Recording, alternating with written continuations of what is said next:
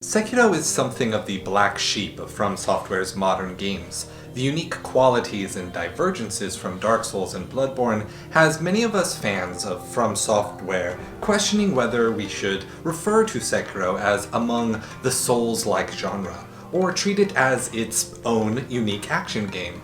I ultimately believe that Sekiro should be treated as a Souls-like, but I can understand the arguments as to why so many people don't agree.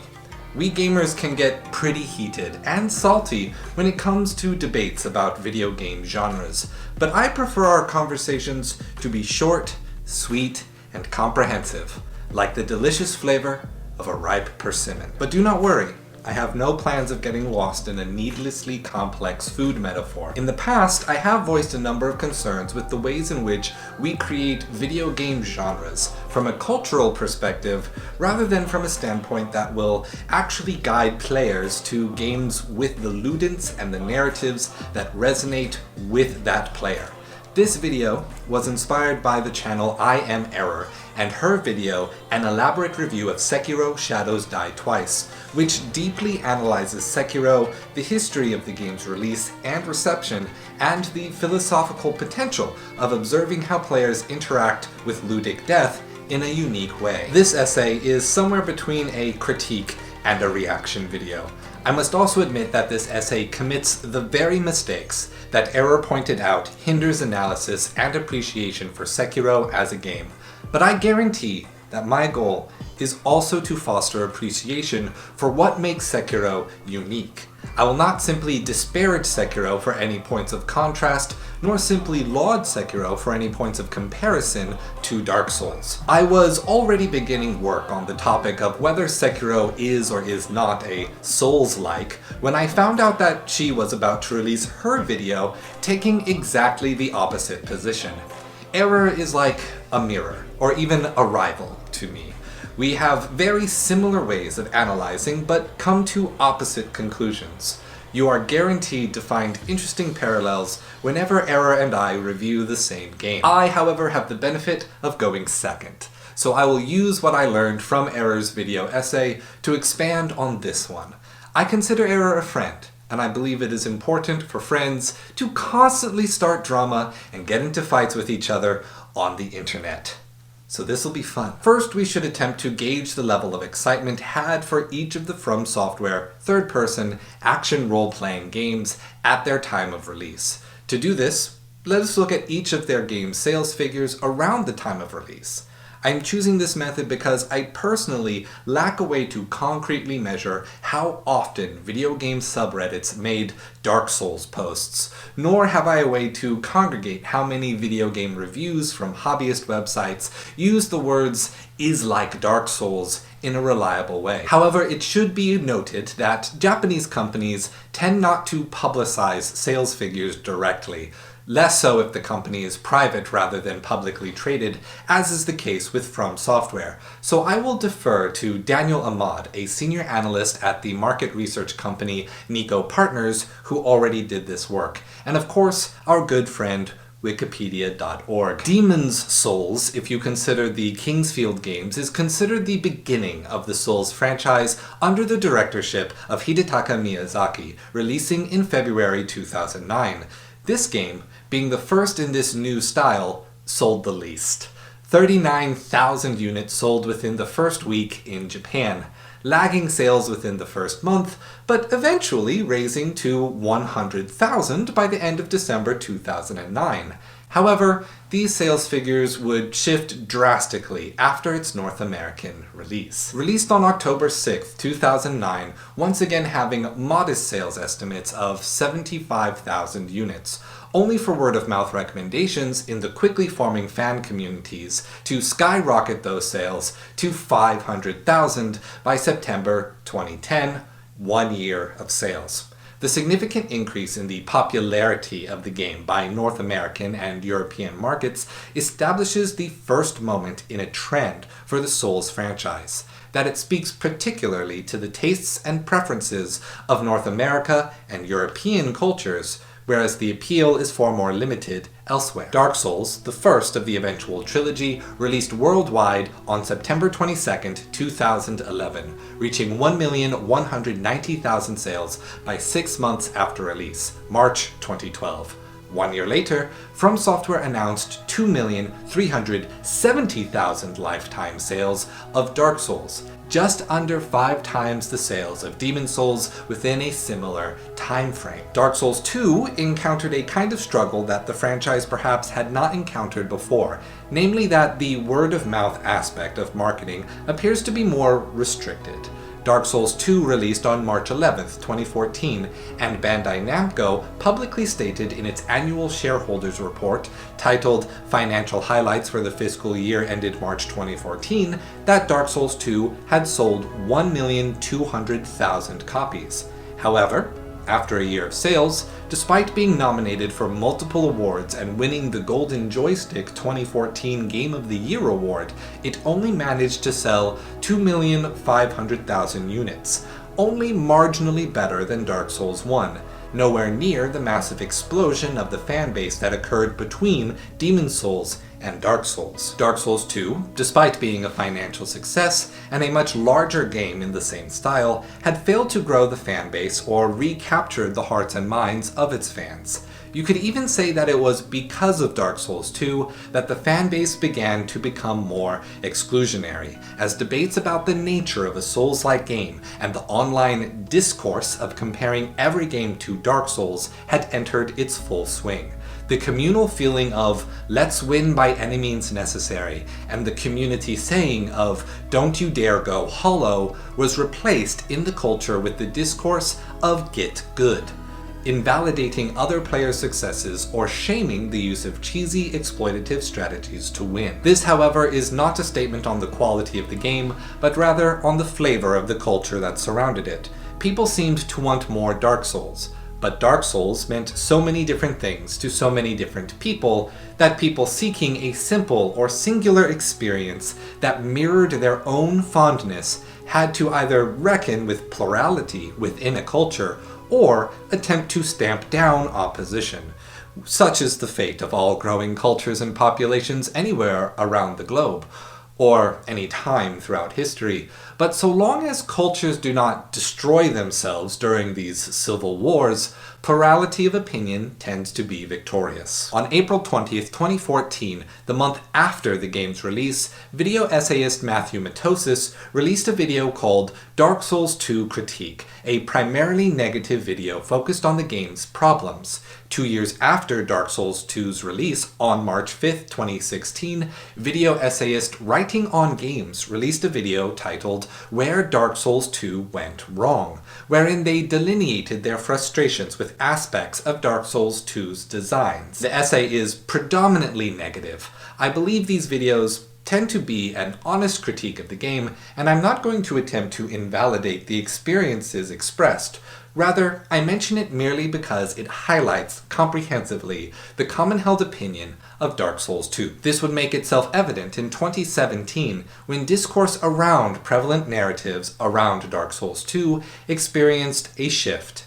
In April 15th of 2017, 3 years after Dark Souls 2 and after the release of 2 more third-person action games by From Software, video essayist H. Bomber Guy released a video called In Defense of Dark Souls 2. Video essayist Mitch L. then released a video on April 18th, 2017, responding to H. Bomber Guy, titled Smug Soul, Scholar of Questionable Opinions, a response to H. Bomber Guy, which was primarily negative toward H. Bomber Guy's defense of the game. Yet, on April 25th of 2017, Mitch L. returned with their own defense of Dark Souls 2, titled Why I'm Changing My Mind About Dark Souls 2, highlighting their mixed opinions, both positive and negative, with regards to the game.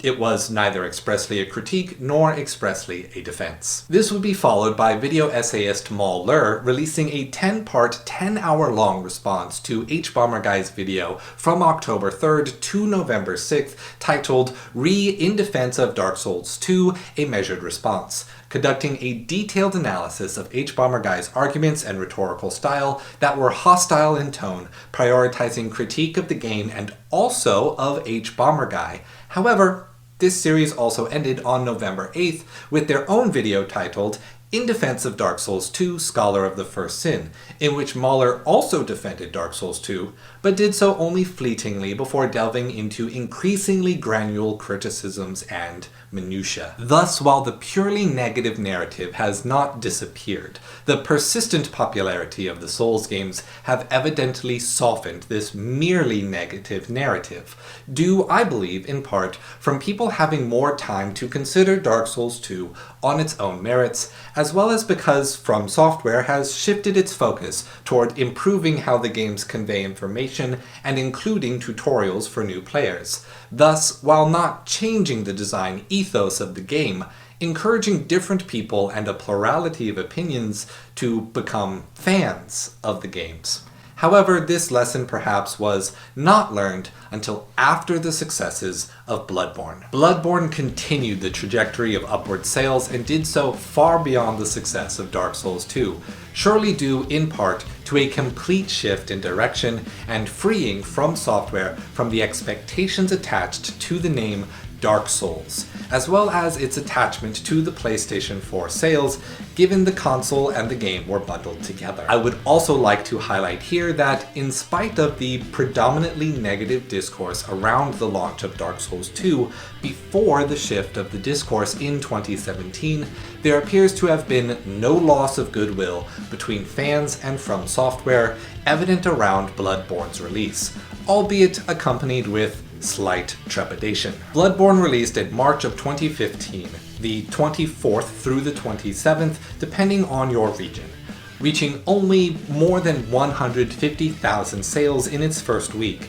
but then rapidly climbing to more than 2 million after only 6 months.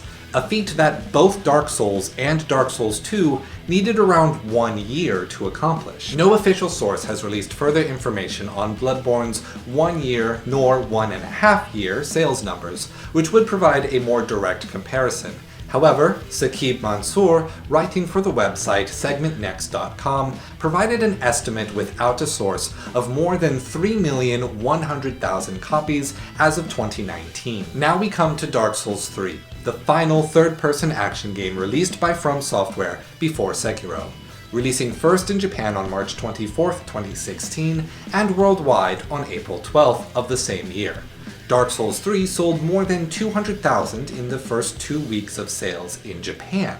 This was the highest rate of sales in Japan for the Souls franchise so far, with its first week sales easily doubling the sales of Bloodborne's first weeks. When accounting for the United States and Europe, it is easy to see how Dark Souls 3 succeeded at, once again, increasing the cultural magnitude of the Souls franchise. By May 10th, 2016, Dark Souls 3 had already sold 3 million units and counting. What took Bloodborne, a critically beloved, culturally unique, and console-bundled video game to ship in half a year, Dark Souls 3 had done and exceeded by an extra million in a single month.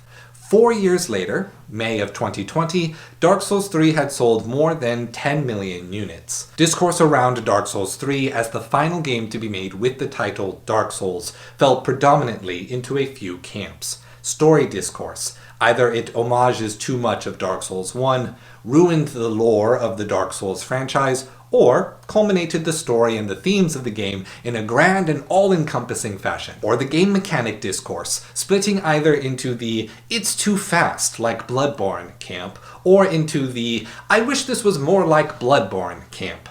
And finally, the difficulty discourse. Dark Souls should have an easy mode. No, it shouldn't. Dark Souls should have tutorials. No, it shouldn't. Or Dark Souls should have more accessibility features, and the lunatics who say that, no, it shouldn't. Within my own video essay, From Software Easy Mode Solution, released on December 18th, 2021, I made my own opinions known on the exclusionary and unproductive nature of easy mode debates within this subculture, but I need not rehash that conversation here. What I will say is that the release of Dark Souls 3, the presence of the concept of Dark Souls, became fully cemented as a central tenet in the consciousness of video game hobbyists. It has become a point of comparison and contrast for video games themselves because of its prevalence within the culture, making such comparisons immediately accessible and understandable to anyone who engages in conversations about the hobby of playing games. This is when Dark Souls shifted from a popular but continued question within video game forums and journalism into the pure social imaginary, the idea of the Dark Souls. Now, every game hobbyist, even those who have never played or experienced Dark Souls themselves, can still understand what someone means when they say Dark Souls.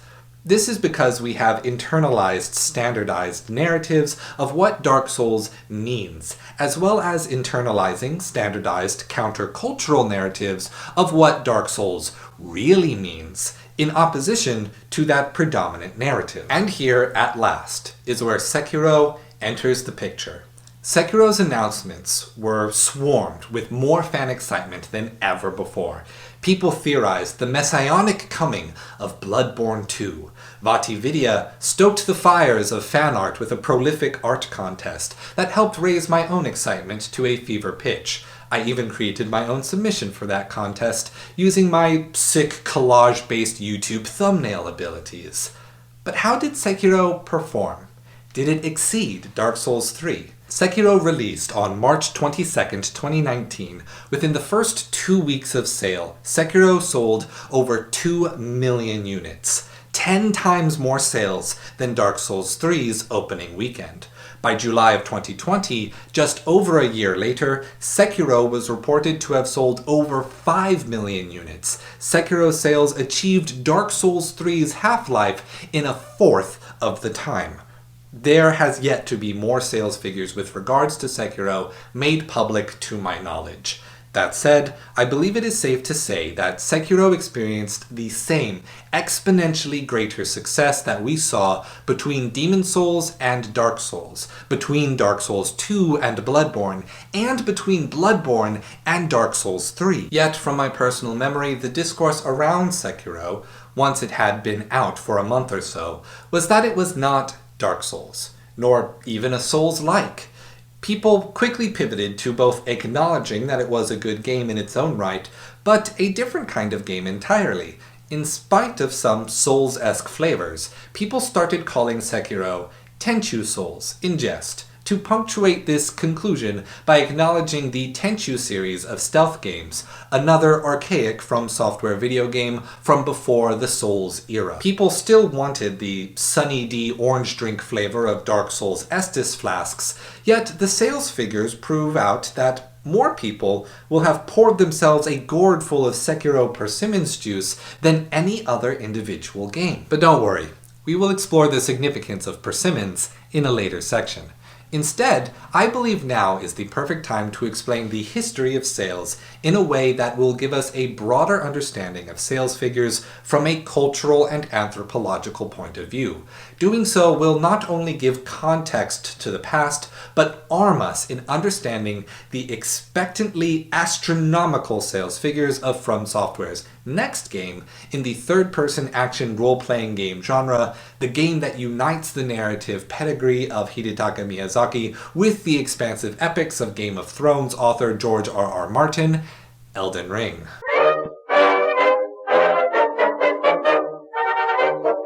Let's begin. Current sales are measured in past success. It is commonly assumed that when a thing experiences extreme heights of success, that it does so because of its own quality, on its own merits. This is true. Sometimes a piece of art is good, unique, and impacts an emotional affectation in its audience to such a degree that passionate people draw others into a work to share in that same experience. This dynamic is at the heart of any sort of virality, cult classic, or sleeper success. People promoting a shared social phenomenon. However, this position does not account on its own for the dynamics of fame, history, and memory. That initial dynamic is often viewed as a non-temporal purity. It is viewed as a permanent fact of quality in the world. The time, the culture, and the people who enjoyed that art piece bring a social dynamic to it. Each game is not just a good game, but an opportunity for mimetic social contributions to interact and propagate. The game becomes a discourse. The discourse becomes ideas, concepts, and memes. The memes become a historical event, and the event goes on to define the anticipation and cultural trajectory of the events to follow. To state it more simply, each of From Software's games have taken on a level of popularity such that each game can be seen as a historical event that will define a subculture. Thus, people within the subculture no longer purchase, play, or evaluate the next game based just on the perceived quality, but rather based on a desire to participate with the history.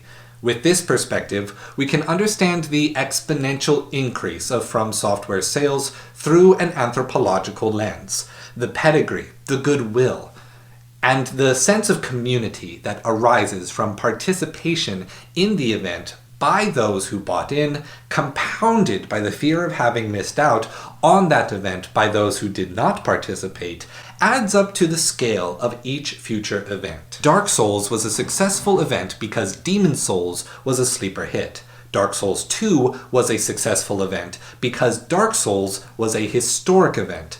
Bloodborne was a cultural cornerstone because Dark Souls 2 stirred the Souls fan community. Dark Souls 3 was an industry-shaking release because Bloodborne was a cultural cornerstone, and thus Sekiro was a game-changing event not simply because it changed so much of its gameplay, but because Dark Souls 3 was an industrial earthquake.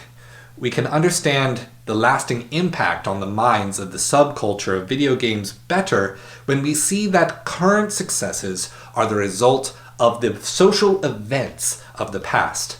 Thus, current events are also one of our most reliable tools for measuring the lasting impacts of the fleeting events of the past. Unfortunately, it also means that we may never be able to comprehend the scale of a current event until it has passed, until the next event is upon us. Did Sekiro stoke the hearth and hearts of the video game hobbyist subculture? Did Sekiro plant the seeds of doubt for being too different? Did it create trepidation by violating the expectations of a promised son when we were in fact blessed with a promised daughter? That may only be decided by whether Elden Ring is a success and to what degree it is a success. Lucky for you, the research and writing portion of this work has taken so long that Elden Ring has released. With the release, we do have some sales statistics.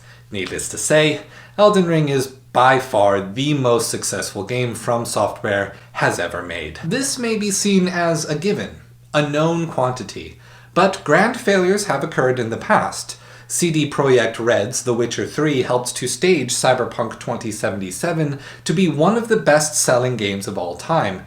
Yet the fallout of the game's launch, the instability of the software and player experience, removals from high-profile points of sale, contract violations with the Polish government, loss of investor backing, may not have translated to Cyberpunk 2077's financial failure. Selling 13,700,000 units in the first 10 days certainly isn't a failure, but it most assuredly has burned the goodwill of the video game hobbyist subculture.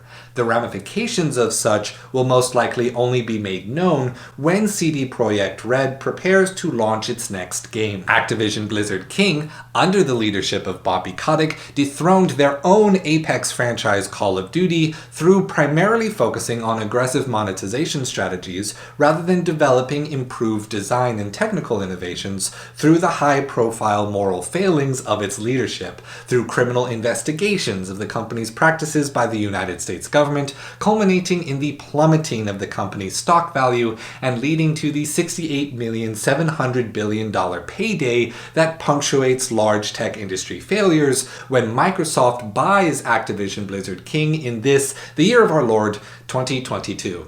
Though it hasn't happened yet, It probably will. When discussing these games and companies, and knowing that the unfathomable size of these deals completely outweighs the discussion of From Software, it can be hard to see From Software's games as pivotal events within the subculture.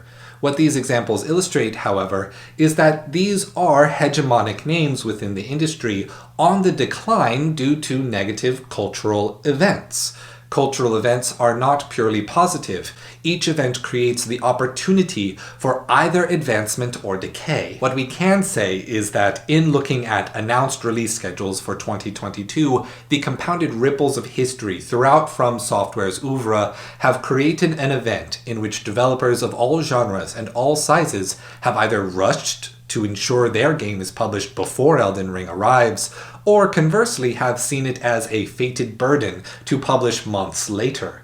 The expectation was that Elden Ring was poised to easily outscale each of the previous games. The trajectory of From Software's cultural events is moving towards becoming a hegemon in the video game industry. So how did Elden Ring do? Persisting within the top 10 games being watched on Twitch TV for more than a month, with nearly perfect scores from every major games journalism publication, a Metacritic score maintaining a 96 out of 100, within the first 3 weeks of the game's release, Elden Ring sold 12 million copies, achieving more than double what their most successful game Sekiro accomplished in a year.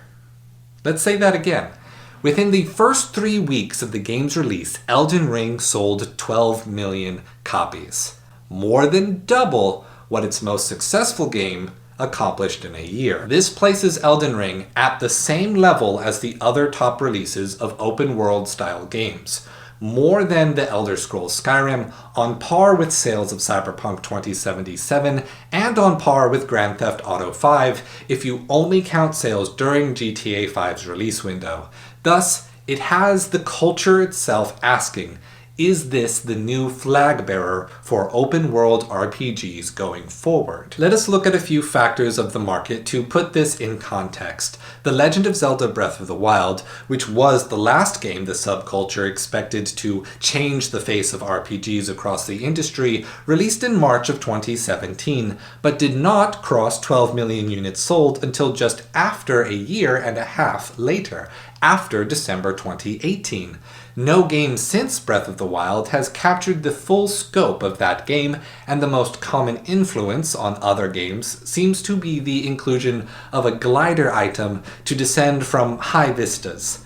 Yet Elden Ring does not have the history of a highly marketable family of mascots that define Nintendo's broader first-party fandom. In fact, Elden Ring does not seem to have the factors that defined the long-tail success of the other notable open-world games. It is unlikely Elden Ring will have the same kind of shelf life as the games-as-service model that Rockstar Games brought to Grand Theft Auto 5. Elden Ring has not been designed with the ethos of appealing to the widest possible cross-section of people who play games that define Skyrim, nor does Elden Ring have the simplified structure that Bethesda games used to encourage new programmers to mod the game. Though I will add here as an ad-libbed section, the modding community for Elden Ring is having no trouble whatsoever. It's the same structure as previous Dark Souls games, so they are very familiar with how it works and doing a bang-up job. All of that said, there are many factors that spur the ongoing discussion and debate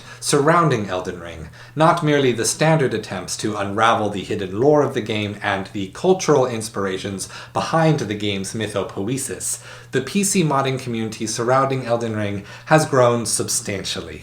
More than a half-dozen whole game conversion mods of the previous games released in the couple years before Elden Ring premiered.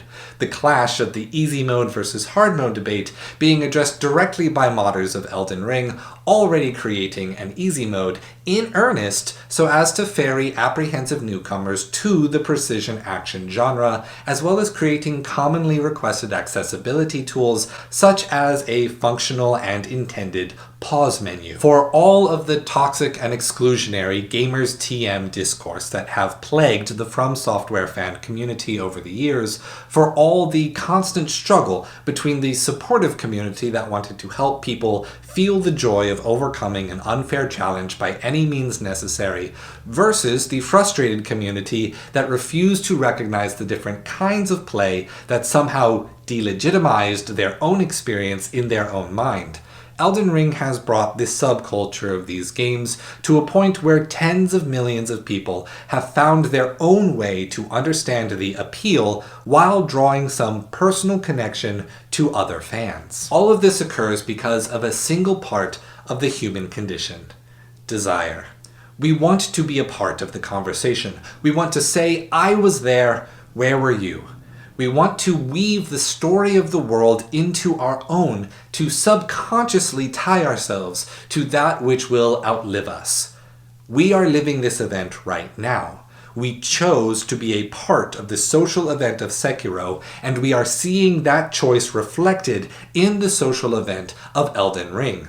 Thus, right now is the perfect time to interrogate what Sekiro means to us. In the next section, this is what we are going to do. If you are one of those fans that survived somewhere between 60 to 200 hours of Elden Ring and came away saying, "I liked Sekiro better," this video is for you.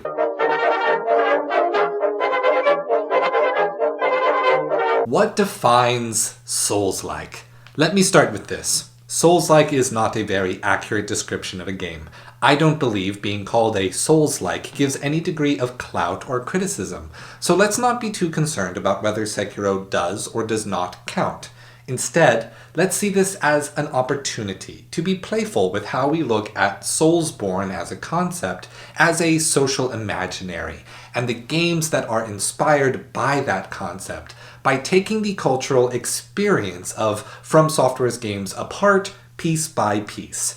With this approach, rather than trying to divorce Sekiro from the historical context of Dark Souls and its broader presence in the social consciousness, I hope we can use the history as a foil to further expose the game's unique quality while maintaining its position within a tradition of game design. The Souls games have been so many different things to so many different people. Any given aspect of Demon Souls or the original Dark Souls could and has already formed the focus of a new game that took spiritual inspiration from the franchise. My perspective on the history of From Software is that From Software's own sequel game took inspiration from themselves by simply shifting their focus on which part of the design would be front and center in their next release. So, before I get into my apologetics for why Sekiro is a Souls-like, I'm happy to highlight why so many people feel differently. Difficulty. First, obviously, I'm going to talk about difficulty. For many people, the idea of unforgiving difficulty defines Souls-like. Many people who did not grow up with games in the arcades, myself included, didn't have the formative experience of difficulty spikes stealing away our precious quarters. Dark Souls is heralded as a game that repopularized the idea of difficulty in the AAA development space, and because of that, alongside the infamous "you will die" marketing campaigns, a culture of pride around the idea of a game made for the third-person action game lover, one that catered to a demographic of this particular game genre without regard to the enjoyment of the general game-playing public, emerged. Though it is often repeated that Dark Souls is tough but fair, I don't actually agree with that statement. I consider it tough and consistent, but littered with moments of boss and encounter design that spikes the difficulty in unfair, unpredictable ways, expecting the players to learn from failure and repetition alone. Not that there's anything technically wrong with doing that. Sekiro, to many, is the hardest game that From Software has made yet. It demands of the player to learn a single playstyle and master that playstyle to move past any and all of its most daunting challenges. But to say Soulslike is only about high difficulty is a reductive analysis. Let's move on to a more expansive analysis of difficulty itself. What does it mean for a game to be difficult, for any game to be difficult? It is that question that immediately demands nuance, because there are many different kinds of games. The notion of difficulty is going to change based on genre. A puzzle game's difficulty is subjective to one's general skill of abstract learning, logical reasoning, and analytical reasoning that are external to the game. And yet a puzzle game may also be designed either to spend a lot of time teaching you its systems to the player, or expecting the player to figure it out without context. Then there are first-person shooters that demand twitch reactions, hand-eye coordination at first, but against more skilled players that quickly evolves into predicting enemy patterns and acting on your predictions rather than just your reactions. There are also asymmetrical strategy games like Dead by Daylight, or collectible card games like Legends of Runeterra. The difficulty here varies significantly in every match. While some time-sensitive execution is required, skill is most often a combination of having an encyclopedic knowledge of the game's systems and how to manipulate the resources, expectations, and behaviors of the other player. By highlighting these examples, I hope only to demonstrate that a game's difficulty is always subjective to the game itself. Drastic variation to this concept could present itself in any game genre, yet skills learned in any one genre will most likely ease learning curves for people playing new games in that same genre.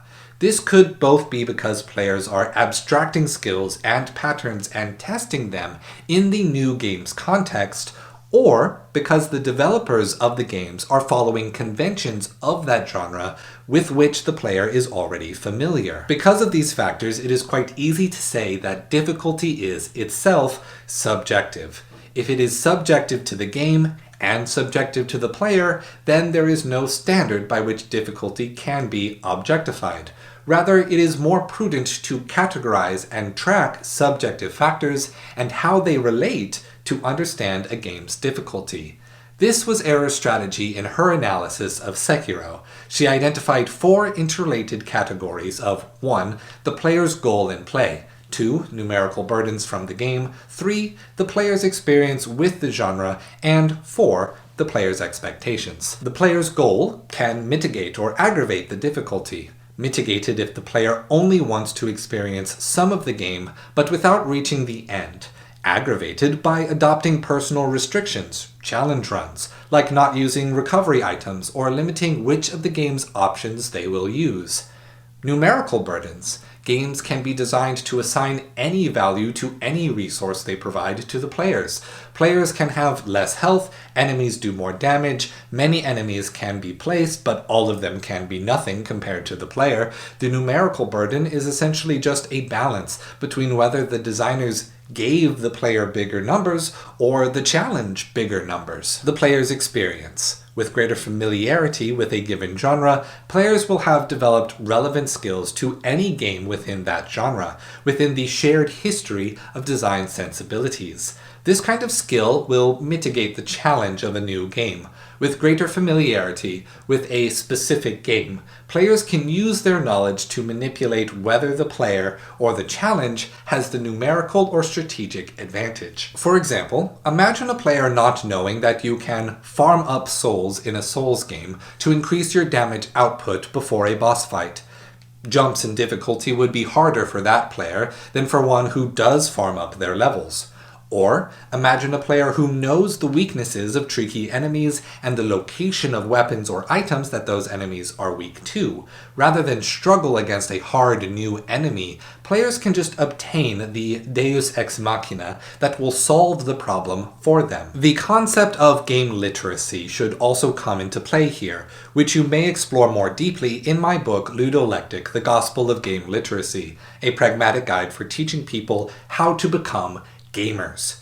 People who are unfamiliar with playing video games at all may struggle to use the habits of experimentation and learning that hobbyists take for granted, that the hobbyist naturally adopts as a learning style in general, as well as being able to respond to norms of visual language or navigation of graphic user interfaces that have been established culturally in games over decades of mimetic design choices. Lastly, the player's expectation is something that adjusts a player's perceived difficulty directly. If a player expects a game to be easy, and it in fact requires significantly more skill to overcome than expected, then the player's opinion on the difficulty of the game is higher than if they were expecting the game to be difficult in the first place. Inversely, if the player is expecting a difficult experience and finds that their skills from past experiences exceed the game, they are likely to perceive the game as less difficult than the first game they experienced. For example, a person whose first Souls game was Demon's Souls or Dark Souls 1 may approach Dark Souls 2 or 3 and subconsciously perceive them as easier, without realizing that because of the skills they have obtained from having spent time with a particular series, their evaluation of the objective difficulty of the game is skewed. In terms of evaluating an experience of difficulty from a player-consumer perspective, I find these 4 points to be very accurate and useful as a spectrum, so I have no need to take issue with it. Error also dedicated a significant portion of time exploring how the burden of gaming in real time factors into this spectrum, which was my main contention with this method before she went on to answer the critique before I could leave an angry YouTube comment. Her discussion in this section also triggered me in a different way. It triggered me in the thought that a boss's health bar can also be seen as a sort of timer for a boss fight. When you start comparing, for example, a player's damage output as a percentage of the boss's total health. However, if we were to adopt the perspective of a designer, the spectrum does not offer us a tool by which we can measure an amount of difficulty that we can intend for the experience. It is here that I believe I can offer a quantifiable way of measuring difficulty that is quite pragmatic. However, it may not be satisfying for the average Souls-like fan because of the kind of demands that Souls games put on their players. Back in 2020, I collaborated with Etra Games, who worked on projects dedicated to understanding conveyance, how games teach players how to play, tutorials, and non-gamer behaviors and expectations, with the end goal of creating a hooked-on-phonics series of game tools that teach players the core competencies needed in various video game genres. In working together, I was able to notice a trend in player behavior that occurs before peaks of anxiety on the Mihaly cognitive flow scale, that being sudden spikes in the input complexity demanded by a video game resulted in frustration and quitting by the players. From a game designer perspective, both game difficulty and player skill can be measured by input complexity divided by time. Essentially, the more buttons, the more unique inputs expected from the players to overcome a challenge increases the mechanical difficulty of a game. Then we add in the factor of time to either aggravate or mitigate that mechanical burden, requiring players to do many actions in a short period of time, or requiring players to maintain a consistent pace of actions over a long period of time. Both aggravate the game's mechanical difficulty. I created 7 levels of input complexity to highlight part of the challenges facing a non-gamer before they can tackle any game, and I go into detail about this and topics of video game conveyance in my book Ludolectic: The Gospel of Game Literacy. Unfortunately, for my purposes here, Souls games consistently have all 7 levels and higher. Sekiro is no different. In fact, Sekiro has the highest burden of input complexity of all the modern From Software games. So let's count the input complexity of any standard encounter in Sekiro. We can do this by counting the sum of its controls, because it is almost assured that any given encounter will require at least one of each. Sekiro has the infamous parry, of course, but also jumps to counter sweep attacks and jumping on opponents to get the parry level advantage after a sweep attack. There is a dodge to counter the thrust attacks, but also a forward dodge, the Mikiri counter, and a dash from holding the dodge button. So far, that's an input complexity of 6. There is a button input for regular attacks, a button hold for a strong attack, a 2-button press for a special technique, a single button press for using the prosthetic arms tool, a single button press for activating sneak mode, an analog stick hold for movement, a button press for item usage, a button press for switching items, a button hold to return to the first item, usually the healing gourd, a button press for changing the shinobi prosthetic. That brings us to an input complexity of 16. And, just for good measure, let's include the timed jump and attack combo needed to counter lightning attacks. Unless I'm forgetting anything, that is an input complexity of 18. Now are you ready for your mind to be blown about exactly how difficult that is? For a non-gamer, a person who has never played video games of any kind, an input complexity of 1 or 2 is the limit of their capability. That means either a button press and up to a button hold without a time limit. Whereas a game like Sekiro demands you use all 18 inputs in a span of 30 seconds in most boss fights. Every fight in Sekiro requires an understanding of and usage of most, if not all, parts of its input complexity. Now let's take a basic strength build in Dark Souls to understand what a minimum input complexity needed for competency looks like. 1. Hold a button to block. Or 2. Press a button to dodge. 3. Press a button to attack. 4. Hold an analog stick to move. And 5. Press a button to heal. That's an input complexity of 5. And only 5. Technically, even the dodging is optional, so we could say 4 instead. The only Dark Souls boss that I see attacking fast enough to match pace with the average Sekiro boss fights are either Phase 1 of Ornstein and Smo, or the Sanctuary Guardian from Dark Souls 1 DLC. Now, what an analysis tool like this is not good for is understanding those subjective aspects that change perception and experience of difficulty. It's not good at accounting for whether a person has comprehended systems and statistics of the video game that aren't directly tied to the mechanical inputs on the controller or keyboard. It doesn't say pit the numerical rate that enemies deplete percentage of player health and stamina in Dark Souls against the numerical rate that enemies deplete percentages of player health and percent increase in a player's posture meter in Sekiro.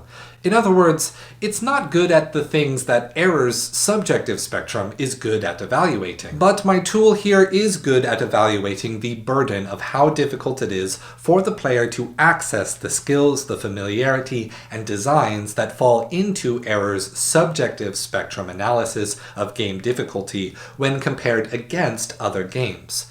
It will also be important to keep this framework of thinking about a game's input complexity demands as a factor of time when we analyze and compare Souls and Sekiro's combat through a lens of rhythm and musicality in the next segment, Deliberate Rhythmic Combat. At this point, I have already written at length about the nature of Souls-like combat through the lens of music and rhythm games. In both my videos, All Action Games Are Rhythm Games, and A Practical Dark Souls Easy Mode. Feel free to give them a watch after this. In Souls games, both the player character and bosses move very consistently on a 4/4 time signature. Reading and memorizing boss patterns is much the same skill as learning a song by playing it on repeat and singing along. The waltz pattern of the Dancer of the Boreal Valley in Dark Souls 3 confused and fascinated everyone except for professional musicians, precisely because its unique mechanic was animation that moved on a 3/4 time signature. Quite a few other video game essay writers have started taking notice of the rhythm game feeling of the Souls games, like Joystick Drummer's video, The Secret to Amazing Combat. In fact, Error also cites Joystick Drummer's video in her video essay. Error and I are in agreement that Dark Souls has a slow, patient combat about waiting and watching enemy patterns. However, she did not recognize that, while faster, Sekiro offers the same engagement as a faster rhythm. She did not recognize, at least in the text of the video, that the patterns of Dark Souls are a rhythm game for a slower rhythm. To give you a short summary of the idea, the Souls series combat is often about waiting, timing, and counting patterns to plan out your opportunity to attack or heal, parry or dodge, cast a spell, or run away. Whether it's the slower, methodical pacing of Dark Souls 2 or the hasty trading of blows from Bloodborne, players are reacting to rhythms set by the designers. Through this lens, Sekiro's parries and posture system is absolutely not a divergence from the rest of the Souls series. Rather, it is a distilling of the combat down to its fundamental parts by removing aspects of the role-playing game tradition and borrowing from fighting games. In the other Souls games, perfect execution of the rhythm of a fight was presented as a waiting game, as resource management. Not getting hit or mitigating hits gives the player time to find an opening and wait for an opportunity to deplete the boss's main resource, their health. Bloodborne and Dark Souls 3, as significantly faster games, allowed for many more such opportunities. But Sekiro wanted to highlight and elevate that small window of chance to do something more spectacular. In Sekiro, thanks to the posture system, the waiting game isn't just defensive anymore. Parrying is offense that raises the enemy's posture meter, creating the opportunity for the single cathartic death blow. Whittling down some health can be a part of the question, sure. However, it is more often in service to the process of the posture meter, given that the reduced health also reduces the posture recovery rate. It's my opinion that posture recovery decreasing alongside lost health was mainly a way for From Software to prevent players from engaging in a battle of attrition by disengaging with the parry system that is central to the gameplay. But in classic FromSoft world-building fashion, they made sure that both the enemies and the player's character obeyed the same rules. In both Soulsborne and Sekiro, it's absolutely possible to play twitchy, only reacting to what you see as it comes, but the precision aspect of the gameplay, the learning by ludic death, and repetition is not accounted for if you see Twitch reactions as the default playstyle. As a precision action game, one that teaches through failure and repetition alone, both Soulsborne and Sekiro apply this concept of memorizing patterns, memorizing rhythms. Once a pattern is memorized, the difficulty is based on execution alone, on the input complexity over time. Soulsborne games punish greed through resource management of stamina, causing health loss. Sekiro, however, deconstructed stamina management systems so that failure to execute on the rhythm alone causes reductions in health and built-up posture meter. Mortal Shell, as a Souls-like inspired game, is an interesting adaptation of the design ethos of deliberate rhythmic combat by changing its sense of rhythm in the opposite direction of Sekiro. There are actually quite a lot of parallels one could draw between Mortal Shell and Sekiro's combat systems. For example, both offer the ability to recover your health after it drops to 0, to attempt the encounter again without resetting the level. Sekiro revives you on the spot until you can perform another death blow on an enemy. Mortal Shell knocks you out of your armor, but fully heals you if you can make it back without dying a second time. Both also have unlockable abilities that give the player a chance at a third revival. However, we will instead be focusing on the tempo of the combat design. Sekiro wanted the rhythmic combat to become faster, more accurate, and more precise than in any of the previous entries, and this was the direction From Software's games have always been going. Bloodborne was fast and removed the static defense of blocking. Your defense in Bloodborne demanded rhythmic dodging. Dark Souls 2 had a player statistic, adaptability, specifically dedicated to increasing a hidden statistic called agility, which in turn increases the player's attack animation speed, decreases item usage speed, and increases the duration of invincibility during dodge rolls. Then Dark Souls 3 was Bloodborne again, but you can have your shield back. And Elden Ring tied animation speed to the dexterity damage scaling stat, which contributes to Elden Ring being less precisely rhythmic when compared to its predecessors. As someone who entered From Software games at Bloodborne, I played Dark Souls 3 by timing blocks, not parries, in the same manner as dodging in Bloodborne. And that was how I was able to beat Pontiff Sulyvahn on my first attempt. This is a humble brag. Mortal Shell, on the other hand, retained the slow and patient tempo of Dark Souls 1, even retained the Souls game's sense of gaining a significantly strong counter-hit or riposte after a well-timed block, but entirely changed how the player interacts with rhythm through the hardening defense system. Players could, at any time during an animation, pause their character and become invincible. Then resume that animation without penalty. If an enemy were to hit you while you were hardened, it would result in the enemy staggering and becoming vulnerable for a short time. The hardening system was an extremely slow parry. In other words, the true brilliance of Mortal Shell was that you could shake up your own rhythm of combat in any way you saw fit at any time.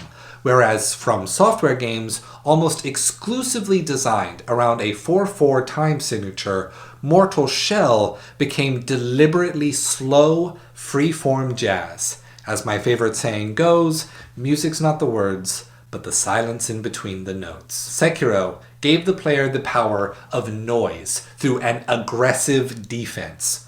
Mortal Shell gave the player the power of silence. In my video, Every Action Game is a Rhythm Game, I believe I described character action games, your Devil May Cries, Bayonettas, and Nier Automatas, as games where you could set your own rhythms to combat. I likened those games to jazz, but that's just fast jazz. So of course we must recognize that there are many ways to play jazz. Through the ethos of following the Souls-like design heritage, Mortal Shell also arrived at a completely unique, jazz-like sense of rhythm that is both not Souls-like and not character action-like. And I think that if we take Mortal Shell as a foil to this discussion of Sekiro, we can see that even if a game arrives at being a wholly unique experience, the cultural tradition of design that the game takes after will remain inherently an important part of the game's memes, by which I mean the game's cultural evolutionary process of ideas in the minds of the audience and designers alike. I don't mean funny internet jokes. Role-playing games.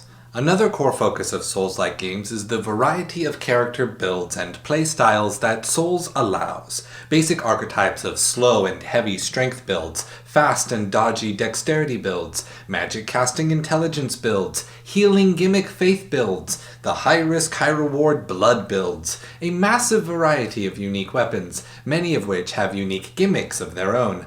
Players are free to do everything from create builds that role-play within the lore of the games to finding the most ridiculous ways to look and behave during player versus player invasions. Thus, for many fans, Souls-likes are about being able to play through the challenges of the game dozens of different times in dozens of different ways. Sekiro, in this regard, is not that kind of game. While the wolf can equip the various arm attachments and special moves, they mainly act as an expansion on the core set of moves, rather than completely different ways to play. The arm weapons offer Sekiro unique parries in certain situations to give him a greater advantage against specific enemies. The special moves give Sekiro stronger attacks to press an advantage or recover from certain mistakes. The customization is far more about situational preparedness rather than unique playstyles. Another aspect of the role-playing game that people enjoy about the Souls games is how they allow the players to treat the non-player characters. In Souls games, NPCs would be subject to the same rules as any other character in the game, meaning mainly that the player has the ability to kill the NPC, usually for an item dropped or some narrative moments. NPCs, if attacked but not killed, may no longer interact with the player, leave the game's home base, or even attack the player. For example, in Bloodborne, you have the opportunity to kill any of the NPCs that you attempt to rescue by sending them to Erden Chapel. However, if you kill any of the NPCs that you have invited there, they will cower in fear of you for the rest of the game.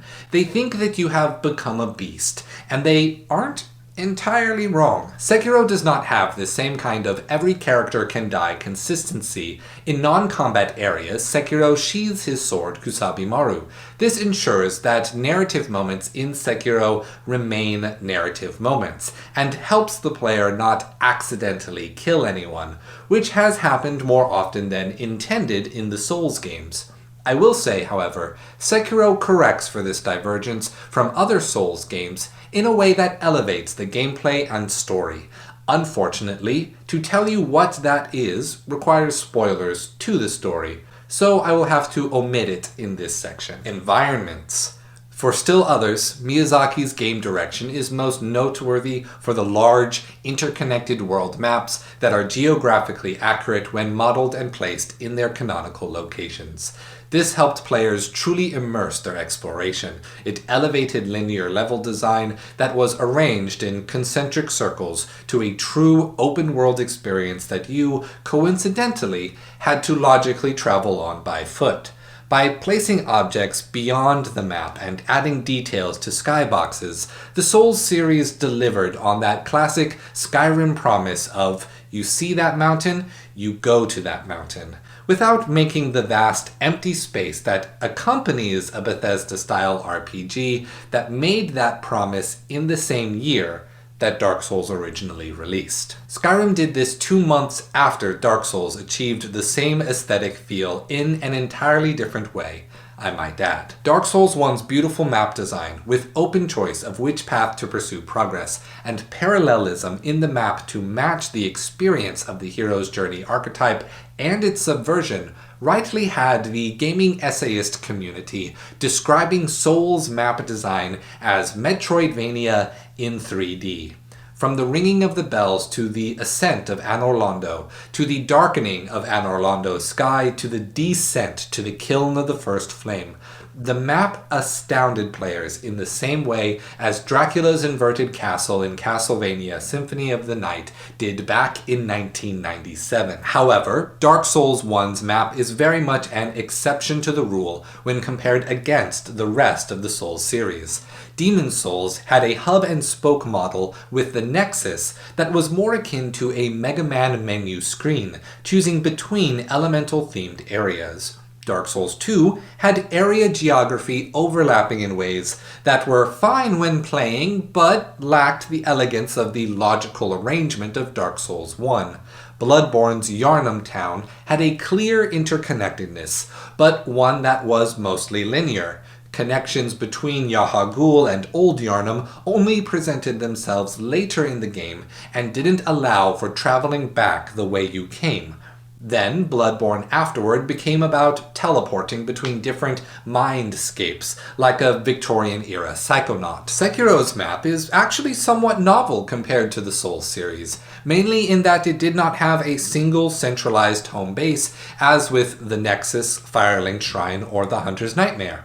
It had two. Rather than the hub-and-spoke model, Sekiro creates a linear path that leads to Ashina Castle. From Ashina Castle, players are able to divert to other areas. However, using a cheeky reference to ninja houses and movie tropes, the safe zones in Ashina Castle and at the starting dilapidated temple were magically connected. If I had to rank the map interconnectedness on a scale from hub-and-spoke to realistic spaces, I would place Demon's Souls first, then Bloodborne, Dark Souls 2, Sekiro and Dark Souls 3 tied for third, Dark Souls 1, and then Elden Ring. So Sekiro's map design most certainly qualifies as Souls-like, in my opinion. Asynchronous online community.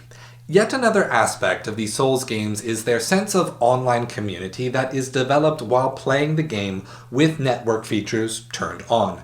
These features were given the name asynchronous multiplayer. While connected, players of these games are able to leave notes for other players that use cryptic or limited word sets. These notes are placed within a location of the game's environment and can be either voted up or down by players for any number of reasons. This system was originally designed to give players an opportunity to talk to each other and help each other overcome the many unforeseen challenges that a player could face, either by giving advice, warning of enemies, or pointing toward helpful items and treasures. However, this system ended up being used in a much more robust way. Notes became a vehicle for the distinctive ways anonymous online communities craft humor. Players would troll other players by lying in notes, attempting to trick people into compromising situations. Players would find interesting aspects of the environment of the game to be opportunities for jokes, and thus created meme phrases such as "try butthole," "amazing chest ahead," "don't give up skeleton," "no maidens," and of course, I couldn't leave out dog. Beyond that, network features would sometimes impact gameplay more directly.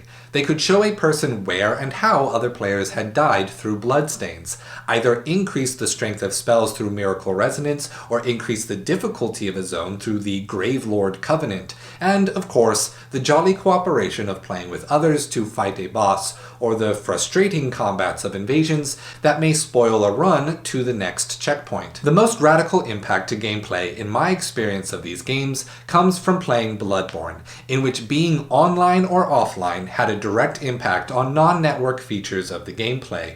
Particularly, the Hemwick Charnel Lane boasts a black, skeleton, hairy shadow monster that is summoned in by the sound of a bell as you approach the Witch of Hemwick boss fight. These enemies are summoned in the boss fight as well, and are meant as a trick to distract the player from seeing the true boss, a pair of witches that can only be seen if you happen to walk near them in the boss room. However, if you play offline, these particular enemies do not appear in the environment. Despite being a non-player character that has no need to be connected to the game's network features. Perhaps this was done as a nod toward narrative consistency. After all, the summoning bells are an item in the game used to either summon help from other players or invade the games of other players. The bells do not work and cannot be used in offline mode.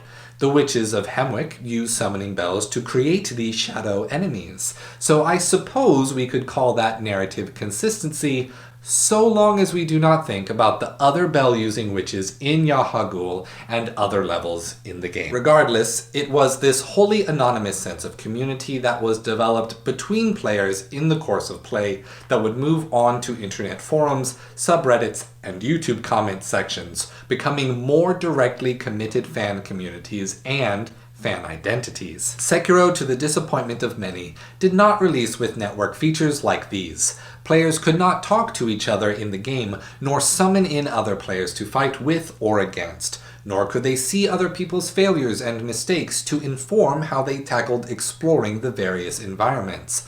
The lack of these features hindered the ability of online fan communities to enter those communities with inside jokes and shared feelings of camaraderie baked in. In patch 1.05, From Software added an asynchronous multiplayer feature called Remnants. These worked differently to the bloodstains of Dark Souls and Bloodborne. Rather than recording the 30 seconds before a player character model's death, players could activate an item that would cause the next 30 seconds of their character's movements to be recorded and replayed for others. While very similar in presentation, Remnants were less intuitive than Bloodstains, because Bloodstains had a very clear purpose. Bloodstains show how another player died, how they failed at a challenge. Sekiro players would need to not only watch the remnant, but also attempt to ascertain what the player that created the remnant was attempting to show. The intent of a remnant in Sekiro would often be unclear due to the remnants being used for a myriad of different purposes. Minimalist storytelling. The Souls series of games are lauded for their minimalist method of storytelling. Cutscenes are rare, and exposition is either short or vague. The vast majority of the narrative is delivered in item descriptions, or notes from the game's developers disguised amongst the game's system for players to leave notes for other people playing the game. These literal plot devices are entirely optional. Thus, for players who are less interested in investigating the lore, they can tacitly choose to keep their engagement focused on the ludents. You don't have to read your video game if you don't want to. In Sekiro, narrative descriptions on items still remain, but they don't offer much in the way of world building. Whereas Dark Souls item descriptions foreshadowed far-off places and kingdoms you may visit later in the game, Sekiro item descriptions were mainly about describing the item and its effects. Only when the item was relevant to the story did its description expand upon the story. This aspect of Souls lore is famously the result of the game's director Miyazaki Hidetake-san's reading stories in English when he was young, despite not having a fluency in the language. The missing pieces of information gave him a unique perspective on storytelling, giving him more comfortability with leaving the plot unexplained while prioritizing the player's imagination over detailed descriptions and literal accuracy. However, I think another aspect of the storytelling style that people are drawn to is that Dark Souls draws quite heavily from European folktales and Western cultural myths. Of course, these games have knights and dragons and castles, oh my, but it goes much deeper than that. From biblical influence of the Genesis story to gods characterized by light and fire, to the Gilgamesh-esque conflict between order and chaos. If you ask me, a part of the reason these games clicked with audiences in the United States and Europe is because they spoke to intuitive sensibilities that we had with our own cultural heritage. In Error's video, she talked extensively on the concept of the social object and the social imaginary. These concepts are also central to understanding how appealing to European culture specifically helped audiences in the United States and Europe become attached to the games. Most assuredly, I will not do justice trying to describe these topics in detail, but lucky for me, Error's video does a much better job of it. I will attempt to summarize the concepts though. First, there is the art object, the video game itself. The social object is essentially how we people, as a community, respond to the art object, to the game itself, and determine its value and meaning. Essentially, that is what I am doing when I create a video essay to a new or less popular game. However, when enough people elevate the social object to the public consciousness of a culture, the valuation itself takes on the position of the social imaginary. This is not a direct response to the game, but members of a culture responding to the social object and creating a general consensus as to what the social object actually means. How we as a culture are supposed to think about the art object. For example, writing a review of a classic game like Tetris, Pac-Man, Mario, Zelda, Resident Evil, Silent Hill, Halo, Call of Duty, Skyrim, or anything that has solidified itself as a cornerstone of gaming culture. Or, to say it differently, the object is the game, the social object is what the game means to you, and the social imaginary is the story we tell of what the game means to everybody. I am sure that you have had an experience of the social imaginary. This would be any game that you may have not personally played, but feel as though you understand. Even if you have never played Fortnite or Minecraft, simply by having a presence in gaming as a cultural hobby, you may have an intuition that you already know what those games are about and their importance. You have no first-hand experience, and yet you can say, yeah, I know what that game is about, man. It's a classic. Because Demon Souls and Dark Souls are very intentionally representations of European culture through its references to high fantasy and existentialist philosophy, to American culture through references to Lovecraft and pragmatist philosophy. The 5 pre-Sekiro Soulsborne games ease the transition between the stages of art object and the stage of the social object. By being minimalist, it established interest through mystery, to be solved by players familiar with European cultural heritage, while delivering a unique experience of that cultural heritage as it was filtered through the worldviews of a different culture. We both had our expectations met with a story that felt familiar, as well as spun familiar concepts into unique forms through Miyazaki's different storytelling style. However, if not for the audience having this inborn appreciation for, affectation towards, and understanding of the base cultural heritage, that familiar feeling and ability to decipher the initial social object would be hindered. Sekiro was criticized at launch for having a more straightforward story that incorporated multiple cutscenes and direct exposition from non-player characters. However, it was also criticized for having some of the most obtuse storytelling of any From Software game. But how can both those statements be true? Well, I believe that it is because neither of those statements are very nuanced nor accurate. As we explored in the previous segments, most of Sekiro's game design sticks very closely to the unique flavors of a As we explored in the previous segments, most of Sekiro's game design sticks very closely to the unique flavor of a Souls game. Sekiro's story and ludonarrative do much the same. I would like to begin exposing why that is the case by focusing on how the Souls-like minimalist lore reflects Japan's own folktales and mythic sensibilities. And I will do so through every part of the game: its cinematics, its artistry, its system, and its mechanics.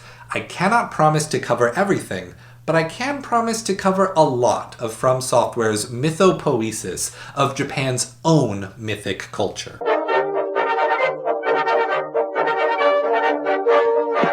Sekiro through a Souls-like lens, a summary of the game's story. Before we dive into the many cultural inspirations and allusions that would be intuited from the story of Sekiro by an audience familiar with Japanese culture, allow me to summarize the events of the game from beginning to end. Starting with the opening cutscene, we see the army of Ishin Ashina defeating the enemy Tamura clan in battle at the end of the Warring States period, the Sengoku Jidai. Thus began the state of Ashina. A young boy is found scavenging on the battlefield. The old ninja, named Owl, adopts the boy, calls him Wolf, trains him as a ninja, and enlists him as a retainer to the Lord Kuro. Kuro, a young boy and the divine heir of the dragon's blood. He has both inherited and been cursed with immortality.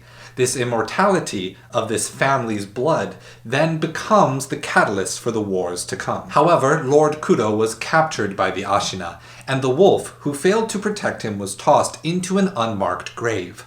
The wolf lived, but forlorn from failing to uphold his oath, a doctor in service to the Ashina, Lady Emma, delivered a summons to the hole that Wolf was left in to inform him where Lord Kuro resides. Wolf goes to him, attempts to flee, but is stopped by Ashina's acting Lord Genichiro. Wolf is saved by a recluse, a Buddhist monk, a Bushi, a title given to those who specialize in making Buddha statues, who points Wolf in the direction of Ashina Castle. Sekiro fights his way through the castle's defenses, defeats Genichiro, and reclaims Lord Kuro. Yet Lord Kuro is not ready to leave with the wolf. The reason he was captured was to share immortality with Genichiro, such that Genichiro could single-handedly defeat the interior ministry of the Tokugawa Bakufu, which currently seeks to unify the country of Japan. Lord Kuro has learned that the castle houses a record of his ancestors for how to sever the immortality from him. The war was caused by people seeking his immortality, so Lord Kuro commits to ending it, in order to bring peace to the land. Thus, the wolf heads out to find the necessary materials to perform the ritual. He does so. Among the rituals is the mortal blade, named Gracious Gift of Tears, a sword that may wound an immortal, but drawing it from its sheath kills the person who wields it. Yet, upon Wolf's return, Ashina Castle is beset by the vanguard of the Interior Ministry, their entrance to the castle orchestrated by the Wolf's father, Owl. Owl demands that we uphold our code of honor by obeying his orders to betray Lord Kudo, to force Kudo to give Owl the immortality that he has given the wolf. Depending on the player's choice, Wolf instead betrays his father and returns to Lord Kudo's side. Kudo then discovers the final ingredient needed for the ritual, the tear of the immortal dragon.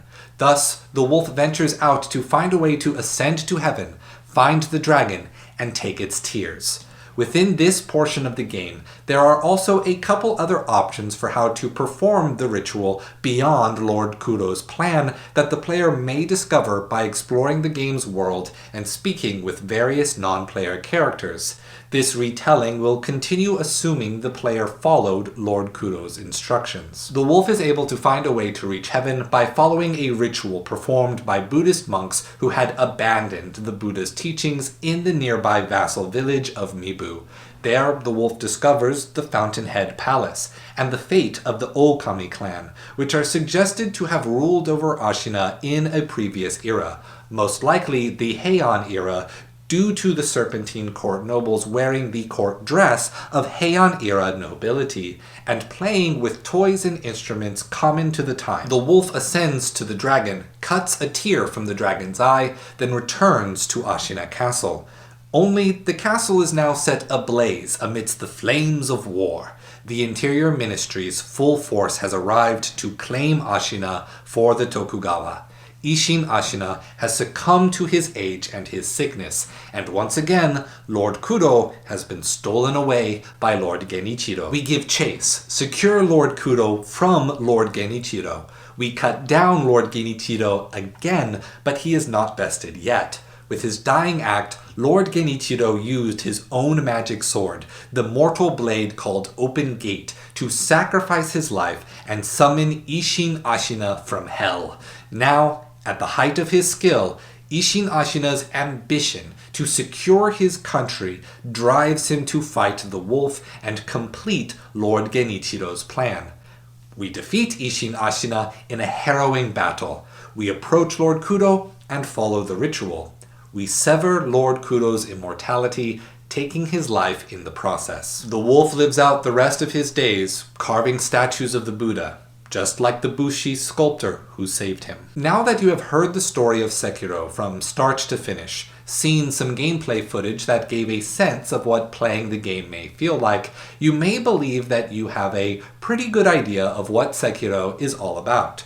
You have moved from looking at the art object to having a concept of the social object, and you have watched many video essayists review Sekiro and describe their feelings about where Sekiro fits into the history of the Souls-like games. You may even feel better equipped to say, with authority, what Sekiro's value is as a game. I can tell you, without a doubt, that you have barely scratched the surface. Back when I originally beat Sekiro, I did not think it was such an odd circumstance to have gotten the Dragon's Homecoming ending, the secret true ending of the game, on my first playthrough. It's only after seeing so many complaints about the obtuseness of Sekiro's story that I came to realize that I had a particular advantage with absorbing the story that other people might have lacked. I have a liberal arts degree in Asian and Pacific Islander cultural studies. Because of all the time I have spent researching and writing about various cultures in Asia, reading folktales and learning about how those stories grow through cross-cultural exchange, I found the story of Sekiro as intuitively appealing as the medieval affair of the Souls series. I actually did make a video similar to this when Sekiro came out originally. You can watch that video for the Cliff Notes if you want. But rather than making a few references to the folktale allusions that I found most interesting, as I have done in the past, this time I would like to go through the entire story of Sekiro while pointing out every point of cultural heritage that impacted how I saw Sekiro during my first playthrough. Part 1. First approach to Ashina Castle. Of course, the game opens on Lady Emma delivering a letter to Wolf in the same style as Dark Souls 1's opening corpse drop, encouraging the wolf to break out of jail. our first allusion to Dark Souls, and also the last allusion to Dark Souls that I'm going to make in this video. This is a lie. We reach Lord Kudo, who gives us our sword, Kusabimaru. The sword's name translates to masculine wedge, but the sword itself is not the important name in this dynamic. Kudo is traditionally a name given to the 9th son of a noble family in Chinese numerology, remembering that there is a lot of cross-cultural exchange between Japan and China through Buddhist religious scholarship. The number 10 is used to represent heaven, while the number 9 represents the closest something can get to heaven without being equal to heaven. When the dragon from the west enters the story, we may also realize that Kudo's name is a reference to the 9 sons of the Chinese dragon king, the god of rain and the embodiment of yang masculinity. The wolf clears the path of escape so that we can rescue Lord Kudo from the land of Ashina, but we are stopped before the final bridge by Lord Genichiro. Lord Genichiro cuts us down, but because of Lord Kudo caring for us as his most trusted retainer, we have inherited his immortality. We awake in the dilapidated shrine of an old Buddhist monk in orange robes, attempting to sculpt statues of the Buddha that are not possessed by hatred and anger. This practice of carving statues is a form of Buddhist meditation called an upaya. Translating the word upaya as expedient means, it is the practice of turning any activity into a form of mindfulness. Through controlling your breath and focusing on your task, the person is meant to enter themselves into the flow of change, thus quieting the chatter of the mind, which is often represented in Buddhist poetic metaphor as the chatter of noisy monkeys, the monkeys of the mind. We will bring up the reference to mind monkeys later. This will take on an even greater reference when we learn that the sculptor's nickname is Orangutan, and that he lived with and trained with monkeys back when he was a shinobi. But let's circle back to that part of the story at a later time. When we leave the shrine to speak with Inosuke Nogami's mother, she gives us a bell that she's been ringing and tells us to offer it to the Buddha. The bell, or more specifically the sound of the bell, is another Buddhist metaphor for transience, specifically from the esoteric Buddhist tradition of Kobo Daishi. Also going by the name Kukai, Kobo Daishi was the founder of Japan's Shingon Buddhist sect after studying in China, returning to Japan, and establishing the Kongo-bu Temple on Mount Koya. In his central teaching, the Diamond Peak Sutra, Kobo Daishi described the enlightened Buddha mindset as a unity of mind, body, and sound. Body being the secular, material reality, mind being the flawed, subjective way in which we perceive reality, and sound being the true form of both mind and body, because everything is constantly in flux, constantly changing and moving, and because sound is the result of the mind perceiving some of these movements, it is best to think of being itself as merely sound, temporary movements of energy in a particular place at a certain time. We will see another allusion to Shingon Buddhism and Kobo Daishi later in the game, when we reach Mount Kongo and the Senpou Temple. When we bring the mother's bell back to the dilapidated temple and offer it to the Buddha, the sculptor tells us that it will show us memories of our past. In praying to the Buddha, we are transported back to our memory of the Hirata estate. Here we remember the night we lost Lord Kudo originally. A gang of bandits attacked the town, seemingly under the leadership of our former teacher, Lady Butterfly, who holds Lord Kudo hostage. We do battle with Lady Butterfly in a temple dedicated to Guanyin, the bodhisattva of compassion and mercy. A bodhisattva is something similar to a saint in the Buddhist religion.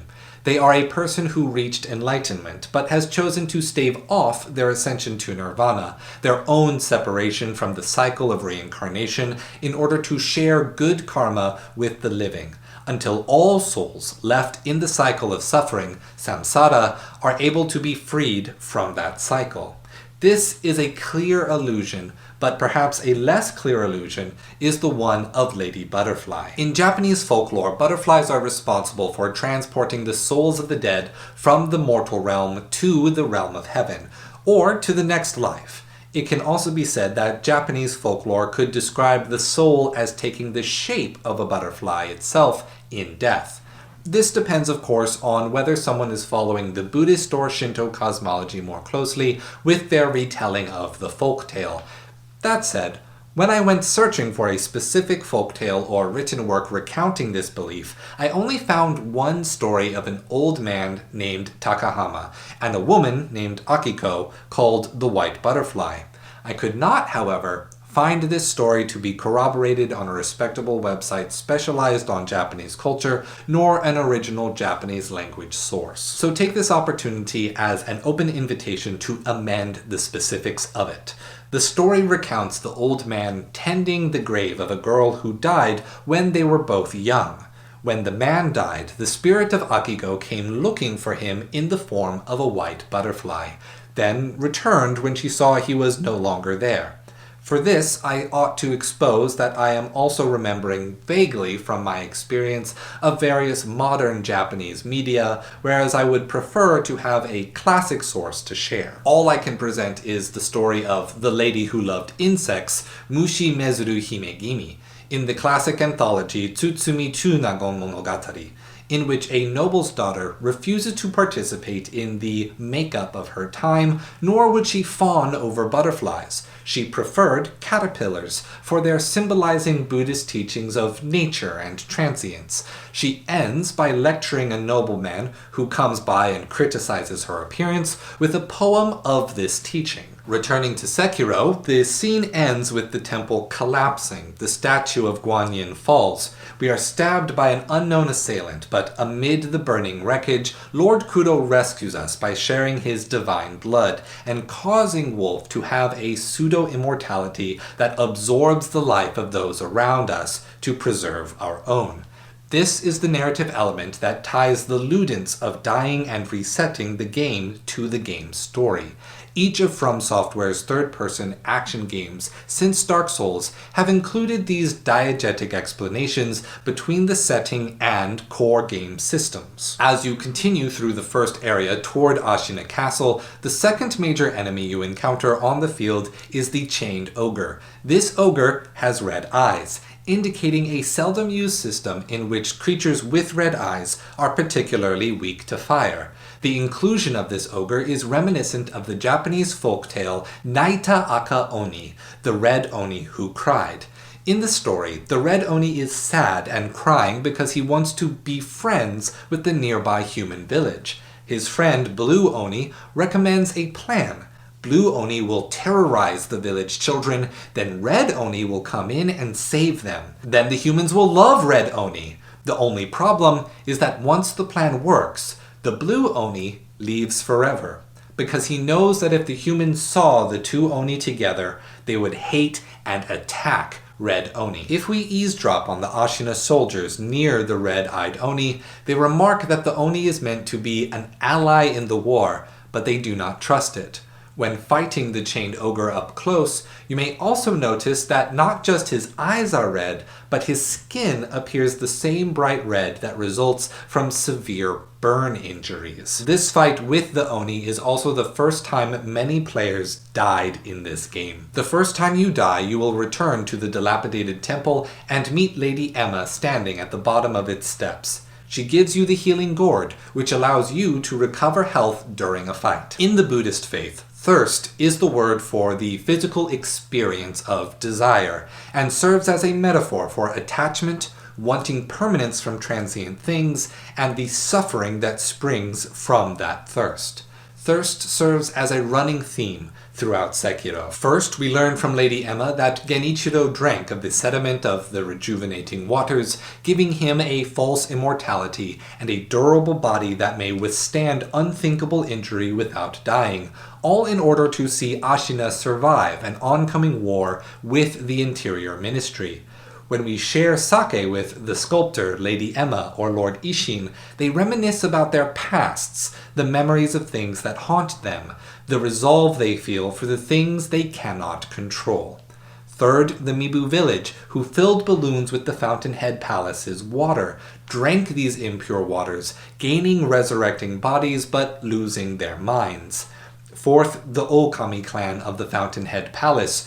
They drink the Dragon Spring sake and transform into deformed, serpent-like people who resemble the dragon. For everyone, their thirst leads them to stave off some inevitable death that awaits them, creating atrocities and leaving suffering in their wake.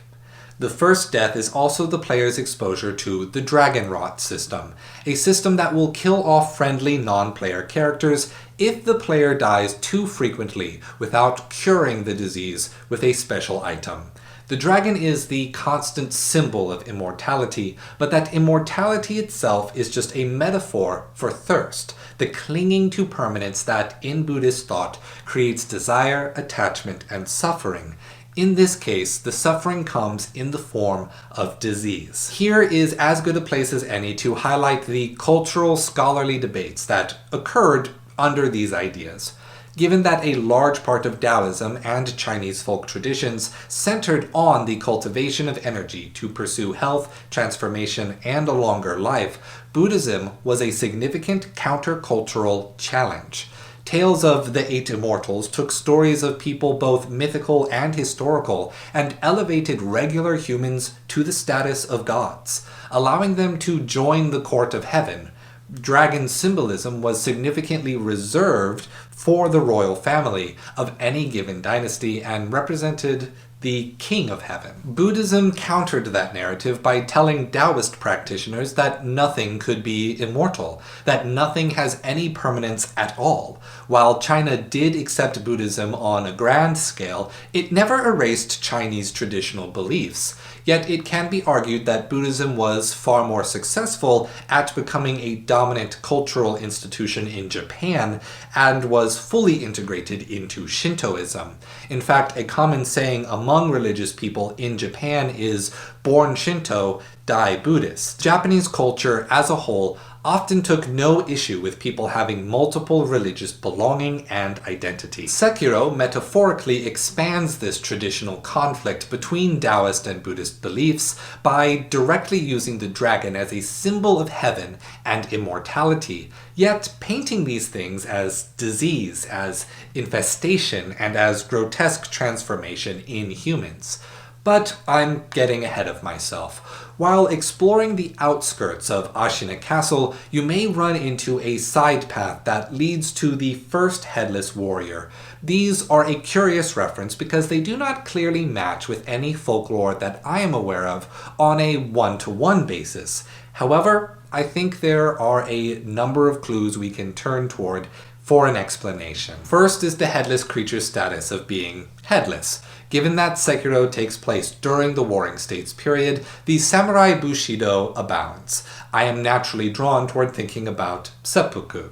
Seppuku is a form of honorable assisted suicide that was a central ritual to samurai culture during the Edo period in the 17th century, though it started back in the 12th and 13th centuries as a military tactic to prevent being captured as a prisoner of war.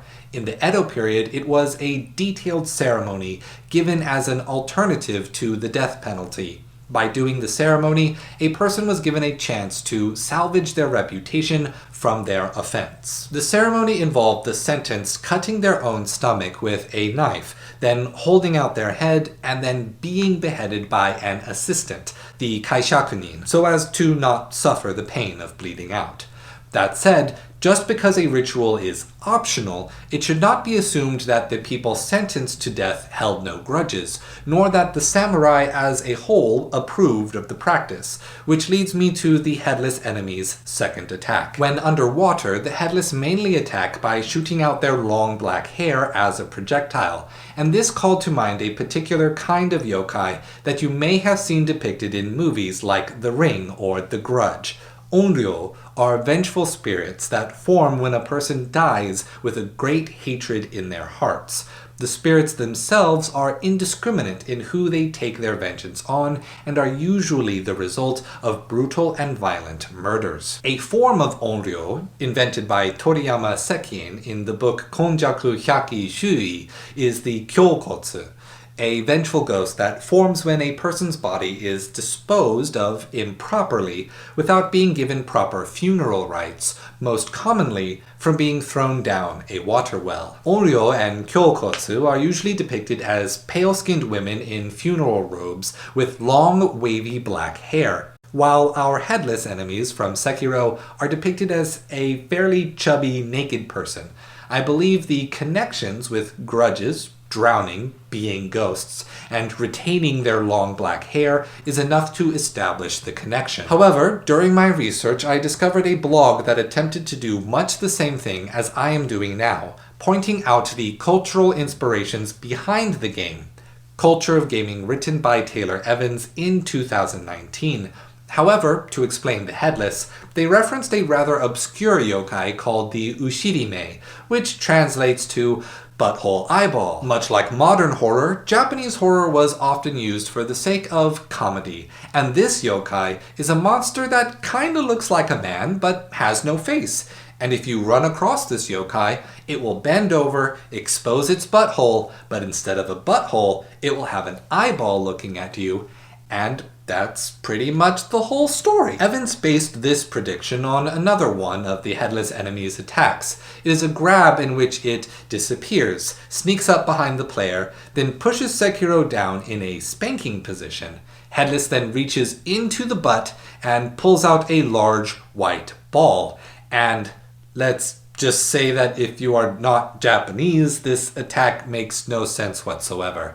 Evans assumed that this ball must be an eyeball, like the Ushirime. However, Sekiro is a person, not a secret Ushirime in disguise. Allow me to elucidate the concept to you. In traditional Japanese folklore, certain organs in the body are a source of spiritual power.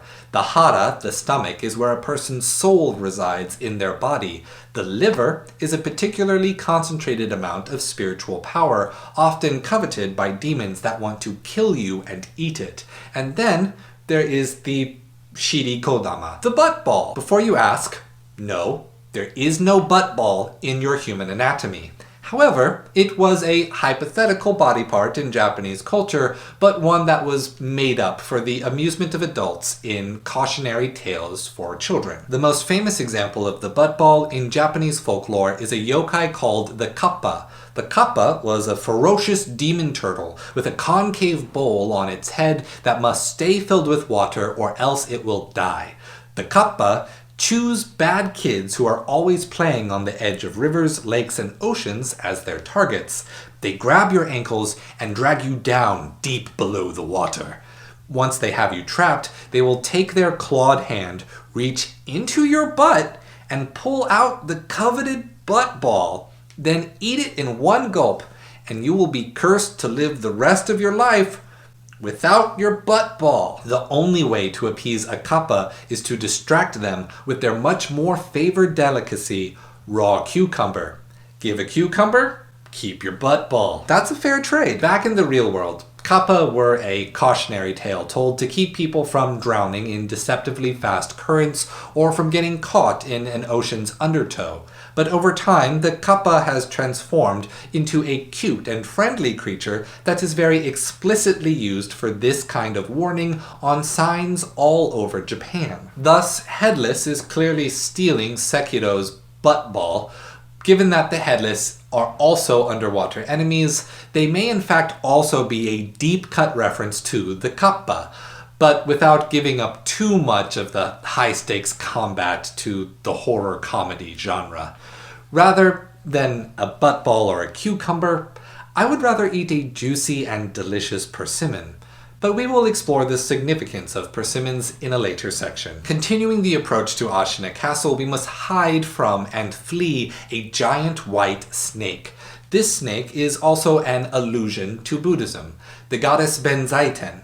Benzaiten is the goddess of water, time, knowledge, and more. It is often depicted riding a white dragon, which will be depicted later in the game, and her messenger is a white snake. Benzaiten is the incarnation of the Hindu goddess Sarasvati. She is the third daughter of the Dragon King. She is also considered one of the 7 lucky gods in Japanese culture, and thus Buddhist monks considered it a sign of good luck to come across a snake. Snakes, as Benzaiten's messengers, are considered to be halfway between an animal of the secular world and the divine dragons of heaven. After defeating the first boss, a spear-wielding horseman, and gaining the game's first attack power increasing item, we meet the Tengu of Ashina, a warrior wearing the red-faced, long-nosed mask of a Tengu.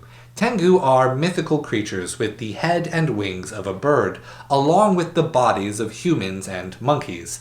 In their earlier literary depictions, such as the Konjaku Monogatari-shu, they were demons that disrupted Buddhist religion by spreading false idols of the Buddha. But as the stories progressed, they became more anthropomorphic, their beaks becoming a long nose, and their role in Buddhism and Shinto becoming that of sun and wind deities that protect Buddhist temples. The Tengu of Ashina is later revealed to be Ishin Ashina, founder and former ruler of this state. When we are finally able to approach Ashina Castle, we find that its rooftops are guarded by the Nightjar Ninja clan, who also wear Tengu masks and serve Ishin Ashina. The Nightjar Ninja are also depicted performing mystical feats of ninja mythos, such as suspending themselves in the sky by holding on to a large kite. Their namesake is the Nightjar bird, various species of which can be found on every continent except for Antarctica. Depicting this character, Ishin Ashina, as a Tengu is interesting as a development because of the relationship between Buddhism and the samurai Bushido code of ethics. As a legendary samurai in the fiction of the game, Ishin Ashina would have been expected to have a philosophical acceptance of death and a philosophical drive to willingly confront death. Later in the game, when Ishin Ashina discovers that Genichiro wields the Black Mortal Blade, he even criticizes Genichiro's attachment to immortality by saying, "To abandon oneself in search of strength. How tragic." Thus we can conclude that, though he fights to keep Ashina an independent state, he is not doing so under the illusion that he, the state, or anything can exist forever. Rather, his devotion to the state and devotion to battle are just a part of his own personal values as a samurai. So I believe it is now prudent to talk about how leveling up and increasing damage in Sekiro works differently from Dark Souls, and yet is nonetheless a continuation of the minimalist storytelling and cultural inspirations that is present in both.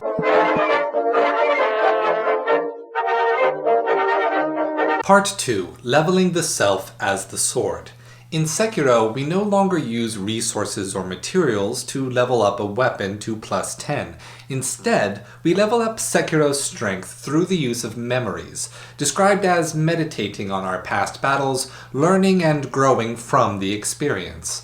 From a game systems perspective, in role-playing games, this system is called milestone leveling, or sometimes referred to as benchmark leveling.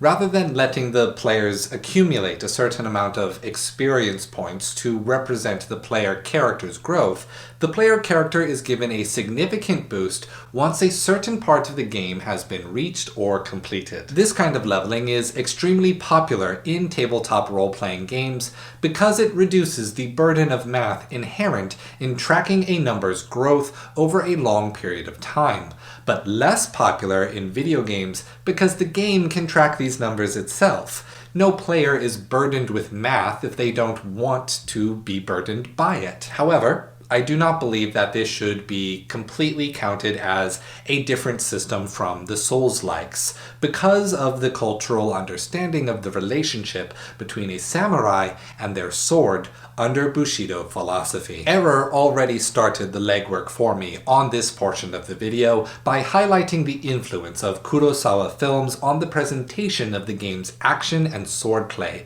while also highlighting the clear inspirations between the story of Sekiro and the Kurosawa film Seven Samurai. The question we should ask now is, once the samurai set down their bows and spears and adopted wielding swords as a cultural institution that represented the samurai, what was the metaphorical significance of the sword in Japanese culture?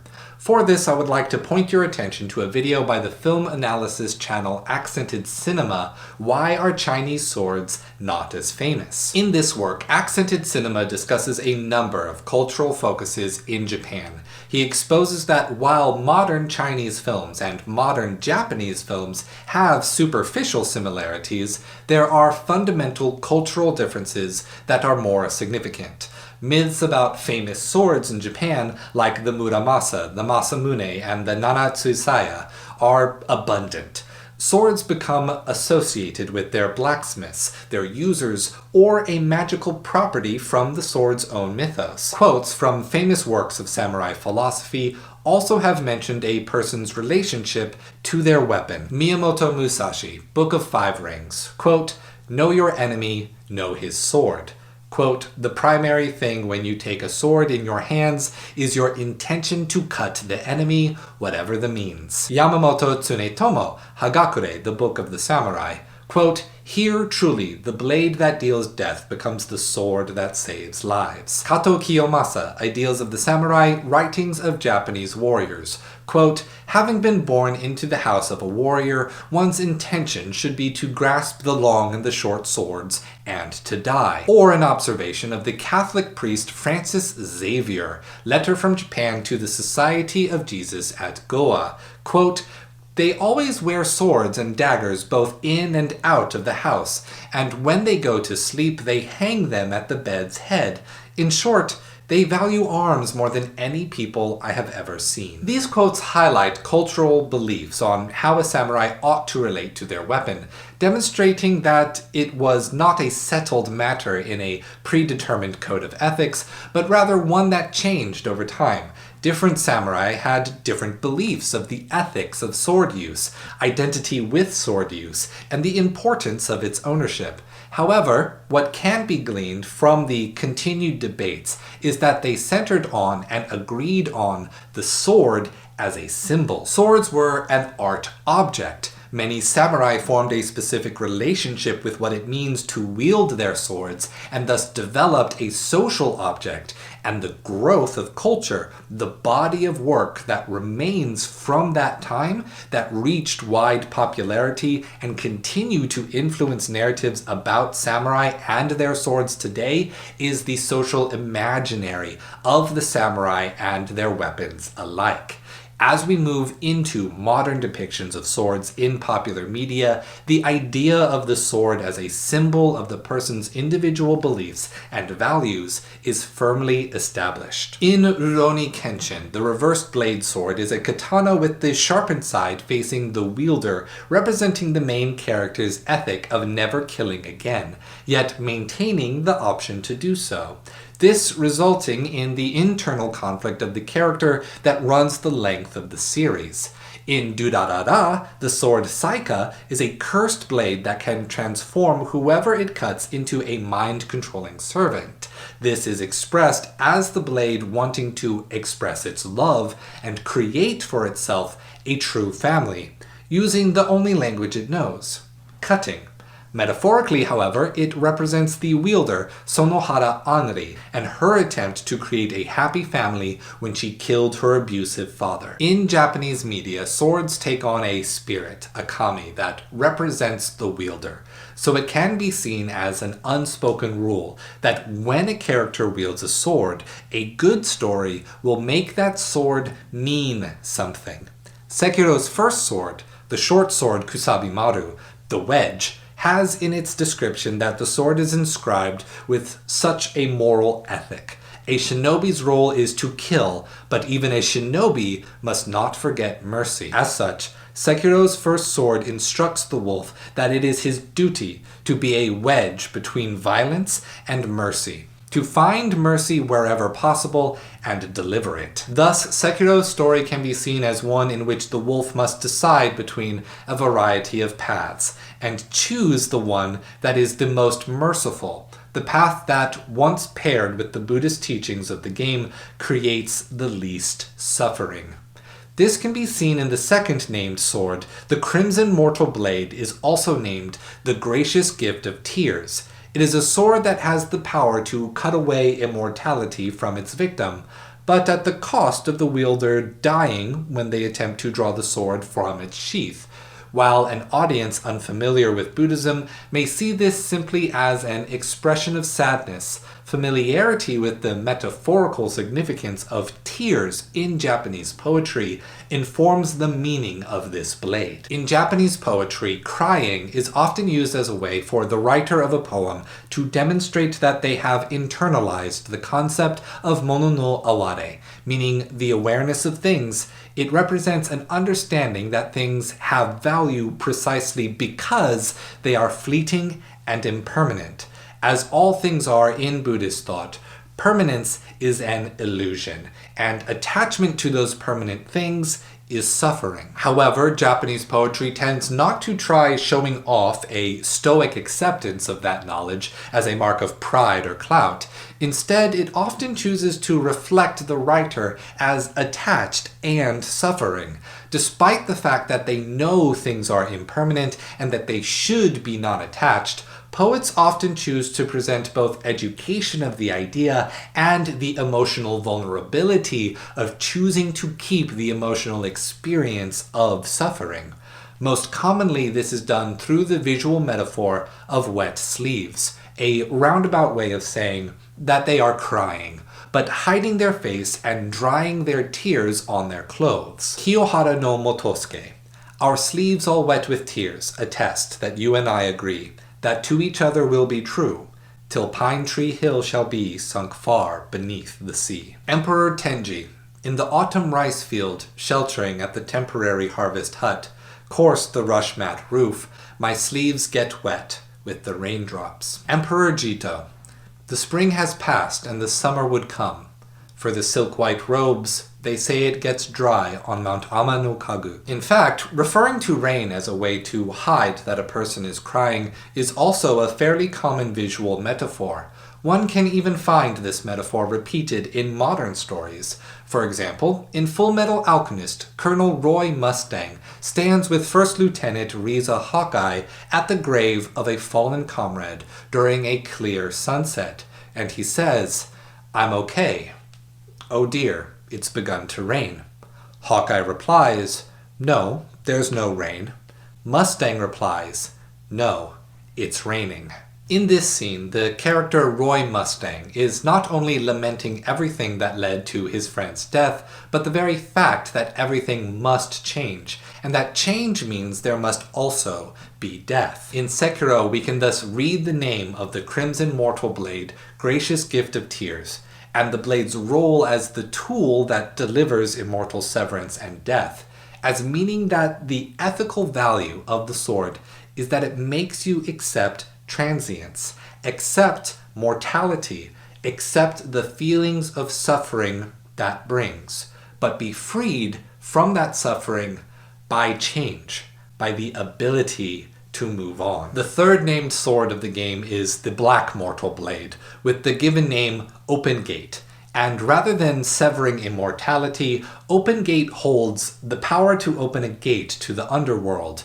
It is through this power that it creates life. The name Open Gate refers to a couple overlapping cultural concepts.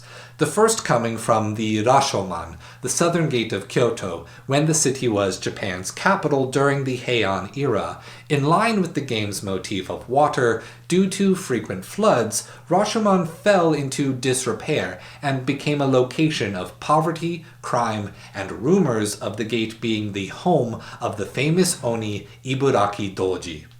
It came to be called the Demon Gate. The concept of a gate to the underworld could also be informed by cultural drift from Chinese Taoist beliefs and the practice of feng shui. In feng shui, the southwest corner of a house is sometimes called a demon gate. Without the proper rituals to keep it contained, it was believed that unlucky spirits from the afterlife could enter a house and bring harm to wives and children. Though it should be mentioned that in Feng Shui, the concept of the gate isn't tied to cardinal directions on a map, but relative direction to the front door using a symbolic tool called a bagua, the 8 trigrams. This reduces the likelihood that Japan's concept of the demon gate is related to Feng Shui. In either case, Open Gate's ability to bring back the dead is a metaphorical reflection of its wielder, Genichiro's inability to accept that the land of Ashina is losing the war to the Interior Ministry, which is unifying the various lordships, warring state spirit style, under a single government. It demonstrates that Genichiro is willing to accept stagnation, suffering, and demonic corruption because his attachment to Ashina is so all-consuming. In Sekiro, unlike the other Soulsborne games, we no longer level up our weapon. In fact, the player statistics work significantly different. Experience points are gathered to lock in skill points. Skill points are used to unlock different abilities, but not to increase a statistic that directly translates to more damage, more health, or more posture.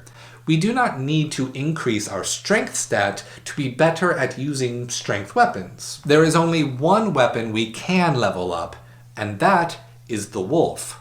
Using memory items that you earn from boss battles, players are able to increase their attack power stat by 1. Yet, if we explore how the attack power stat works in Sekiro, it is not dissimilar to how player statistics and weapon scaling work in the Souls games.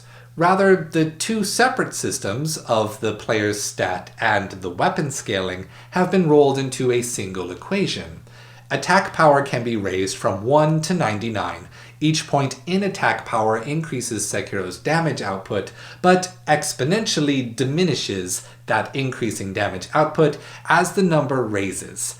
Up by 20 points until attack power 14, 8 points until attack power 27, 4 points until attack power 52, and only 0.8 points until attack power 99. While attack power increases the base damage of Sekiro's attack, that calculation scales with which attack the player uses. The attacks that scale the most, all of them, are the attacks that use Sekiro's swords. 20 times attack power for regular attacks, 30 times attack power for charge attacks, 40 times attack power for swimming attacks, 5 times attack power for each of the 2 jumping cuts, but only 0.5 times attack power for the jump and stomp. The way I see these numbers tells me that the wolf's strength comes primarily from his swords. He meditates on the values and the experience he has had against strong foes, bosses. Each boss represents a certain relationship to the beliefs and overall morals of the game's expression of Buddhist philosophy.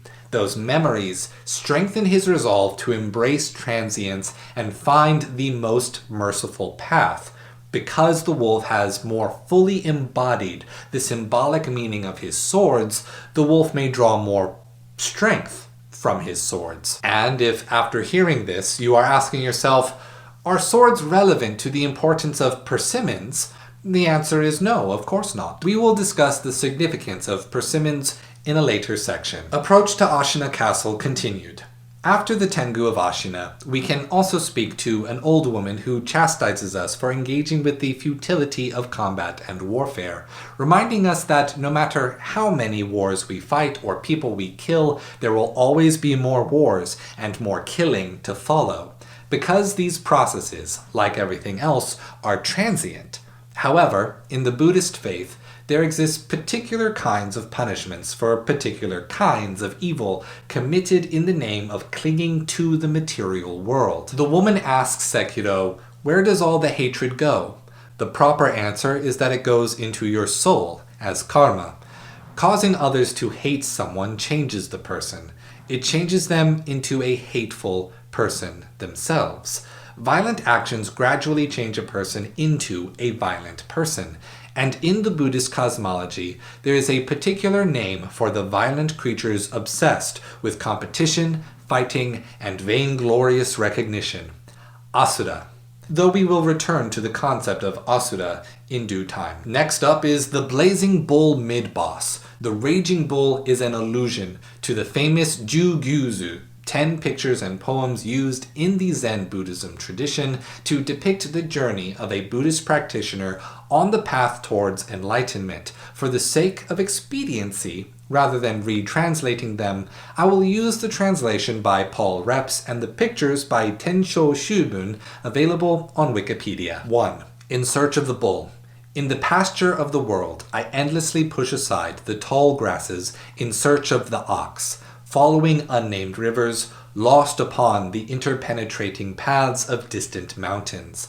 My strength failing and my vitality exhausted, I cannot find the ox. 2.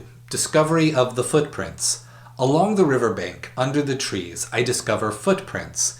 Even under the fragrant grass, I see his prints. Deep in remote mountains, they are found.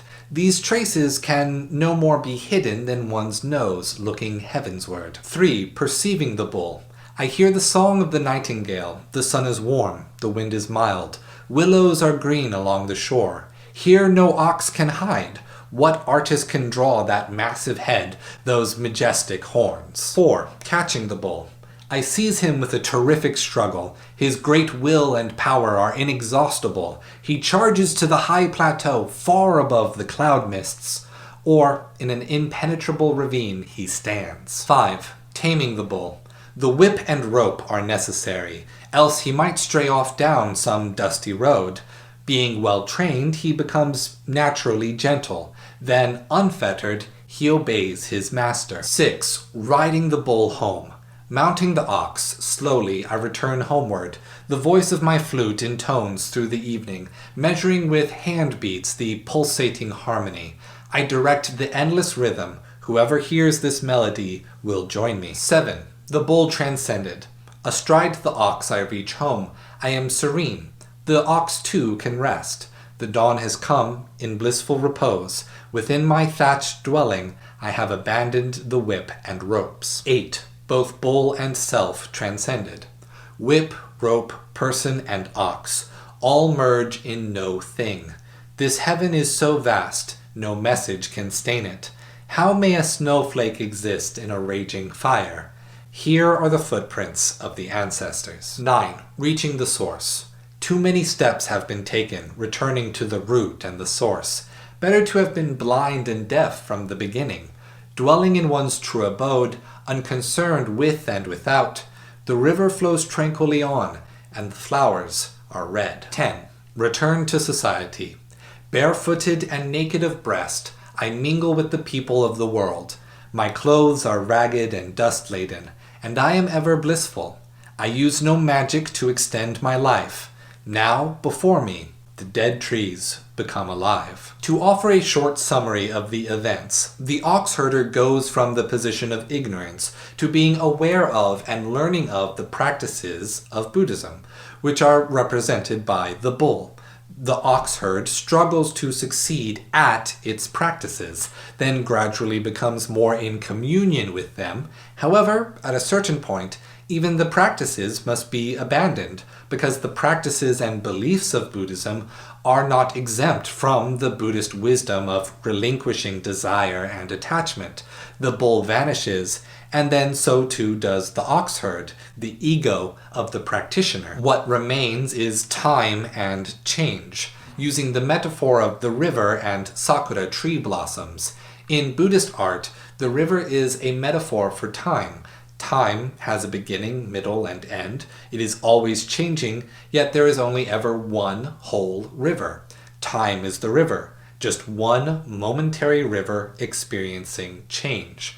While sakura blossoms are a metaphor for Japanese Buddhist principle of mono no aware, which is the idea of finding value in things because they are fleeting, rather than holding on to a false sense of permanence, which is understandable given that sakura trees blossom for about 1 week each year, their fallen flowers covering streets and clogging rivers in the weeks after.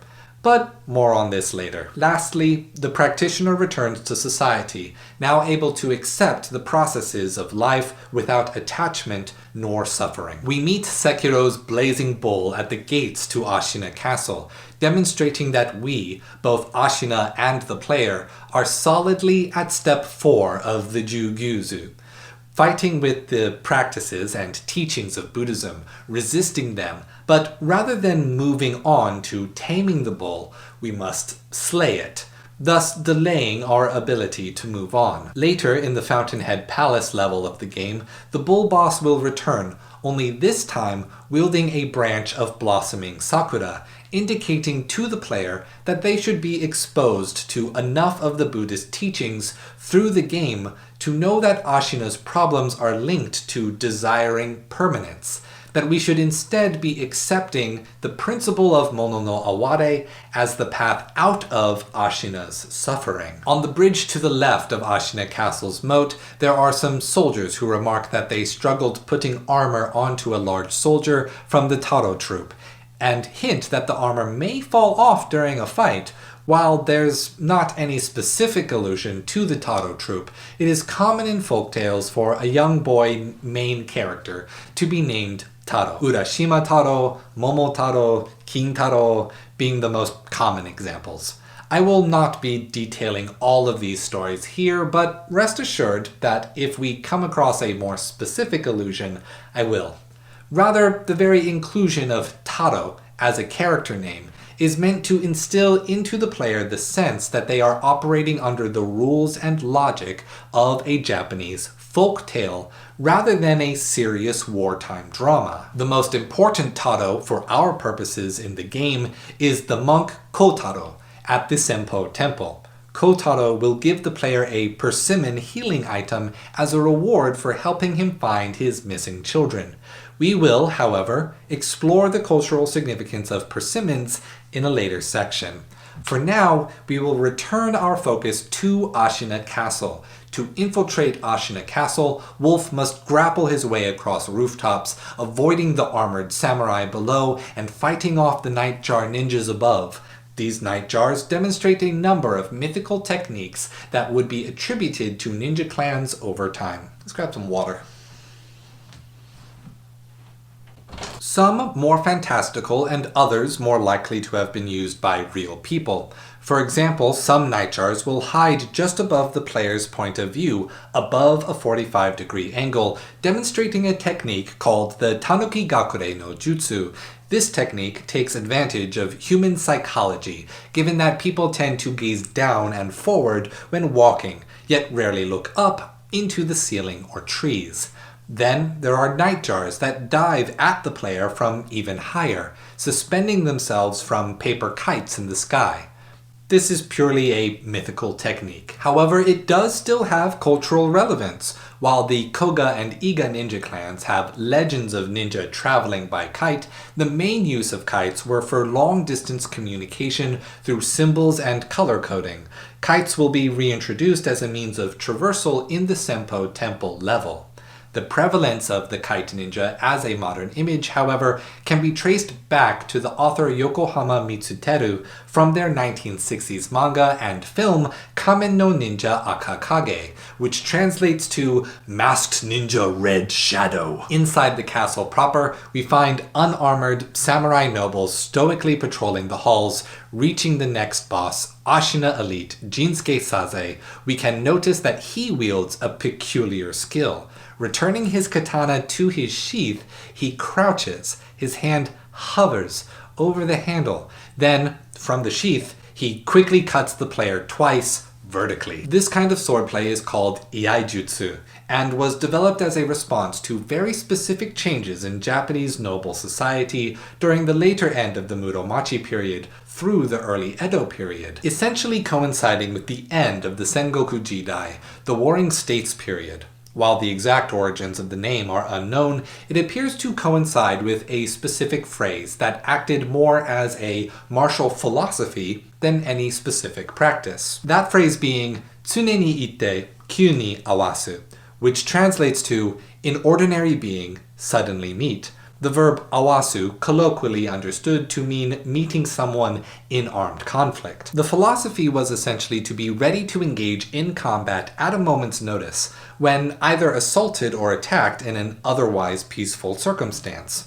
With the end of the Warring States period and the rise of the Tokugawa Bakufu, the role of samurai was less about fighting in wars and more so local constables and government bureaucrats. Drawing a sword without a reasonable cause may even be punished by a region's lord with an order of the death penalty or ritual suicide. Samurai thus had a need for techniques that allowed them to quickly draw their swords and attack an assailant in a single motion.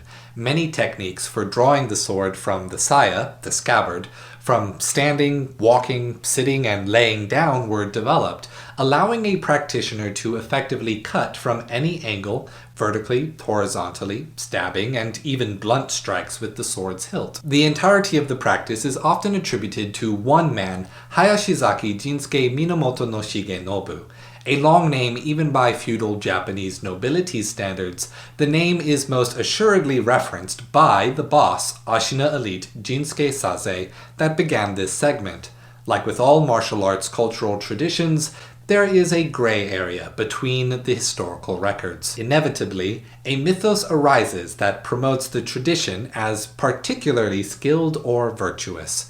Shigenobu's story is one such tale. I will nevertheless endeavor to retell it in both an interesting way without over-sensationalizing the tradition. Born Asano Tamajimaru, Shigenobu grew up in a samurai family serving the Mogami clan in Hayashizaki village near Tateyama, Dewa province. In 1547, Shigenobu's father was killed by another samurai of the Mogami clan, Sakagami Shuzen. This brought poverty and misfortune onto Shigenobu's mother. Thus, Shigenobu was raised with the intent that he would take revenge by killing Sakagami Shuzen. Shigenobu, still being a member of the Mogami clan, began training at the age of 7. At age 12, he entered the service of a temple, Hayashizaki Daimyojin. At age 14, he performed a ritual called the 100 Days of Prayer and was visited by the spirit of the Kumano Shrine, who enlightened Shigenobu with the secret of great swordsmanship that would become his signature style. This is where the mythical spiritual component of the story enters in.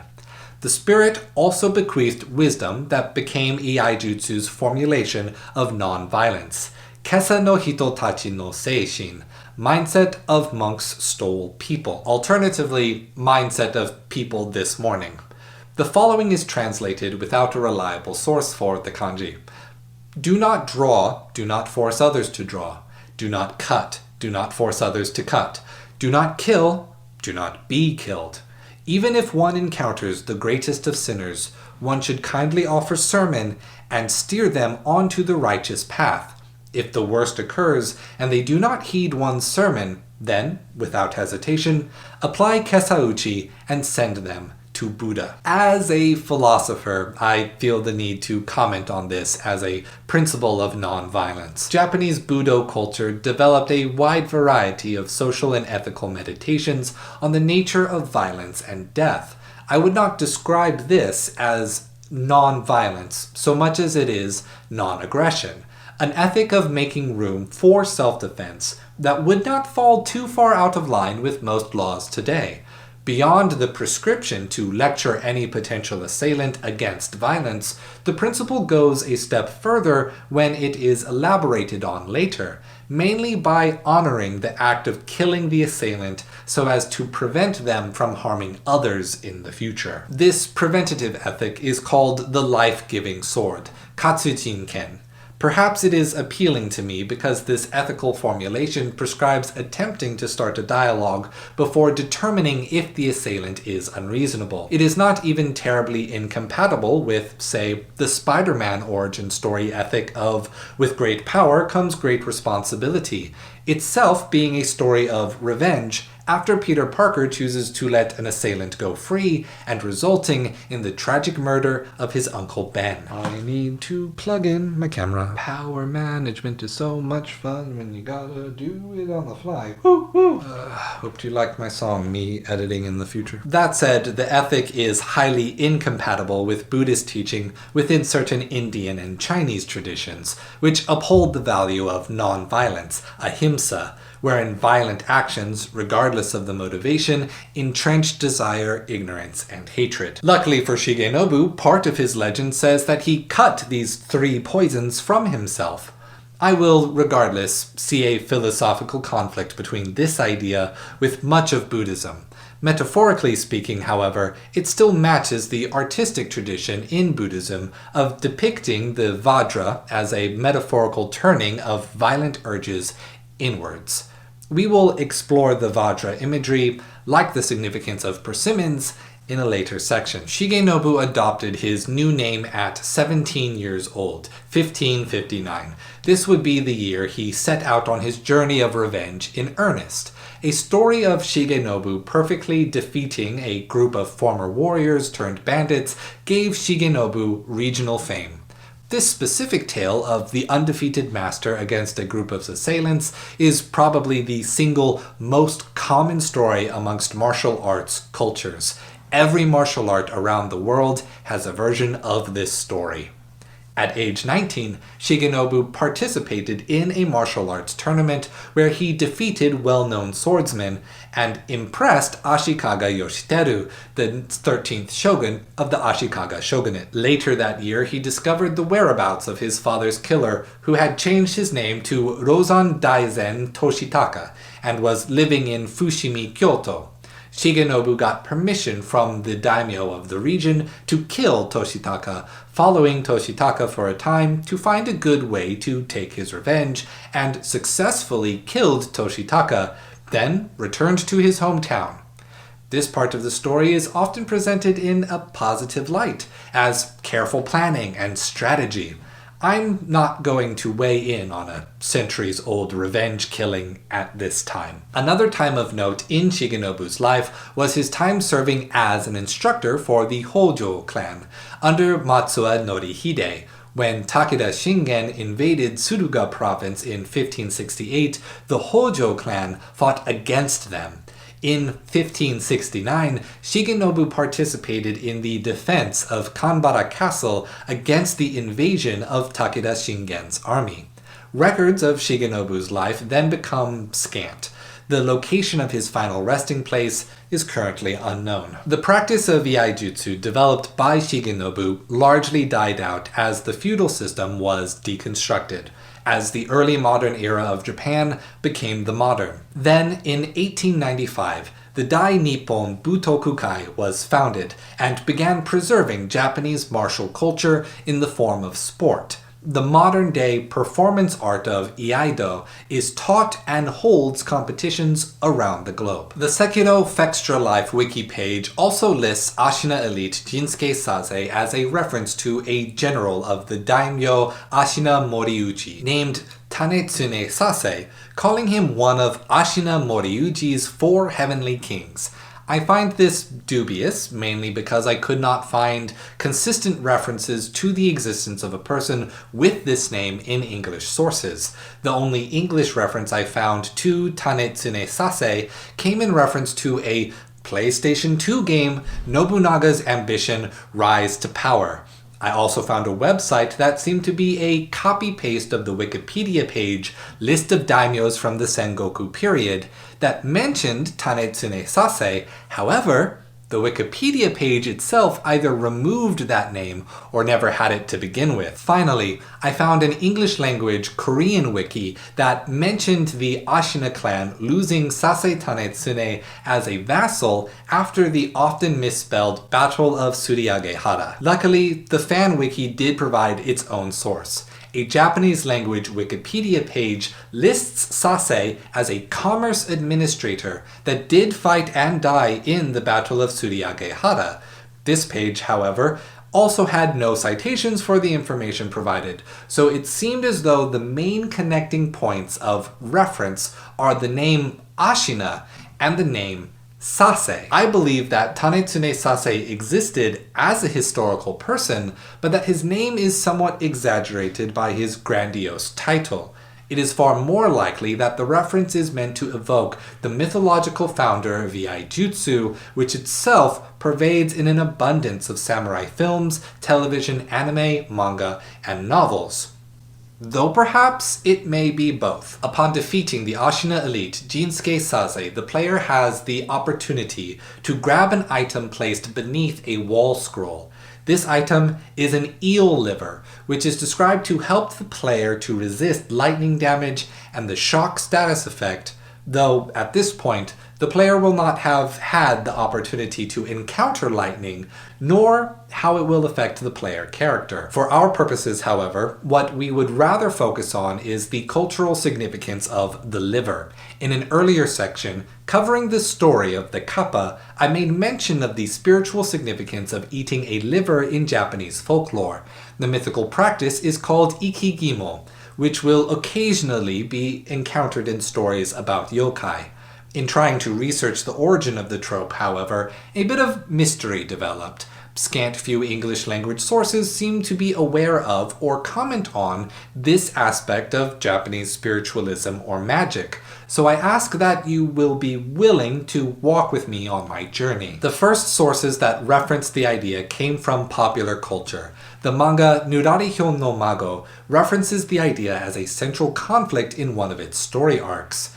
In the game Nioh 2, an item called Nupeppo Liver described it as such. Livers are also believed to contain all of the vitality and spiritual power of their owner, making them a prized ingredient in the brewing of various medicines. I'm going to cut this one here because this one section has gone on longer for an hour, and I just need smaller file sizes. There is also a Japanese folktale titled How the Jellyfish Lost Its Bones, which uses Ikigimo as the central conflict. An abridged version of the story goes like this.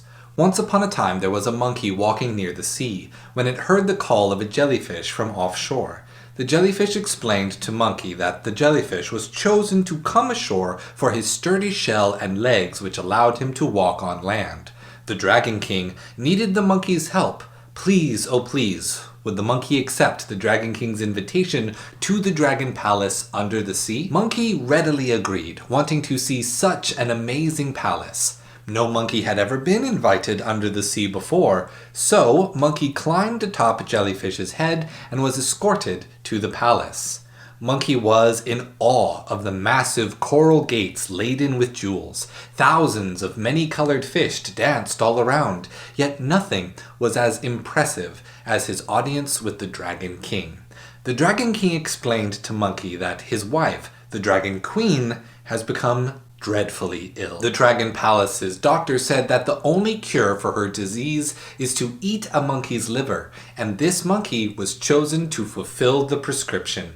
The Dragon King thanked Monkey for his noble sacrifice, as well as warned him that there was no escape. He was now at the bottom of the sea, and would surely drown if not escorted by jellyfish. Best to simply accept his fate, rather than waste time begging for his life. Monkey responded saying, I would never do something so shameful.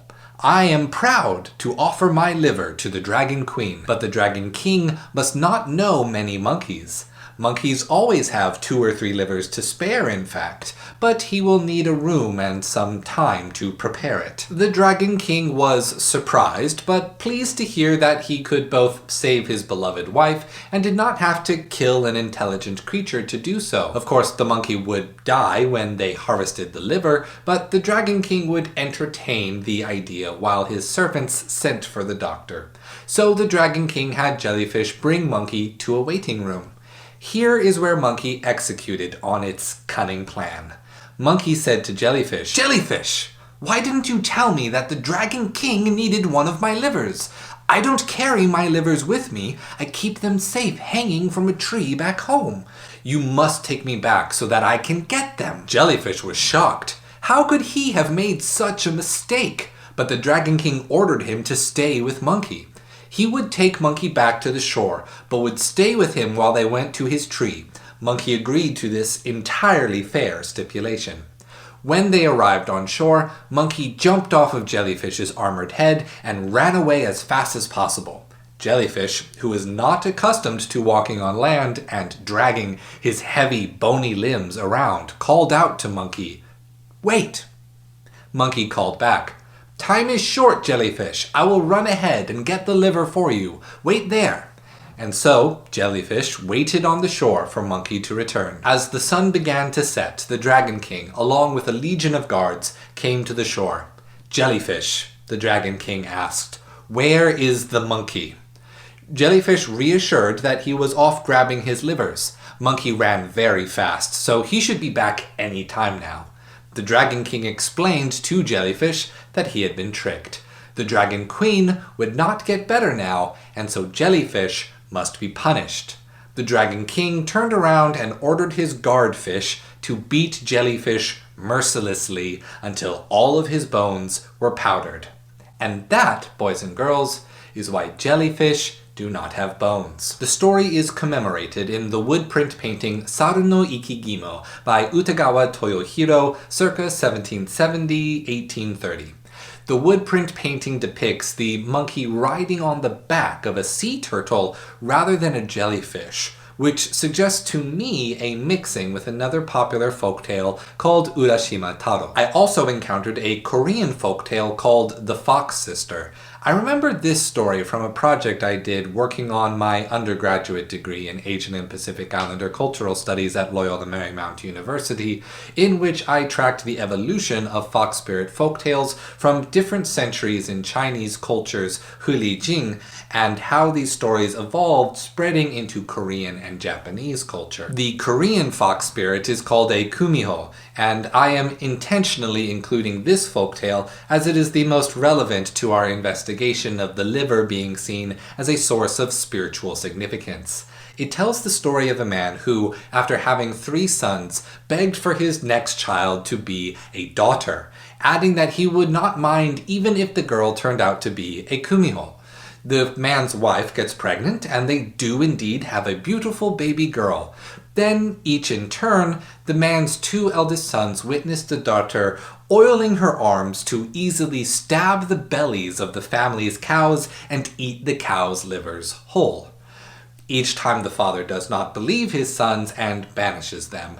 The youngest son, seeing this, lied to the father. The 2 banished brothers became beggars, but years later a traveling monk took pity on their story and gave them magic potions with which to defeat the kumiho. When the brothers returned, they found the girl alone in the house. The mother, father, and youngest brother were nowhere to be seen. She welcomes them and prepares them a meal. They sit down, but the middle brother excuses himself. The eldest brother begins to eat, only to realize that the food has been enchanted. He looks down closely and sees that the food is in fact not rice and kimchi, but maggots and human fingers. The eldest brother flees the house, but runs into a room where he finds the sister pounced upon the middle brother and devouring his liver. She transforms into a fox spirit and chases the eldest brother as he flees. The eldest brother begins to throw the magic potions at the fox, as the traveling monk instructed. The first potion creates a forest of vines, which the kumiho tears through. The second potion created a massive lake, which the kumiho quickly swam through. Finally, when the eldest brother could run no longer, he threw the final potion, which engulfed the kumiho in flames, killing the kumiho for good. As a side note, the modern Korean drama, The Thousandth Man, describes kumiho as being able to transform into a human if they can consume 1,000 livers of human men in a short period of time. Finally, I would also like to point to traditional Chinese medicine, which I believe is the closest approximation we can reach to what can be called a cultural invention point of these folktales. This is most assuredly not my forte, and I do not want to present myself as an expert on this cultural tradition, thus I will keep this section short. Within traditional Chinese medicine, there is a concept of the 5 shun, metaphysical concepts of wellness and longevity that are in turn associated with 5 internal organs. The liver houses this concept called the hun, which governs creativity and assertiveness. The liver is thought to be responsible for circulating qi, a spiritual concept of breath and energy throughout the body, and thus a living liver is considered to have as much spiritual energy as the whole of the body itself. Most assuredly, you will find many different interpretations and descriptions of these concepts, depending on which Chinese cultural tradition becomes your own study's focus. With that established, we may return to Sekiro, and just in time. We have reached the zenith of Ashina Castle, where we can finally confront Lord Genichiro, our Lord Kuro's captor. If we can defeat him here, we will be reunited with Kuro. Before the battle, Genichiro shows concern for the ailing and elderly Lord Ashina, and beseeches Lord Kuro to grant him the immortal blood of the dragon.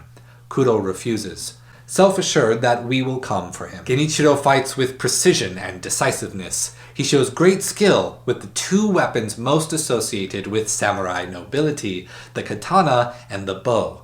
Our skill as a shinobi and versatility of armaments cut him down. Yet he rises. Genichiro has found his own, weaker form of pseudo-immortality, the sediment of rejuvenating water.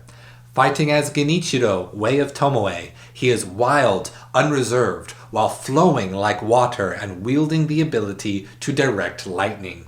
We reverse his lightning, forcing Genichiro to retreat. When we are reunited with Lord Kuro, he explains to us in no uncertain terms that the power of immortality drives men mad, creates stagnation and disease. As our Lord, he requests that we help him to sever the immortality within him. A medical text within Ashina Castle describes the first steps, because the previous divine heir, Lord Takeru, was of Ashina's nobility. The wolf must find the Fountainhead Palace and steal a tear from the divine dragon. The first ingredient for the ritual is a white lotus flower that grows where the Fountainhead Palace's waters pool in a deep sunken valley. The second is a blade capable of killing any living thing, the mortal blade, kept high on the mountain in Senpou Temple. The third is a fragrant stone used for certain rituals in the nearby Mibu village.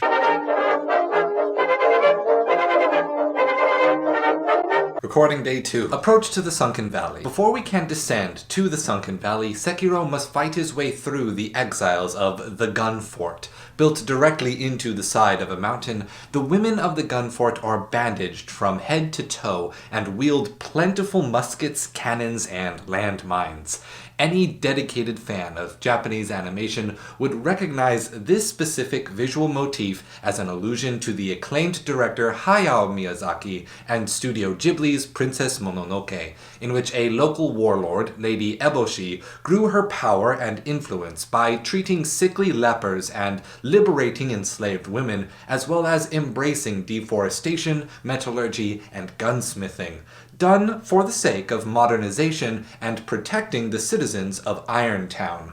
The women of Irontown act as antagonists to the titular Princess Mononoke and her family of wolves. The description of the gun fort shrine key in-game confirms that warriors of the gun fort are all women, wielding rifles, just like the warriors of Princess Mononoke's Irontown. They are covered head to toe in bandages, just as the lepers of Princess Mononoke's Irontown. The same key's description reveals that the women of the gun fort are descendants of the Okami clan, the word Okami being a common play on words in modern fairy tales, as the word could either be read as great god or read as wolf. This is, perhaps, my favorite cultural allusion in Sekiro. It feels like a conscientious decision from one famous director Miyazaki to another. Guarding the gun fort shrine is a mini-boss called Long-Arm Centipede Giraffe, a name that gave fans no small sense of confusion. The concept of the centipede will return in a later segment, but for now I would like to highlight the word giraffe. The kirin is a mythical creature somewhere between a dragon and a unicorn, associated with lightning and storms. Kirin is also the word for giraffe, because intrepid observers, seeing giraffes for the first time, believed them to have an uncanny resemblance to their legendary creature. This would not be the only time mythology and zoology mix in the Japanese language. I highly suggest looking up tapirs. Their resemblance to the Japanese dream-eating cryptids called Baku, and their representation in the first-generation Pokemon, Drowsy and Hypno. All that said, I am at a loss for how to connect the mythical creature to the enemy we see in Sekiro. It crawls on all fours, completely bandaged, but wields sharp claws and protruding hooks. As such, I am willing to settle this particular mystery to From Software's penchant for creepy and horrific design, which had to play second fiddle to Buddhist artistic expression. As Wolf passes through the Gunfort Shrine, crossing a long rope bridge, we are, once again, attacked by the titanic white snake representing the goddess Benzaiten. Dropped into the icy waters below, Wolf finds himself trapped in the Sunken Valley. Grappling across the snow-covered cliffside, we vault ourselves across the hands of multiple giant Buddha statues carved out of the cliffs themselves. The tradition of creating giant statues of both Siddhartha Gautama, the person referred to when we say the Buddha, when we mean a specific person rather than the concept, as well as statues of various bodhisattvas, is long and storied. The size and presentation of these statues developed alongside evolutions in architecture all across Asia, yet some of the earliest are statues carved directly from cliffs. Some of the most notable extant statues include the 8th century 230-foot-tall Lashan Buddha statue in Sichuan, China, the 12th century 46-foot-long reclining Buddha in Galvihara, Sri Lanka, perhaps most famously, the Buddhas of Bamiyan. Built in the 6th century, these statues were marvels that unified contemporary architecture and artistry. Salsal, the taller statue, measured 180 feet. Shamama, the smaller statue, measured at 125 feet. Both statues were destroyed by the Taliban in 2001. Only the empty recesses remain. Modern attempts at pursuing the same tradition have also, unfortunately, been short-lived. In 2017, Shijiazhuang City, North Hebei Province, the local government completed a 5-year project to build a 190-foot statue of Guanyin, Buddhist goddess of mercy, whom we discussed earlier. Yet in 2019, the Chinese Communist Party demolished the site. The official statement by the CCP was to prevent the commercialization of religious culture, whereas Bitter Winter reported social sentiment was that this simply was the People's Republic of China's consistent and continued policies of religious oppression. Bitter Winter is a Chinese publication with the central focus on reporting the destruction of religious sites and advocating for religious freedom. As we traverse the Sunken Valley, Wolf must now grapple across the hands of the Buddhist statues, giving us an opportunity to discuss the significance of hand signs to Buddhist symbolism. Known as mudras, a series of hand signs are used in Buddhist meditation and artistry to both create a point of focus for a practitioner's meditation and silently communicate a value to onlookers. Many more specified mudras exist when we take to studying local, specific manifestations of Buddhism across different Asian cultures. 5 mudras, however, have become universally accepted and understood, though which 5 are in fact the 5 central mudras is still a matter of perspective. As such, I will highlight 6. The first of which you are most likely familiar is the dhyana, hands placed in a person's lap with fingers overlaying, though occasionally placed up against each other or closed into full fists. The tips of the thumbs also lightly touching. The hand sign symbolizes the unity of opposites and universal compassion. The next most familiar hand signs are the Abhaya Mudra and the Varada Mudra. Varada Mudra holds the left hand down by one side, palm facing out, and fingers closed while hanging toward the ground. It represents patience, generosity, and charity. The Abaya Mudra holds the right hand up in front of one shoulder, palm facing out, and fingers closed while held towards the sky. It represents fearlessness and is tied to a story of Siddhartha Gautama holding his hand up to a charging elephant, only for the elephant to be calmed by the Buddha's lack of fear. The story is meant to illustrate how fearlessness with compassion can quell violent intent. The Varada Mudra is also often paired with the Viktaya, and often confused for the Abaya Mudra. Viktaya holds the right hand up in front of one shoulder, palm facing out, fingers closed pointing skywards, while the index finger and thumb are gently touching. As such, it is very nearly the same as the OK hand sign. The Viktaya Mudra is a request to discuss the Dharma, a person's duty or Buddha's teaching of Dharma. Next is the Bhumisparasa Mudra, where, from a seated position, the hand extends to barely touch the ground with your closed fingers. Translating to earth witnessing, it represents Siddhartha's first act after reaching enlightenment. Touching the ground represents seeing that the world and the person are one and the same, the full realization of Buddhism's no-self concept, and the death of the ego. Finally, the Dharma Chakra Mudra. This one is complicated. To form this mudra, with your right hand, create a circle with your index fingers and thumb. Hold the 3 fingers of the right hand together and up. With your left hand, close and extend the same 3 fingers of the left hand together and pointing toward the right. Now, either place the circle of the right hand either onto the tip of the left hand's middle finger, or connect your left hand, index finger, and thumb into a circle and connect the tips. Good. Now that you've made the mudra, you can stop.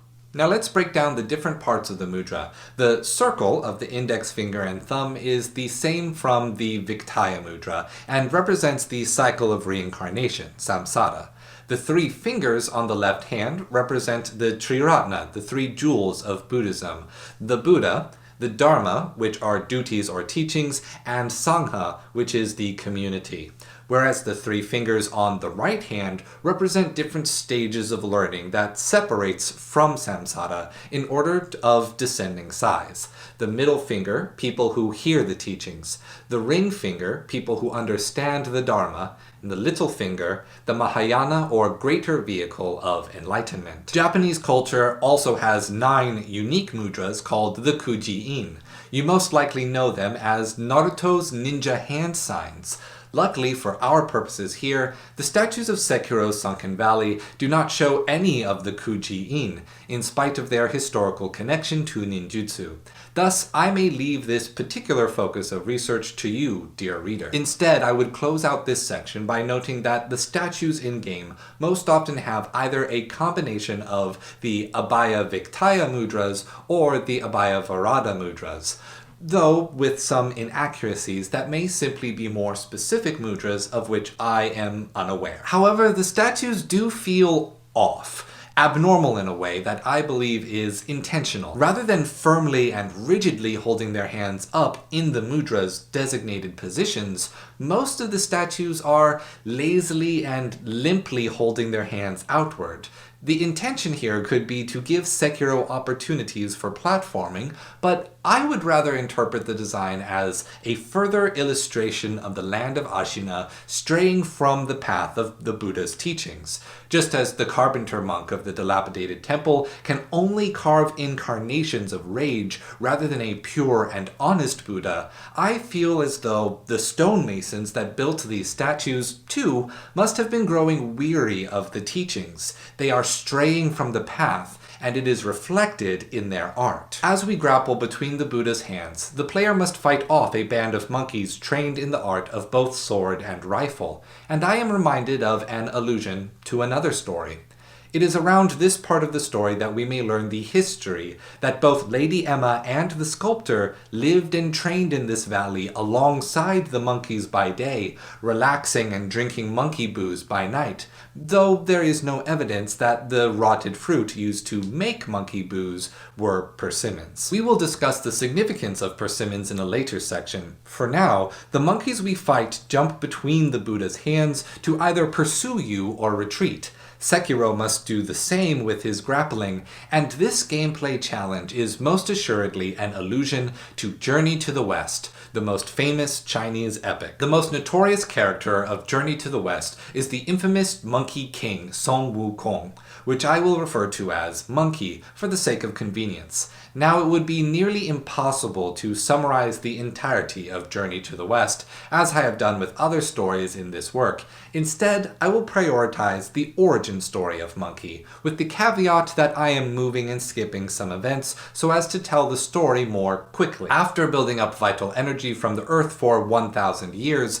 a stone at the foot of Flower and Fruit Mountain transformed into an intelligent monkey with a mastery of magic. He could transform his body into any shape and size. He controlled the wind and rode atop the clouds. He ruled over a kingdom of monkeys so vast and so great that they began to think themselves equals to the heavenly court. Monkey even took this name as his self-ordained title, Great Sage Equal to Heaven Sun Wukong. Has a nice ring to it. Monkey, seeking a weapon worthy of him, then travels to the Dragon King's palace under the ocean to ask for one such weapon, as a neighborly gift. The Dragon King offers Monkey a massive pillar supporting the palace's ceiling, which is in fact the As-You-Will cudgel, a staff that can transform into any size, shape, or weight. Monkey is able to move the staff, transforming it into the size of a toothpick, and easily carries the staff home. Infuriated, the Dragon King travels to heaven to ask the Jade Emperor to punish Monkey. However, the god of the North Star, General Li, suggests instead that they put him in charge of the heavenly garden of the Jade Empress.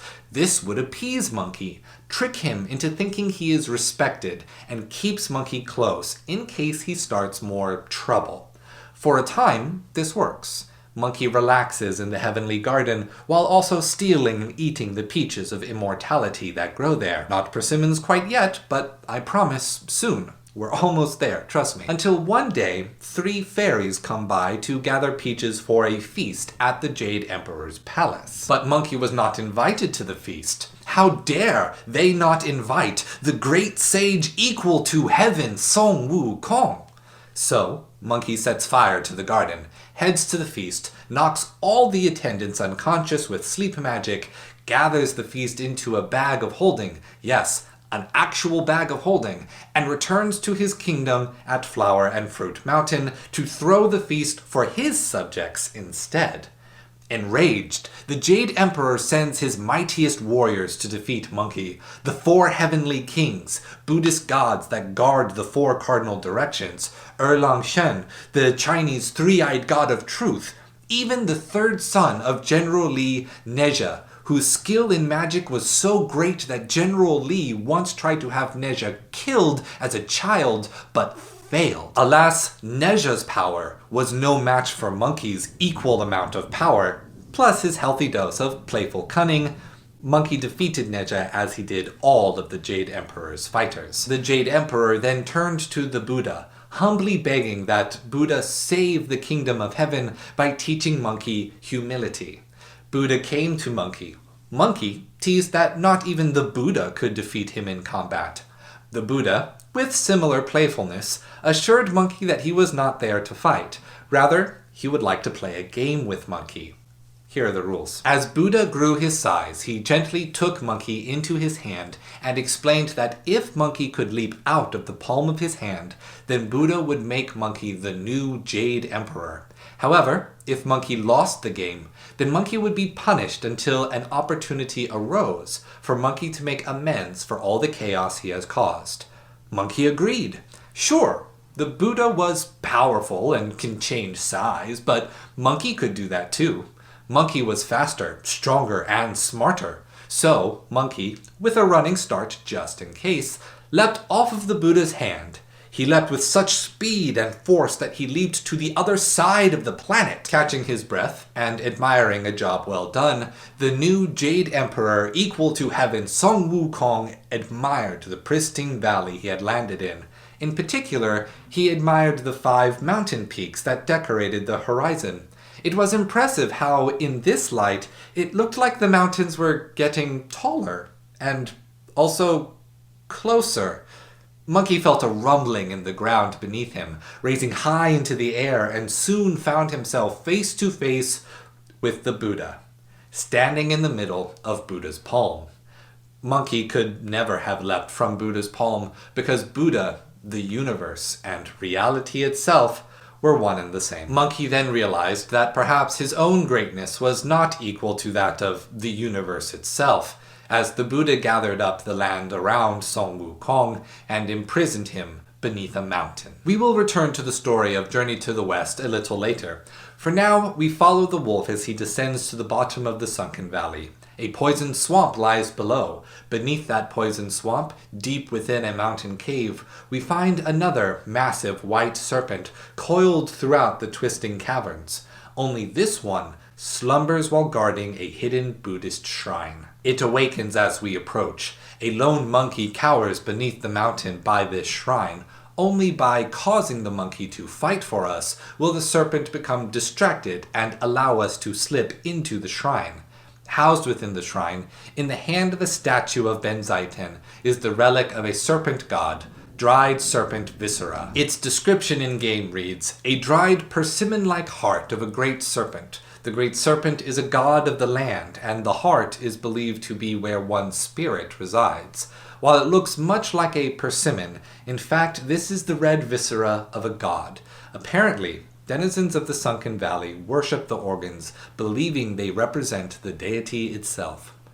I could, in this moment, go into the concept of kokoro and the unique perspective of Japanese thought that has a united idea of the physical organ of the heart, a person's mind, and their spirit or willpower into a single being.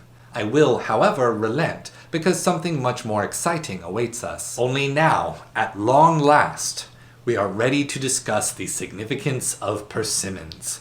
In previous sections, we have already highlighted the significance of internal organs in folklore as sources of spiritual energy.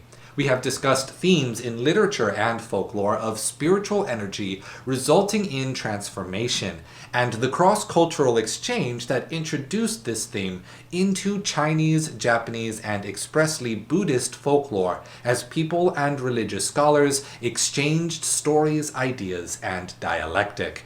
In Sekiro, we tie the significance of these things to the persimmons. Persimmons are Japan's national fruit and culturally represent luck and longevity, with two varieties, the Amagaki Fuyugaki variety and Shibugaki, sweet persimmons and astringent persimmons. They are often harvested, processed, and eaten in autumn. When shibugaki are allowed to fully ripen, the astringency naturally dissipates and leave us with an extremely soft, sweet fruit. The naturally sweeter amagaki are often eaten fresh. However, shibugaki are also sun-dried into hoshigaki, which allows persimmons to be preserved for weeks, or further preserved with freezing and canning to be eaten year-round. Hoshigaki are extremely sweet, often eaten with a light coating of powdered sugar, or used as a sugar replacement for traditional Japanese confectionaries. Most assuredly, the hoshigaki is being alluded to by the game's dried serpent viscera. Persimmons also find representation in Japanese folklore. For example, the story of the Monkey-Crab War, in which a monkey takes advantage of a crab's kindness by eating all of the crab's persimmons rather than sharing, and escalating into the crab taking his revenge with a convoluted The Count of Monte Cristo style plan using a chestnut, cow poop, and a honeybee. There is also a little-known yokai called the Tantan Kororin. Kororin is the spirit of a persimmons tree that appears when a person fails to harvest all of a tree's persimmons before they ripen and fall to the ground. Like a classic Johnny Appleseed, Kororin gathers up the fruit and walks around towns and fields handing out persimmons for free or sowing their seeds. Unlike Johnny Appleseed, Kororin has the appearance of a Buddhist monk, only their head is swollen up into the shape and color of a persimmon. Even more unlike Mr. Appleseed, Kororin is also used for a number of horror comedy folktales. One in which the persimmon spirit poops into a bowl and forces a young monk to eat it, only for the young monk to discover that it was not poop, but persimmons paste. Another in which a young woman who wanted to eat persimmons was visited by Kororin, was forced to stab Kororin's butthole with a sharp stick, then lick the stick.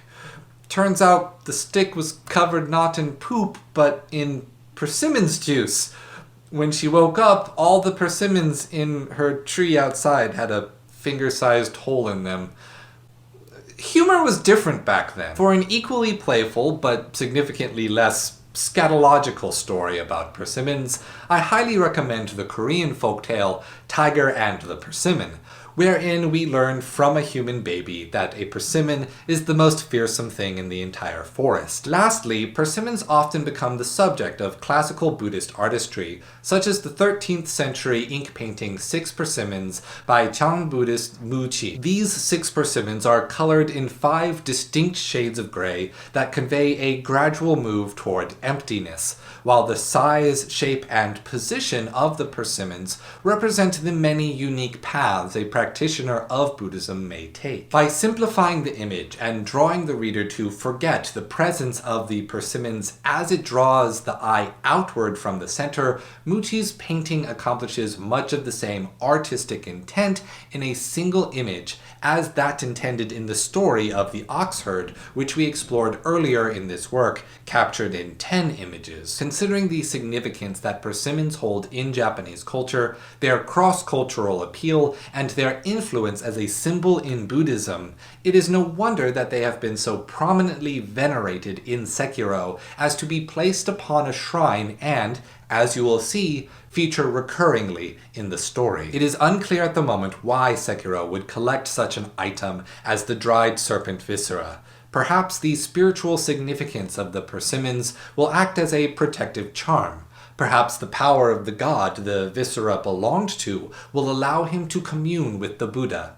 For now, let us leave talks of the cultural significance of persimmons with this. Consider me as one who loved poetry and persimmons. Masaoaka Shiki. The wolf has little time to ruminate on the wonder that is the persimmon-shaped heart. He is still on a mission for his Lord Kuro. He draws near the far end of the Sunken Valley to witness a massive stone carving of Guan Yin reclining while swaddling a small baby atop a shallow lake, home to a large silver-haired ape with a sword run through its neck. Defeating the guardian ape through beheading, the ape's body revives, now moving in strange serpentine motions, all while holding its severed head in its hand as the head screams. When Sekiro finds his opening to kill the guardian ape again, he must see something peering from the ape's neck cavity. A centipede. Sekiro pulls it out, running his sword through a massive, red-headed centipede. This particular centipede is in fact one of the curious fauna of Japan, and one with such a menacing appearance as to have worked its way into Japanese folklore.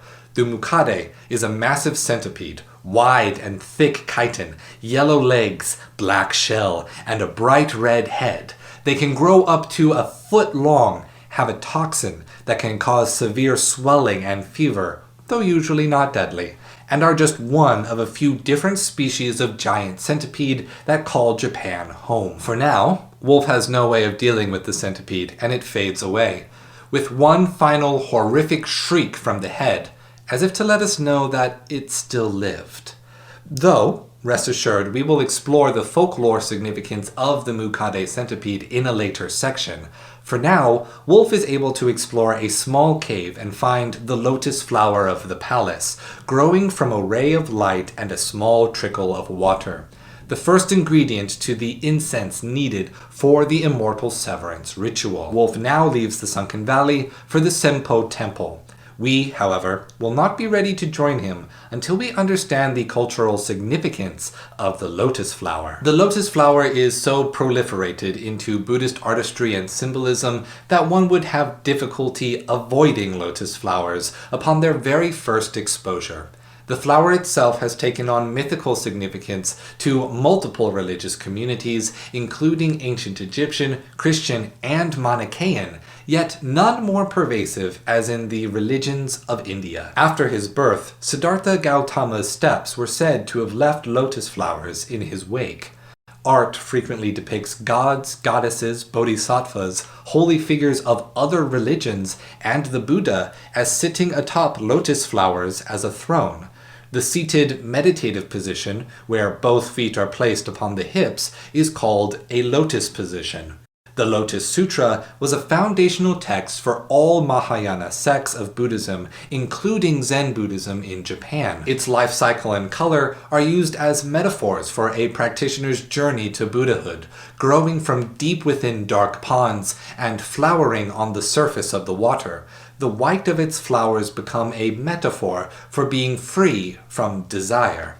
In Vajrayana Buddhism, the lotus is symbolically equivalent to the idea of essence, something like prima materia, and it is frequently depicted as the hilt of the Vajra weapon used in Buddhist artistic depictions. I could go on, but we wouldn't want this short work to lose track of its scope.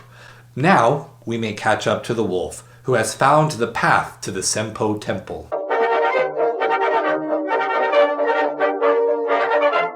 Approach to the Senpou temple.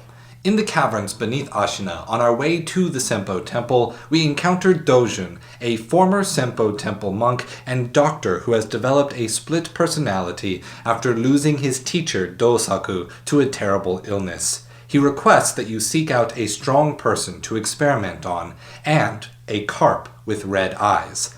The red-eyed carp is rumored to have eyes that never rot, and thus Dojun wants to obtain those eyes as part of his experiments to create immortality. It is also hinted that Dojun is the one who created the rejuvenating waters used by Genichiro to create his own form of pseudo-immortality.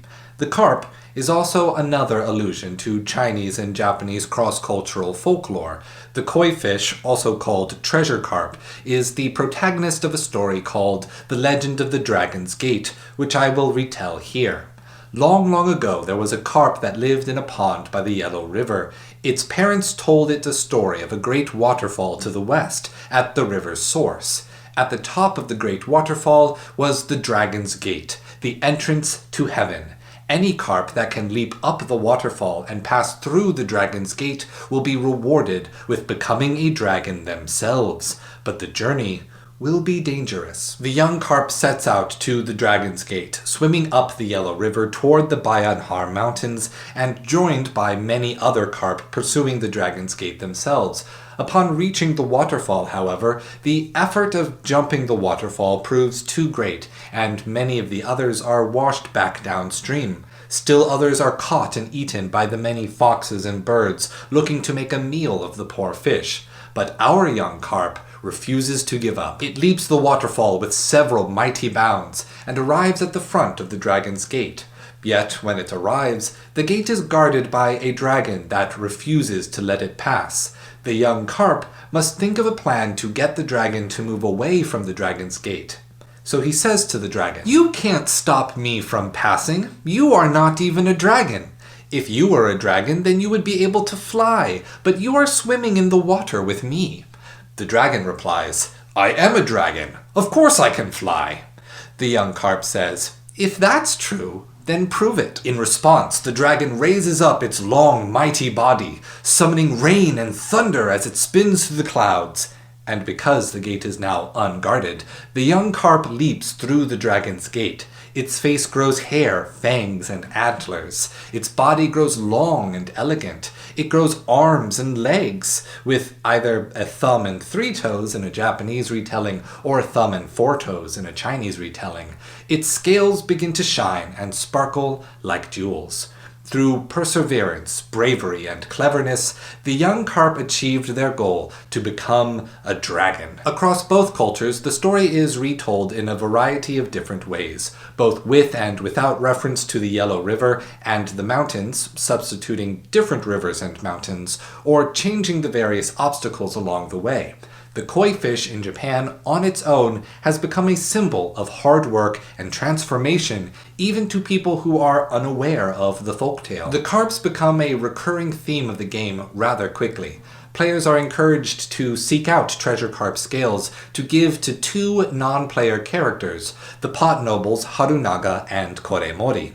The pot nobles themselves are references to two historical figures. Koremori is a reference to Taira no Koremori, a general in the Genpei War in the Heian era between two offshoot clans of the emperor's family line, the Taira and the Minamoto, sometimes also read as Genji. You may have heard of the famous story recounting this war, the Heikei Monogatari, or perhaps the fictional romantic political drama taken place in this era called the Genji Monogatari. After Taira no Koremori retired from the war, he became a monk at the Kongobu Temple on Mount Koya, which we discussed as the inspiration to the Senpou Temple in the game.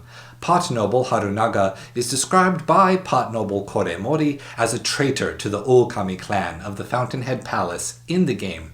This, too, is an illusion, because pot noble Harunaga is a reference to Ono Harunaga, a general to Toyotomi Hideyori during the Sengoku Jidai, the Warring States period. Ono Harunaga was once banished by Tokugawa Ieyasu under suspicion of leading a failed assassination attempt. However, Ono Harunaga was pardoned after fighting alongside the Tokugawa and against the Toyotomi loyalist Ishida Mitsunari at the Battle of Sekigahara. Ono Harunaga would then occupy a position of leadership in the Toyotomi clan, advocating peace with the Tokugawa shogunate, but would later be displaced by Sanada Yukimura before the shogunate's siege of Osaka that ended the Toyotomi clan. If you were a Japanese citizen, stories of the Warring States period, and particularly the Battle of Sekigahara, would have been told and retold to the point of internalizing even small details of the Civil War like these. Upon arriving at the Senpou Temple, we meet a large monk called Kotaro, who is crying because the children he was responsible for caretaking have left him alone. If we help Kotaro remember the children by bringing him a pure white pinwheel and spirit him away to the location of the children, he will gift us an item called a taro persimmon. So, for a moment, let us explore the cultural significance of the pinwheel. The pinwheel in Japanese culture is a toy that is often offered to the graves of deceased children, which foreshadows the fate of the children in-game. Pinwheels are also often placed alongside Jizo statues. Jizo is a guardian deity of deceased children who protects them from the demon Datsueba and helps the children cross the Sanzu River to reach heaven. In Sekiro, the player may use Jizo statue items in the form of children swaddled in cloth to regain one chance of reviving before losing a fight. The pinwheel also represents the cycle of reincarnation, a central spiritual belief of what happens to a person after death in Hinduism and Buddhism.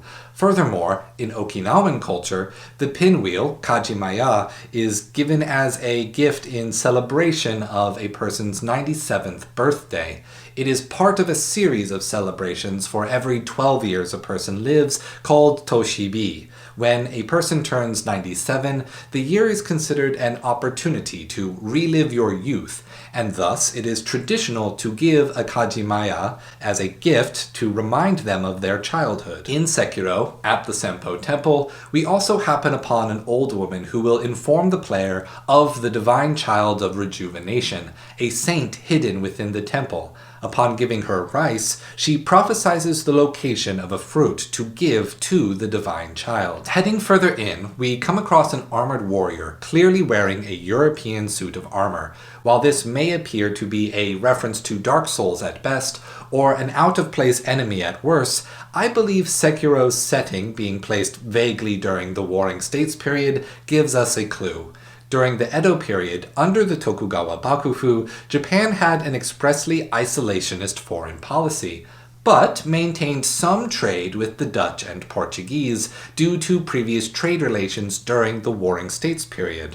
One of the greatest Portuguese imports were firearms, which radically changed warfare in Japan.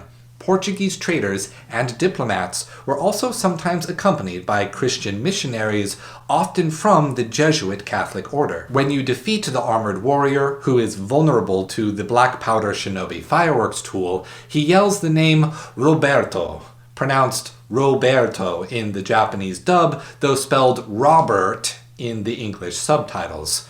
Along with the medieval knight's armor, this leads me to believe that the armored warrior is a reference to the Portuguese cultural influence on Japan at the time.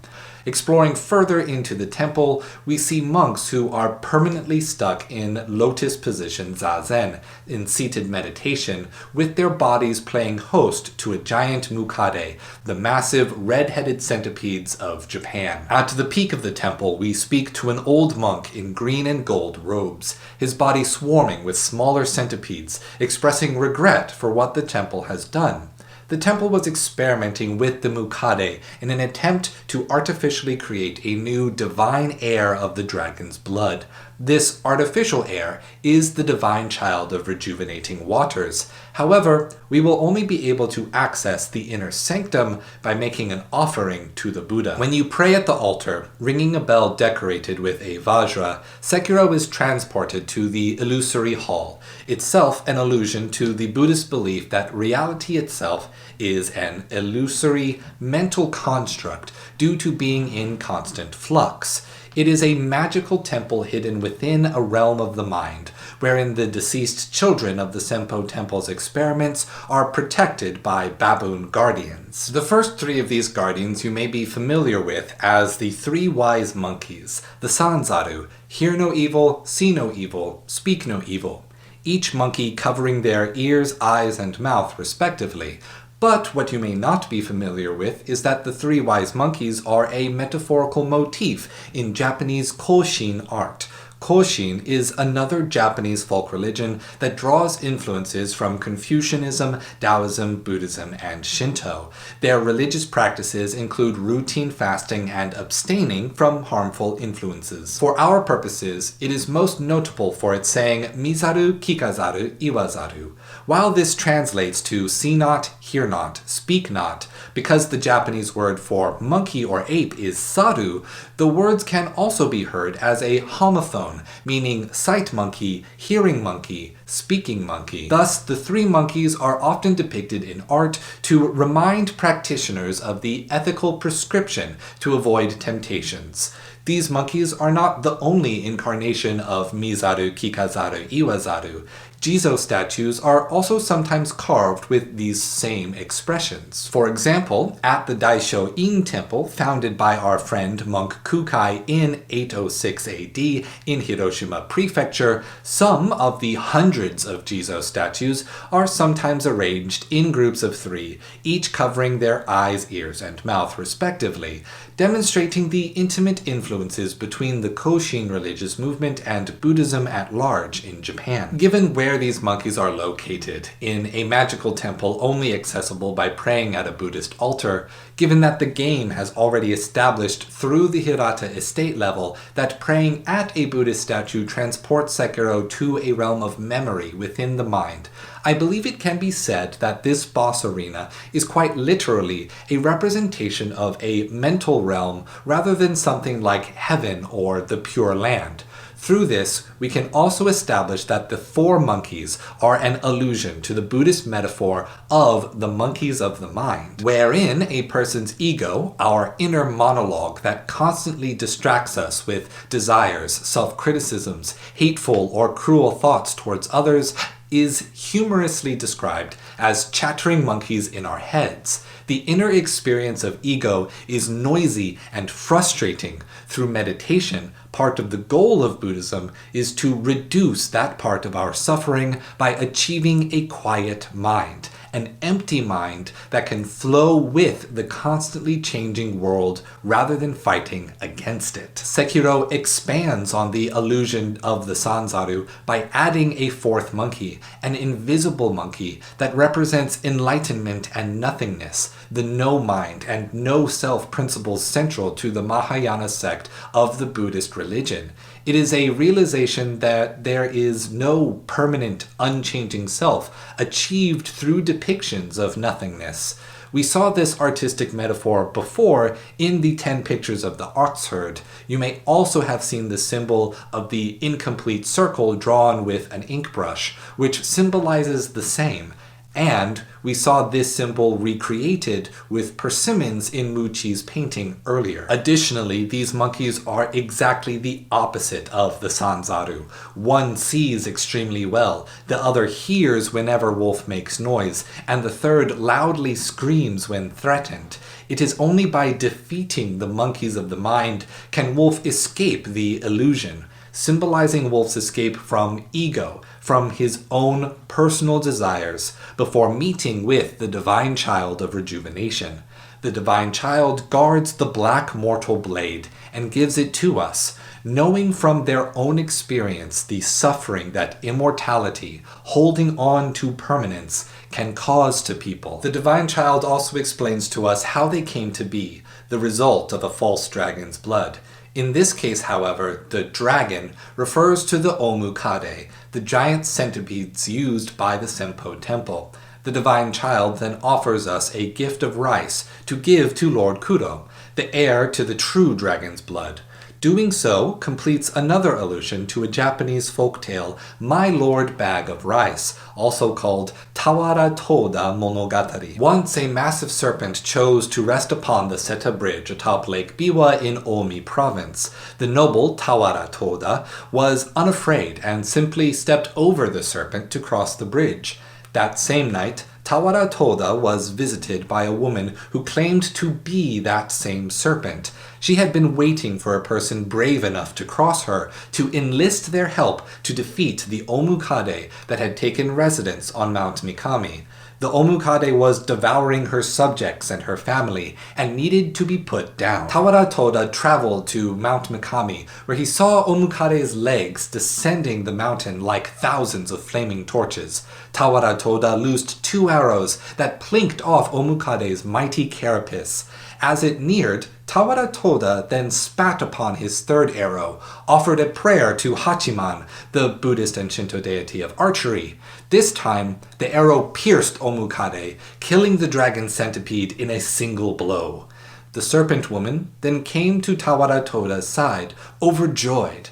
She invited Tawara Toda to the dragon's palace at the bottom of Lake Biwa. Yes, the Dragon Palace is also at the bottom of Lake Biwa, where the Dragon King rewards Tawara Toda with food, entertainment, and 4 magic items: a set of armor, a sword, a red copper bell, and a bag of rice that never runs empty. The characters of this folktale, the location of the battle, and which items are received as gifts often vary over the years. Most notably, in older versions of the tale, Tawara Toda receives a roll of silk that never runs empty as well. At this point in the game, we are able to give the mysterious old woman we met earlier the rice and receive her soothsaying. Following the old woman's rice bag fortune-telling directions, we come across a mountain crevasse with a white snakeskin hanging from a branch, bringing us up to a cliffside vantage point, gazing down at the white serpent. We are able to slay the giant white snake monster that has pursued us throughout the game and take its fresh, persimmon-shaped heart. The only distinction between this fresh serpent viscera and the dried is, of course, being based on the Amagaki variety rather than Shibugaki, and the description of the viscera changing 1 sentence. It is safe to assume that eating it would be poisonous to one's health. If we continue to use the Divine Child of Rejuvenation's rice, either by eating it or giving it away, she will become sickly and asks us to fetch a persimmons for her to eat. This helps her to recover her health. She asks us to send Lord Kudo a gift of rice, to thank him for lending your services. Through this correspondence with Kudo, she becomes more curious about the nature of her circumstance, as well as about how she may help free Kudo from his. We fetch the key item Holy Chapter Infested, which shows the writing of a previous bearer of the Omukade wondering where the centipede comes from, while also revealing that the divine dragon came to Japan from the West. The divine child then asks you to fetch Holy Chapter Dragon from the body of the head priest, found withering in a cave behind the temple. The aestheticism of meditation within caves has a long and storied tradition in Buddhism, from the story of Bodhidharma having his eyelids removed so as to not fall asleep while meditating, to the self-mummification of Sokushin Butsu. I have not seen enough within the game to definitively say if this is an illusion, but I believe it is likely, given that the Shingon founder Kukai, whom we have already mentioned, ended his own life in meditation through one of these practices involving a gradual starvation. The Holy Chapter Dragon outlines for the Divine Child of Rejuvenation what her ultimate purpose may be: to become a cradle which carries the divine air of the dragon's blood and return it to the West. To this end, she asks to eat the persimmon-shaped serpent viscera which Wolf gathered before. In so doing, she produces frozen tears and asks us to give them to Lord Kudo during the immortal severance. I rather like the imagery here of frozen tears. For one, they mimic the look of the dragon's blood droplet item, which the player uses to cure the dragon rot from non-player characters. This gives it a symbolic image of healing through the game's Ludo narrative, though this dynamic of the dragon rot has largely been omitted from this essay, given that it doesn't play a more significant part in the narrative. For two, I enjoy the frozen tear imagery as it combines the poetic images of Mono no Aware with the concepts of permanence coming from the divine dragon. Alternatively, we can return to Ashina Castle only to see that it is beset by an invading clan of ninja working with the vanguard of the Interior Ministry.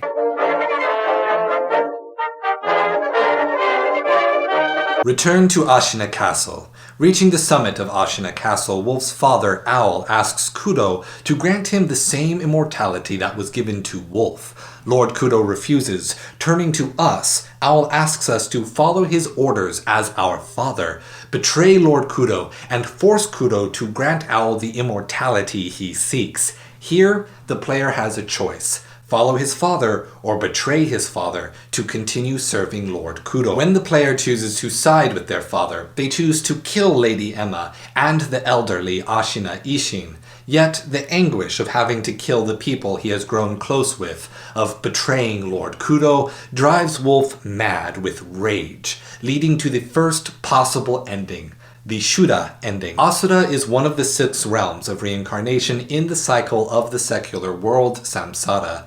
It should be noted that different Buddhist traditions treat Asura differently, either positively or negatively, demigods or demons. Those traditions that depict Asura negatively show them as jealous, violent, and seeking glory through war, barely better than a common animal led by desire and instinct. Those traditions that treat Asura positively still depict them as violent and jealous, but at least having the presence of mind to abandon their desires or use them to combat greater evils. But those traditions that treat the Asura like demons are clearly the traditions from which Sekiro pulls. Shuda is the Japanese word that refers to the Buddhist deity. Simultaneously, the Shuda ending of Sekiro metaphorically represents the first of the Buddha's 4 noble truths. The Shuda ending comes when we decide to be bound to the Iron Code. We slaughter Lady Emma and Ashina Ishin. We betray Kudo, and in our betrayal, we come to realize the full gravity of suffering created by a life filled with endless competition, endless war. This is the fate predicted for us by the sculptor of the dilapidated temple, who once walked the path of the shinobi, who desperately carved statues of the Buddha in hopes of seeing anything other than madness, who ultimately succumbs and transforms into an Ashura later in the game. This is the fate we share with the sculptor. This ending represents the first of the 4 noble truths of Buddhist philosophy: dukkha. To live means to suffer birth, pain, disease, and death. We can, however, choose to protect Lord Kudo. Owl then seeks to kill us, and we cut him down instead. After the duel, we approach Lady Emma, who pleads with us to help her find a way to, against his wishes, sever Lord Kudo's immortality without taking Kudo's life in the process. She has found the diary of Lady Tomoe, the woman who served the previous divine heir and who trained Lord Genichiro when he was young. Using the mortal blade and an Everblossom, Tomoe could simply purify her Lord Takeru. In the Japanese, the words translated as purification in English are hitogaeri, meaning, more directly, the exchange of a person. Very clearly, we are being asked to give up our life in exchange for Lord Kudo's. The Everblossom is a branch from a sakura tree from the Divine Realm, the home of the Divine Dragon. What makes it special is that it is always in bloom, which, unlike regular cherry blossoms, only bloom for about 1 week a year. The last known person in possession of a living branch of the Everblossom was Owl, the father we just killed. He carried the dried branch with him. Cherry blossoms are another national symbol of Japanese culture. The entire country has cherry trees planted in the thousands. For a single week at the start of spring, cherry trees blossom into bright pink flowers, then drop the flowers in such quantity as to blanket the ground beneath them. Across Japan, people take this time as an opportunity for a cultural practice called hanami. Simply translating as flower viewing, hanami is an opportunity to spend time with friends and loved ones, picnic, and appreciate the beauty of nature. As seasonal changes happen gradually from the equator to the poles, the cherry trees blossom from south to north for about 4 weeks between March and April. Theoretically, it is possible, and has been a dream of mine for some time, to follow the sakura across the country and participate in hanami for an entire month. The fleeting nature of the sakura contributed much to the development of the Japanese cultural philosophy of mono no aware.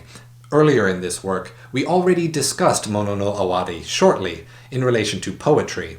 This affords us an opportunity to explore the concept in a bit more depth. Translating to the awareness of things, it is a philosophy that argues that value itself comes from impermanence.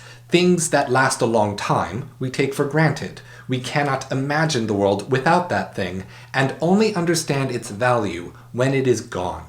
Thus, mono no aware, as an ethical principle and aesthetic lifestyle, dictates that we foster our awareness of how temporary everything can be, to thus foster our ability to value and have compassion for everything.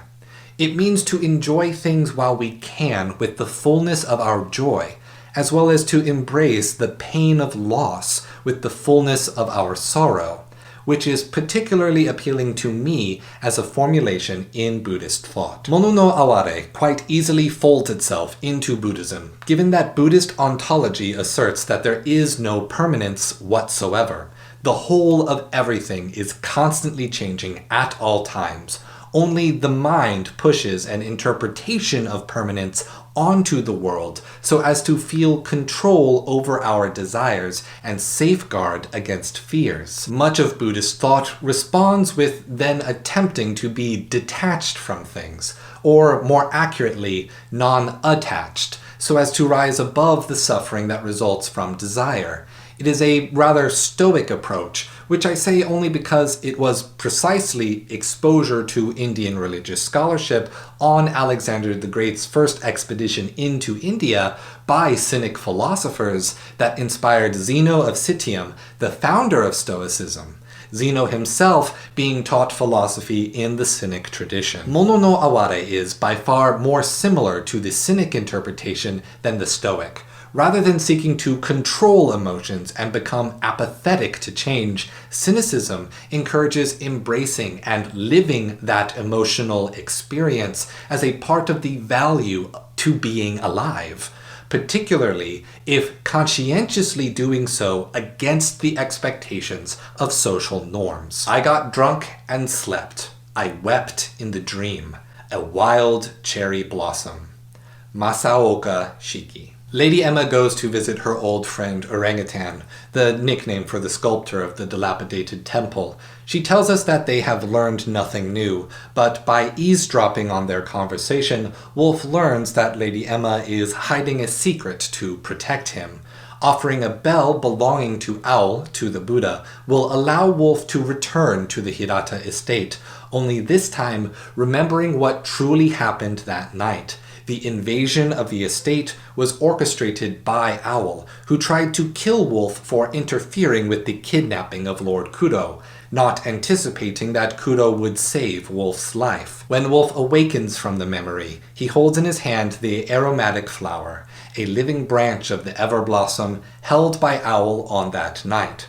With this, Lady Emma has everything necessary to prepare us for the game's purification ending, which we will discuss later. Approach to Mibu Village. When Sekiro returns to the grave where he was abandoned at the beginning of the game, he finds a large man kneeling over it. The man claims to hear music and is oddly attracted to it. When he speaks to us, he introduces himself as Kumano Jinzaemon. His name translates to Empty Field, Camp of the Left Defensive Gate. I mention his name mainly to point out that my original idea for who this character was alluding to was incorrect. I had seen Jinzaemon being the only dark-skinned character in the game as an allusion to Yasuke, the African slave of disputed origin that was trafficked to Japan by the Portuguese while under the service of an Italian Jesuit missionary called Alessandro Valignano. Oda Nobunaga, who ruled most of Japan during the early years of the Sengoku era, was so impressed by Yasuke that he appointed Yasuke as a retainer. Yasuke was a close, trusted companion of Nobunaga, and was present at the Honnoji incident when Nobunaga's general Akechi Mitsuhide forced Nobunaga to commit ritual suicide. That said, this allusion would be more of a personal hope. There are many Japanese ethnicities with darker complexions, though I am unable to ascertain through dress or other factors anything more specific. While contemporary Japan is sometimes viewed as having homogeneous native cultural identities, this is a perspective that would have grown over time.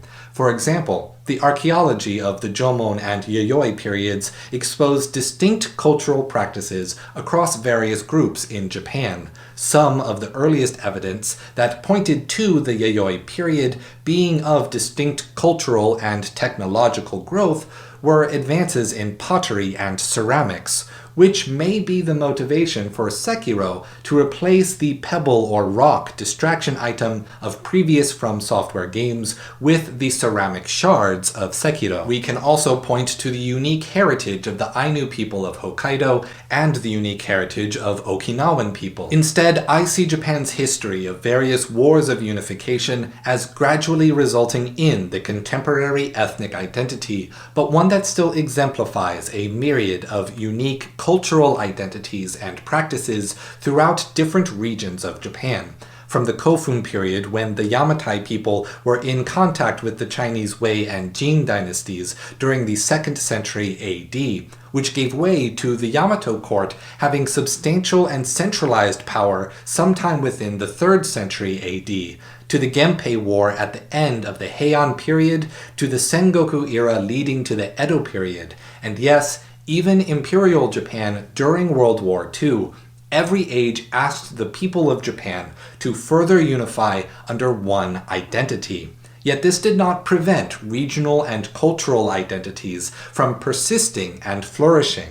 So it would be wrong to impose an ethnic or cultural homogeneity from the outside when Japan's cultures are more nuanced, more rich, and more myriad than that overly simple interpretation. With that said, Sekiro and the player will ultimately follow Kumano Jinzaemon further into the depths, as Jinzaemon follows the mysterious sound of a shamisen. With the first cavern, Sekiro encounters the second ghost-like enemy of the game, the Shichimen warrior. The Shichimen warrior is a reference to Mount Shichimen, which is also the location of the Keishin-in Buddhist temple, thus their inclusion is a part of the ongoing thematic reference to Buddhism's long history of mountain aestheticism. The Shichimen warriors appear to be the headless ghosts we encountered before, but wearing a headdress made of dozens of beheaded faces. The flesh of its body is loosely falling away from the muscle underneath, as though this ghost wears its own skin in the same fashion as Buddhism's famous orange robes. It's truly a gruesome-looking enemy if you can get up close to it. It carries a staff that is itself headed in the artistic styling of a flaming sword, but with two bullhorn-shaped protrusions acting as the sword's guard. Yet the protrusions fold inward toward the sword rather than flared out to catch an opponent's blade. The guard itself is decorated like a demonic face. Believe it or not, this too is a reference to Buddhist philosophy. The weapon in question is called a vajra, an Indian weapon made as either a single or dual-bladed knife. They became a kind of ceremonial dagger and are often decorated with the likeness of Asura. However, in the Buddhist artistic tradition, these daggers were changed. Ahimsa is the value of non-violence and is a central tenet in India's big three religions, Hinduism, Buddhism, and Jainism. From the Buddhist perspective, violence and war are direct rejections of the values of seeing and accepting the world as it is. Instead, forcing it to be the way we think about it as permanent, unchanging, and in our control.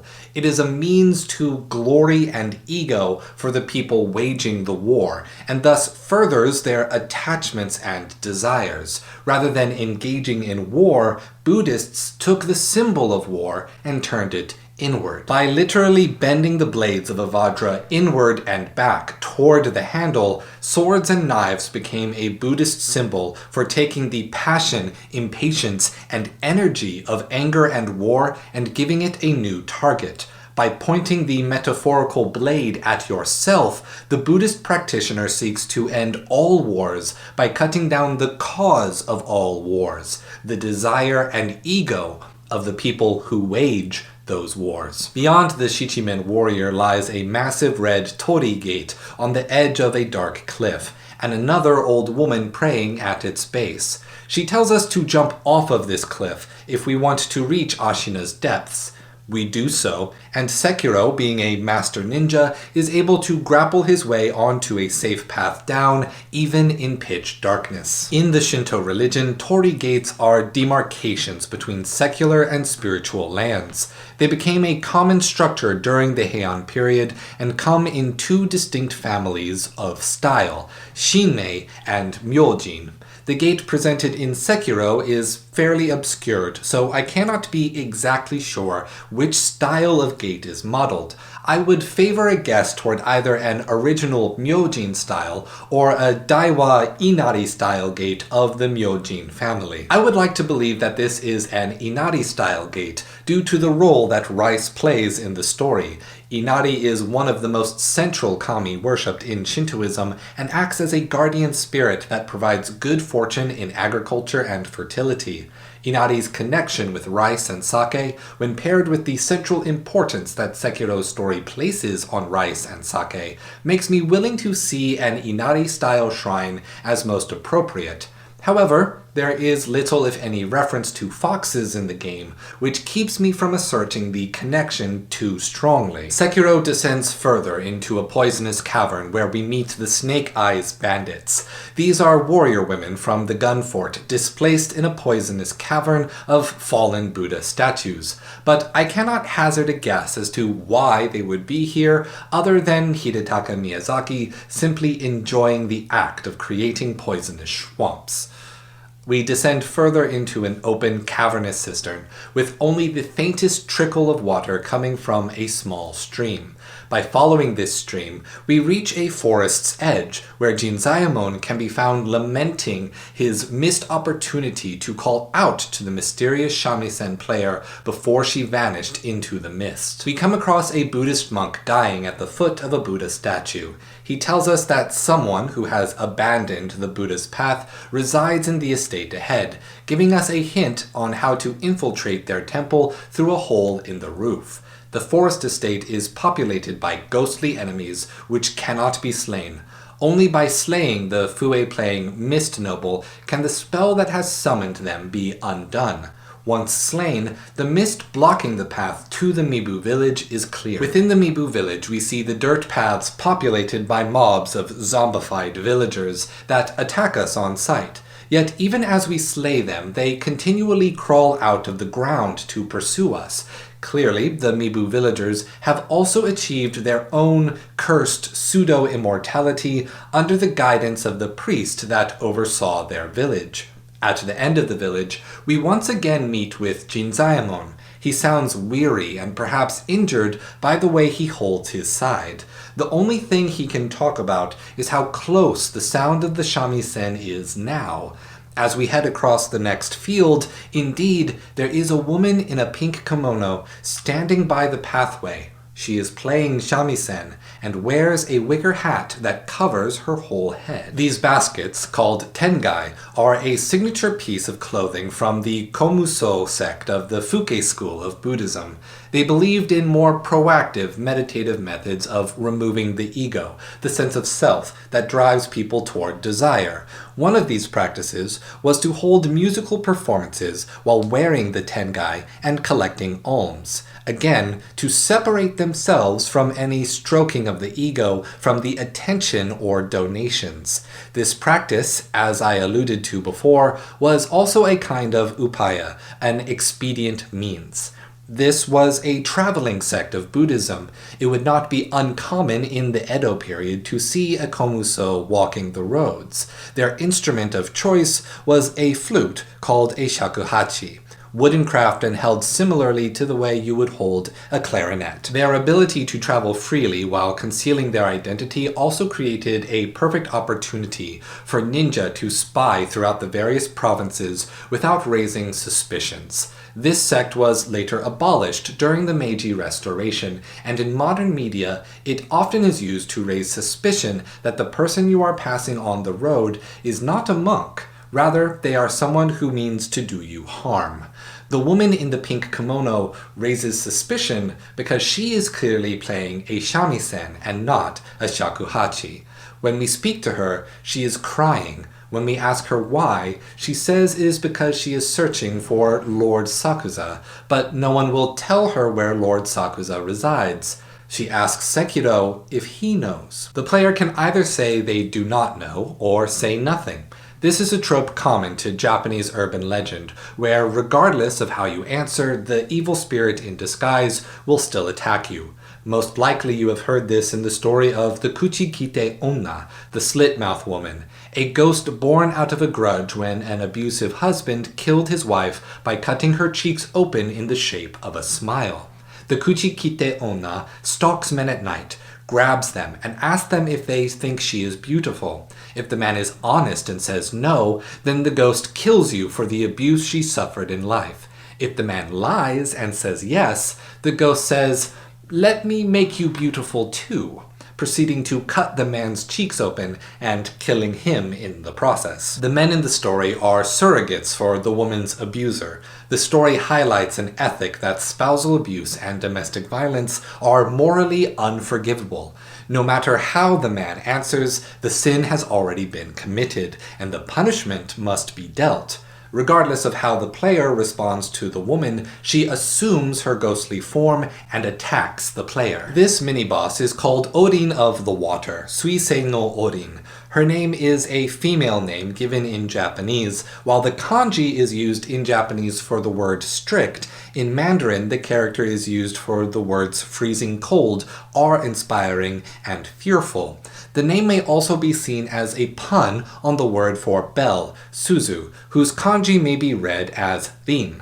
thus connecting even further the Buddhist metaphor when taken with the understanding of the symbolism of sound that we discussed previously. I also believe that Odin is an allusion to the 1938 film Kaibyo Nazo no Shamisen, The Ghost Cat and the Mysterious Shamisen, an early film in the bakeneko genre, which was a form of horror movie involving curses brought on by the death of a cat in pre-World War II Japan. Few horror films of this era have survived due to Japanese imperial censorship of the genre. As such, it is an important historical artifact to Japan's history.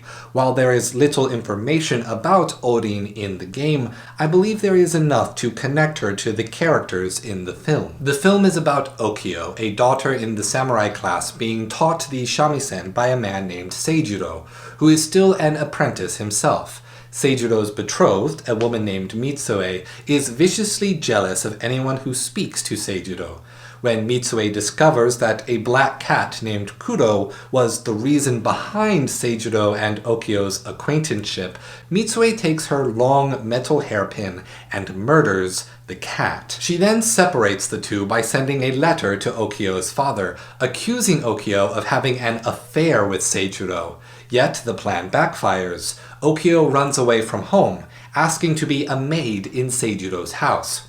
He refuses, but sends her back with his first shamisen as a gift. This fuels Mitsue's jealousy, and she swears to take the shamisen back. Rather than go home, however, Okio simply did not return. Mitsue goes out searching for Okio, and finds her playing the shamisen by a river. When Okio refuses to hand over the shamisen, Mitsue draws her hairpin and stabs Okio in the stomach.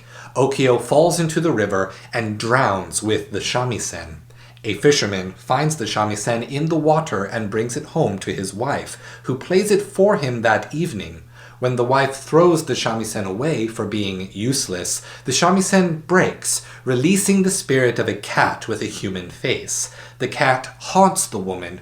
They sell the shamisen to be rid of the curse. The rest of the film follows the shamisen, as every person who plays it is haunted by the ghost of Okio and the cat, while also following Mitsue as she continues to lie, cheat, and kill to improve her social standing. Beyond the obvious connections between the shamisen that Odin plays by the roadside and the theming of water being connected to Okio when she drowned in the river, there is one more factor that I believe establishes the illusion.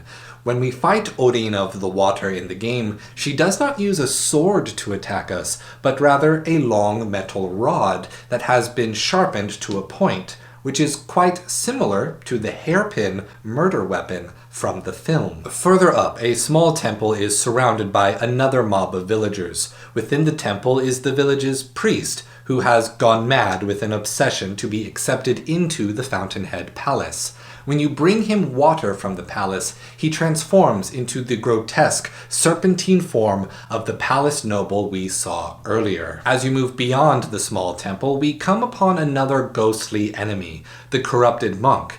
This one wears the robes of a bhikkhuni, a woman who has become a Buddhist priest. She also wears a Hanya mask. Hanya masks are used in No and Kyogen theater to depict stories of scorned women who become demons after death. It is also sometimes worn by Shinto priestesses performing a kagura, a kind of shamanistic performance in which the performer both embodies and entertains a kami for the sake of purification or petitioning the kami for favor, such as a good harvest. The corrupted monk's attacks are very reminiscent of choreography that one would see when watching a No play or a kagura being performed. It has also been suggested on the game's fan wikis that the corrupted monk is an allusion to the folktale Yao Bhikkhuni, the 800 Buddhist priestess. The evidence provided on the website amounts to acknowledging that the corrupted monk is a bhikkhuni, that there are remnants of a wedding procession in the cave beyond the corrupted monk, and that the giant human-faced fish in the Fountainhead Palace is similar in description to a yokai that features in that story. I would find this evidence to be somewhat more convincing if it were not also accompanied by an assertion that the corrupted monk's true name is Yao, without citation to something in the game. as well as their attempt to find a vague metaphorical significance in the fully clothed and masked character model having black skin to other darker-skinned characters in other From Software games. From Software's games may have allusions to their previous games as Easter eggs, but they are not contiguous stories. In my opinion, lore-focused hounds poisoned the well somewhat by drawing needless lines of string on the corkboard in this particular case. However, I find that the connection to the folktale Yao Bikuni still has merit, especially because of the Buddhist themes of immortality within the folktale. So allow me to retell this story in short. A long, long time ago, a fisherman caught an odd fish with a human face. This is a yokai called Ningyo, literally translating to human fish. The fisherman offered to cook the fish for his friends. The friends, wanting to be polite but not wanting to eat this weird cannibalism-adjacent fish, wrapped the meat in paper to hide it in their sleeves while the fisherman was not looking. They threw the fish away on their walk home. One of the friends, unfortunately, was so drunk that he forgot to throw it away. His daughter found the carefully wrapped meat in their home and ate it. The daughter then, unknowingly, gained the power of immortality. She married, but she never grew old. Even as her father, her husband, and everyone she knew died before her, she became a Buddhist priestess to find peace, wandering the country as she practiced. Yet she could not find any solace. So she returned home after 800 years and took her own life, so that she could re-enter the cycle of life and death. The Buddhist themes and connections to the Lord of the Fountainhead Palace, turning into a human-faced carp, easily tie in to the Ningyo yokai, so I do not feel the need to belabor this point. Instead, I would like to take this as an opportunity to pivot to another passion of many Japanese authors: puns, homonyms, and wordplay. The allusion to the yokai Ningyo could also be a kind of wordplay for the next scene. Beyond the first battle with the corrupted monk, we find a cave. Within lies a derelict and abandoned palanquin adorned with the trappings of a wedding procession. Before it lies a key item for Lord Kudo's immortal severance ceremony, the shelter stone. This stone exposes the wedding motif quite explicitly, which could be, in part, metaphorical for the devotion that Sekiro has toward Lord Kudo. While I would like to take this as an opportunity to detail at length the traditional Japanese wedding ceremony, that would, of course, be a project all its own. Rather, I will inform you that, like many marriage traditions, decorations, color, and clothing all have metaphorical significance that reflects the values of Japanese culture. I encourage you to spend some time exploring the details of the ceremony yourself. When Sekiro enters the wedding palanquin in a later segment of the game, a massive straw rope drops down from the sky and grabs Sekiro. As the rope lifts, we see that it is the arm of a giant humanoid straw effigy that then collapses on the mountainside, thus creating a bridge to the Fountainhead Palace. Allow me to start a few steps back so that you can understand the context. In the Shinto religion, certain objects are classified as yorishiro. The role of these objects is to act as a home or physical body for a kami, a spirit or deity, to reside within. These objects, or sometimes places that house the object, are often wrapped in a rope with paper decorations called a shimenawa, once a kami dwells inside. When a kami resides within, it is referred to as a shintai. However, not all yorishiro... Cut. Ooh. Careful.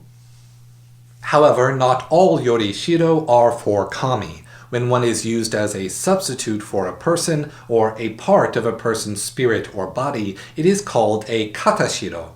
Katashiro are often made of paper, shaped like humans, and used in rituals to purify evils, curses, or kegare from a person's body. The giant straw effigy in Sekiro is a kind of katashiro, called a wara ningyo. Traditionally, wara ningyo were nailed to trees or walls outside of a village as a ward against plague or evil spirits. Shinto practitioners believed that the evil spirits would inhabit the doll in lieu of a human host. Later, however, they became a medium for placing curses on people by way of beliefs in sympathetic magic. Sympathetic magic is the belief that things which are similar in appearance are connected. Thus, you can influence or harm someone without contact by using the doll as a substitute. Modern media depictions often show wara ningyo as a kind of voodoo doll, where a person's name or hair can be added to the doll, and then damage to the doll in the form of hammering nails can bring harm to the subject person. Given that I am a person of Haitian ancestry, I believe that modern depictions of wara ningyo are most likely influenced by United States film and media that wrongfully and maliciously depicted voodoo religious practices of Haiti as evil magic. I do not have any direct evidence to support this observation, but rather I am trusting my sense of the far-reaching effects of the United States popularizing the disparagement of my own heritage. Regardless, in Sekiro, the wara ningyo is not depicted as causing harm, but rather as acting as a bridge to the Fountainhead Palace, which brings Sekiro closer to the dragon, which resides in heaven. Thus, it may be seen as a metaphor that if the player successfully performed the steps of the ritual to remove the corruption of immortality, it is itself acting as purification for Sekiro, just as the doll's original purpose entailed.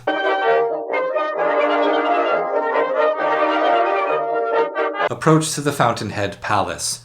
On the grounds of the Fountainhead Palace, we find the source of all the corruption and cultural illusions that we have explored thus far. The grounds are flooded with water, the buildings covered in overgrown moss, sakura petals bloom on overgrown trees, alongside pink blossoming wisteria trees. The wisteria blossoming season closely follows the sakura blossoms. In Japan's language of flowers, the wisteria represents love and longevity. It could be read that the wisteria is metaphorically opposed to the meaning of sakura blossoms. The palace itself is built directly into a cliffside, overlooking a deep lake, yet the grandeur betrays the more sinister visage of its inhabitants. Grotesque serpentine nobles of the Okami clan play songs on the fue. They are dressed in the garb of Heian-era courts or the Oyoroi armor of the 10th century samurai class during the Heian period. They dance and play ball games to entertain themselves as their eternity idles on. This ball game is called kemari, a sport arriving after 600 AD, wherein the goal of the athletes was to pass around a deerskin ball in the air for as many times as possible before it fell, without the use of one's arms. This cooperative sport quickly became a favorite activity for festivals at Shinto shrines, and is still played today, frequently using soccer balls. One Okami clan warrior attacks Wolf with a Kamari imbued with lightning, and thus preventing Wolf from simply swimming across the lake. In exploring the temple grounds, the player may also find another raging bull, just like the one in front of Ashina Castle, but this time its horns are wreathed in a massive branch of an everblossom tree. The presence of a raging bull, given its metaphorical meaning within the 10 pictures of the ox herd we explored earlier, should hint to the player that this palace is not as pure nor divine as people in Ashina may believe. To solidify that message, just past the corridor with the Sakura raging bull, the player is attacked by a giant koi fish. This giant treasure carp is an event boss that hinders the player's progression toward the divine dragon boss. It has curiously human-like teeth and eyes, while also being referred to as the Lord of the Palace by the Fountainhead Palace's non-player characters. This suggests that the Lord of the Palace has attempted to reach immortality by trying to transform himself into a dragon, by first becoming a treasure carp, just like in the story of the Dragon's Gate. Beyond this, a Shichimen warrior haunts a nearby waterfall. Headless ghosts haunt the bottom of the lake. Every form of corruption that the game has shown to the player is present within the Fountainhead Palace. As Wolf continues ascending the Fountainhead Palace, he comes to a long staircase marked by torii gates. The wood is raw and unpainted. They lead to an altar where a woman dressed in the clothing of the Kofun period, the period just before the introduction of Buddhism to Japan, lays sleeping. From the Sekiro art book, we know that this woman is a Miko, a shrine maiden. Likely, she is the cradle that held the divine dragon and brought it to Ashina long ago. This idea of a person carrying the spirit of a dragon is something a bit more unique to Sekiro as a story, so we need not linger on it here. Instead, we follow Wolf as he prays at the Miko's altar. When we do, we are transported to a realm far above the clouds. A sick and rotting tree stands before us, guarded by dozens of tree-like men whose antlers make them quite reminiscent of dragons themselves. When we defeat them, we must challenge the divine dragon itself. It towers above, wrapped around the now blossoming tree. Like Wolf, its left arm has been severed. In its right, it wields the seven-branched sword, glowing with moonlight. The seven-branched sword has come to be one of the national symbols of Japanese culture. It is frequently depicted in modern media as a sort of magical item. Its appearance is that of a straight blade, no hilt upon the tang, 6 crescent-shaped prongs curving forward towards the sword tip, and the sword tip itself counting as the 7th branch. It is currently housed in Nara Prefecture's Isonokami Shrine and is not available for public display. What may surprise some is that this national treasure is, in fact, not Japanese. The cast iron was a gift from the Korean kingdom of Baekje, I'm saying that wrong, 1st century BC to mid-7th century AD.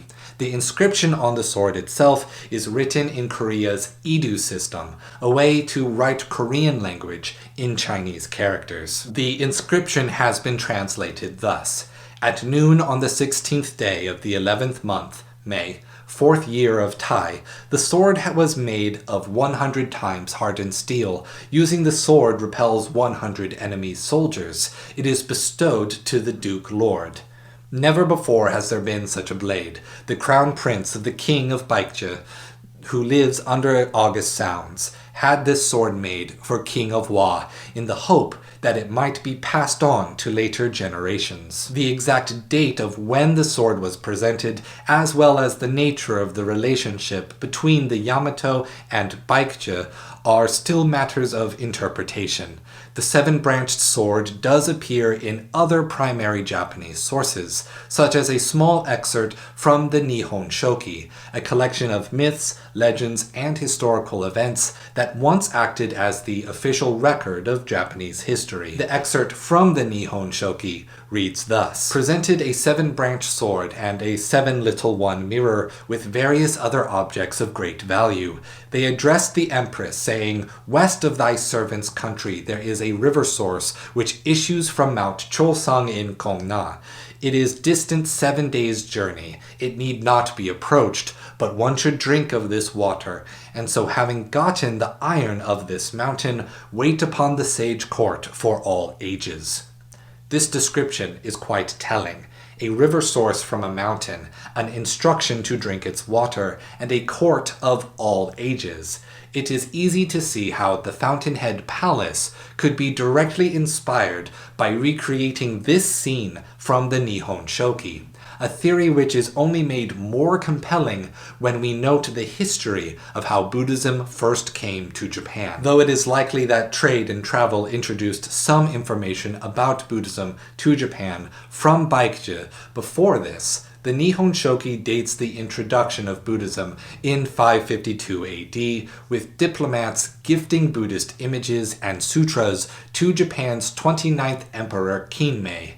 Given that Sekiro exists in a mythopoetic version of real Japanese history, this would mean that the Divine Dragon and Buddhism arrived in Japan at approximately the same time as competing goals or ideologies. As we face the Divine Dragon in the midst of a storm, it slices at us with the seven-branched sword. The force of the wind alone is great enough to kill Wolf. When attempting to get close, the dragon simply repels us with a massive whirlwind. It is only by allowing lightning to strike him that Wolf can redirect it and do some harm to the immortal beast. In a moment of the dragon's fatigue, Wolf climbs the seven-branched sword and, using the mortal blade, cuts a single tear from the dragon's eye, revealing the nature of the sword's true name, Gracious Gift of Tears. Not just the poetic symbol of tears we see when contemplating Mono no Aware, but the sadness and the suffering the divine dragon itself feels from its own immortality. When we return to Ashina Castle to give the dragon's tears to Lord Kuro to complete the ritual, we find that the Interior Ministry has at last begun their invasion. Lord Ishin has died, and Lord Kuro has escaped to the field of grass where the game began.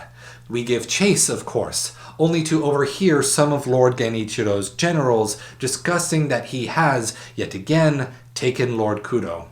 He still plans to receive the same immortality as Wolf and use that immortality to single-handedly repel the Interior Ministry's army. When we face him, we see that Genichiro has found his own mortal blade, named Demon's Gate. Yet, this time, Wolf, hardened by these countless combats, has internalized the lack of hesitation needed to win. Wolf allows Lord Kuro to collapse while he draws his sword.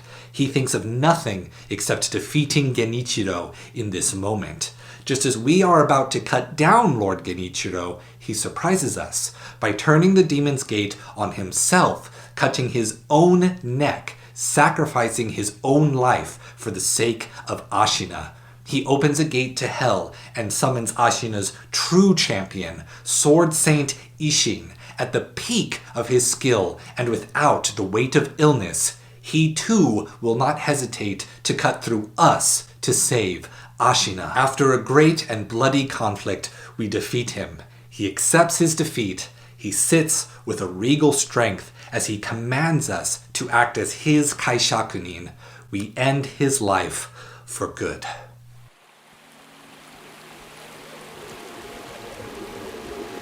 The final symbols. Only now that the battles are done can we tend to Lord Kuro. Though he has lost all strength, he urges us to not hesitate in completing the Immortal Severance ritual. However, since he is in no position to decide how we proceed with this ritual, we must make a choice. 1. Give Kuro the dragon's tears. 2. Give Kuro the dragon's tears and the Everblossom. Or 3. Give Kuro the dragon's tears and the frozen tears. Exploring these endings, we will see that they continue the thematic through line of Buddhism's Four Noble Truths. Just as the Asura ending presented the idea of dukkha, following Lord Kuro's wishes and proceeding with the Immortal Severance moves on to samudaya. In the Immortal Severance ending, we fulfill Kuro's wish as Kuro commits us to remove that dragon's blood which has caused so much suffering, removing the immortality that falsely causes Ashina to forget the reality that all is transient, impermanent, by killing Lord Kuro. And Wolf comes to take the place of the priest in the dilapidated temple, as he spends the rest of his days carving statues of the Buddha and making peace for what he had to do, still pained by his unachievable desire to protect Lord Kuro. Samudaya, the cause of suffering, is desire, attachment. If we give Kuro the Everblossom, then we move on to the third noble truth, Nirodha. In the purification ending, we, as Wolf, give up the desire to live, to possess Lord Kuro. We give up the same thing that kept us going and caused dragon rot. We allow the suffering and dissatisfaction inside Kuro to cease by accepting mortality and transience into ourselves. Nirodha, cessation of attachment, is cessation of suffering. And if we give Kuro the frozen tears, we reach the fourth noble truth, Maga. In the dragon's homecoming, Kuro's body and soul become held within the divine air of rejuvenation, as we literally journey to the west, in order to understand and completely solve the crisis of the dragon's blood, by returning the blood from whence it came. Much like Shakyamuni Buddha and the Bodhisattvas delaying their nirvana to ferry others to the same end, we delay the immortal severance to be sure the fate of Ashina does not recur. Maga. We literally walk the path. Right thought and right action, and the practice of Buddhism are the means to cessation.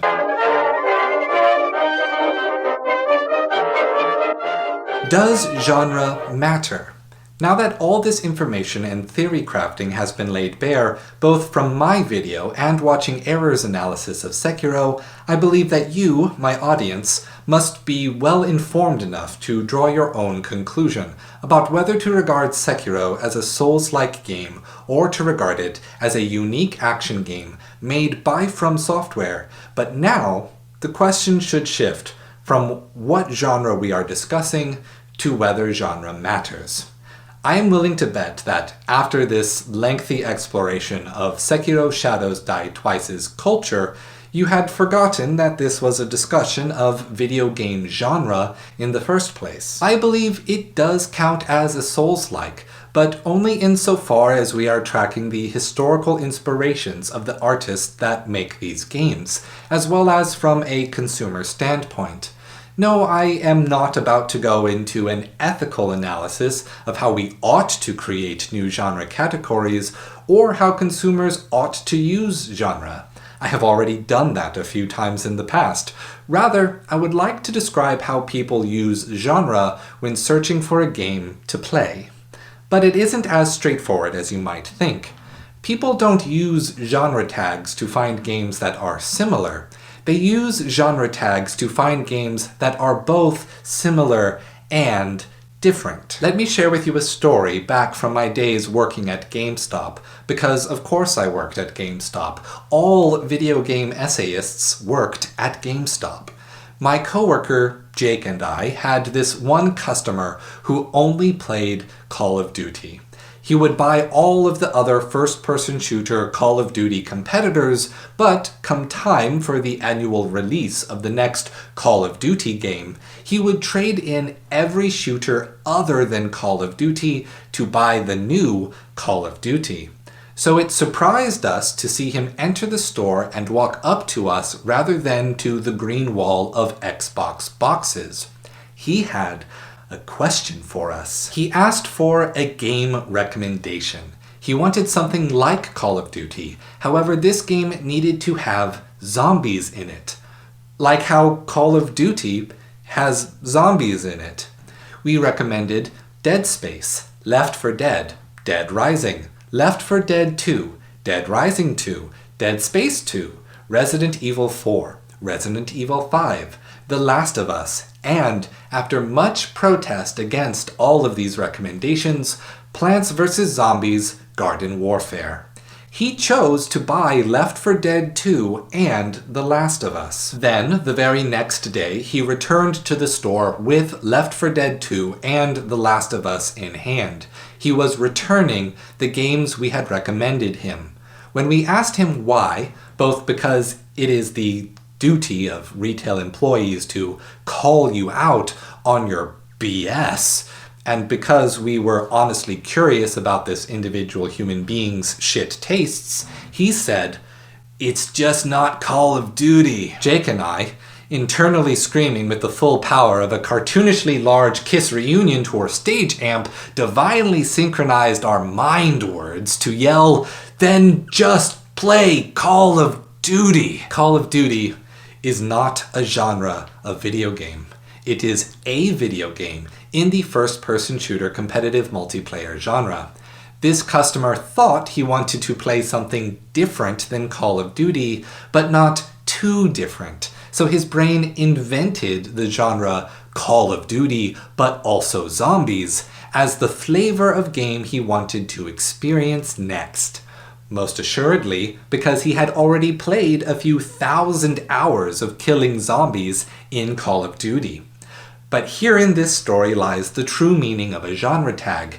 People looking for games within a genre want to play something that has the same gamer flavors, but also tastes different.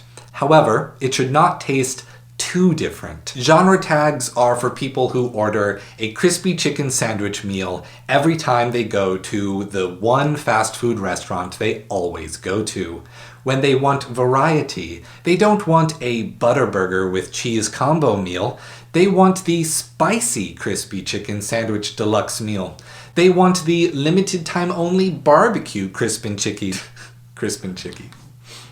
They want the limited time only barbecue crispy chicken sandwich deluxe meal with bacon and smoked Gouda that costs $3 more, even though it has all the same ingredients that the restaurant already has in stock other than smoked Gouda. Genres do not exist without difference within that genre.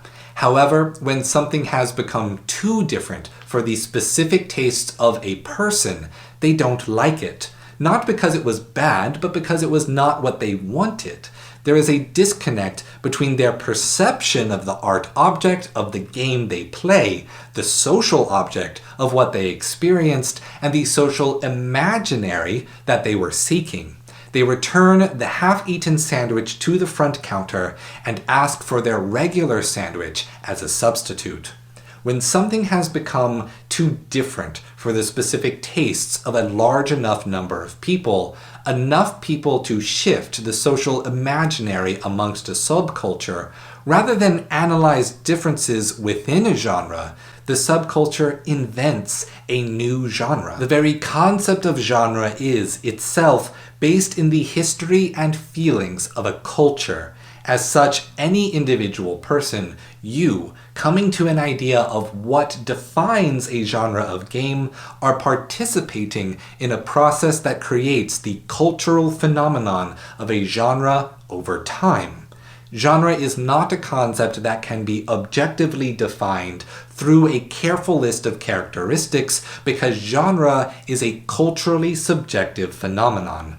There is nothing within genre that is not defined by culture. So what I suppose this entire writing has been about was to gather enough information and insight into Sekiro to definitively say that Sekiro is an art piece within a myriad of cultures. The weight and significance of those cultures outweighs a debate amongst gamers. And yet the debate cannot be discounted as a process of that cultural heritage, formed within a different cultural context and taking on a unique form that speaks to the tastes of that culture. Dark Souls and the others are Western fantasy-inspired games made by From Software. They offered the American and European tastes a unique diet of toppings that came from Japan. Sekiro is a return to the Japanese intuitions, to Japanese social imagination, but itself influenced by From Software's time in Western fantasy. Sekiro is like a yakisoba pan, a Japanese-style milk bread hot dog-shaped bun filled with savory pan-fried soba noodles cooked to just a slight crisp in soy and Worcestershire sauce, and topped with savory Kewpie brand mayonnaise made with plenty of monosodium glutamate and a sprinkling of sweet pickled ginger. Like the yakisoba pan, Sekiro is a game that is unmistakably Western in shape, but unarguably Japanese in form and essence. What began as an exploration of the debate around whether to consider Sekiro a member of a genre within the social imagination of the Soulslike fandom, a subsection of a subculture of video game enthusiasts in an American European online community, necessarily demanded an exploration of how it is that people identify, form, and define new additions to existing culture. This discussion then evolved to exploring all of the cultural notes that may be present in the social imagination of a Japanese player, which that American European culture was actively engaging with through playing the Japanese cultural art pieces of From Software's video games. Yet, despite having the cultural awareness to intuitively navigate Soulsborne stories that draw from Western fantasy by a Japanese game developer, this community would nonetheless lack the nuances of Japanese cultural knowledge to intuitively navigate the numerous metaphors and allusions of Sekiro. Because of this cross-cultural exchange, Sekiro should neither be forgotten nor neglected in discussions of its story within the framework of this avant-garde, minimalist, and incomplete storytelling structure spearheaded by the writers at From Software for the medium of games. At the time of writing, From Software has just released its next title, Elden Ring, a return to Western fantasy that is larger and more open than any game it has made previously. It is also much more self-referential to its own history and its own games than any previous titles, but it remains to be seen how much reference to Japanese culture has found its way into the game, as well as how much, if any, inspirations from Sekiro will be clearly identifiable within the game's ludens and narrative. Golden centipedes, iaijutsu, kyudo, era-specific samurai armors, reference to seppuku, and a sprinkling of samurai-themed non-player characters from the land of reeds. Only these are what I have found in Elden Ring so far. The setting and lore of the game were written in collaboration with George R.R. Martin, a celebrated author of the Western fantasy series Game of Thrones. Even from cursory glances at promotional material, the social imagination of Western cultures are numerous. The Erd Tree seems inspired by Yggdrasil, the world tree of Norse mythology. The game revolves around a magic called grace, which immediately conjures the theology and philosophy of Augustine of Hippo's foundational contributions to the scholarship of Christendom that would go on to influence all of Europe, the Americas, and beyond through the expansionist policies and wars of colonialism, which in turn beg for a deeper exploration of the influences of North African cultures on Augustine of Hippo, the Hellenist culture's influence on Rome and Christianity, including but not limited to Platonist and Stoic philosophers, all of which would inform the cultural intuitions and imaginations of American European players of Elden Ring. The success of From Software's games offers us, as players, fans, and enthusiasts,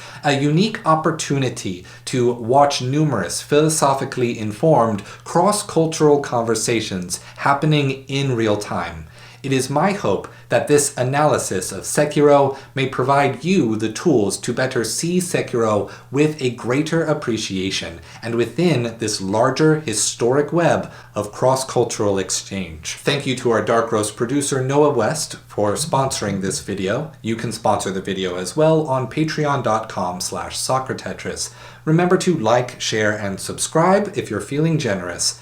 I'll see you next time, and remember, stay true.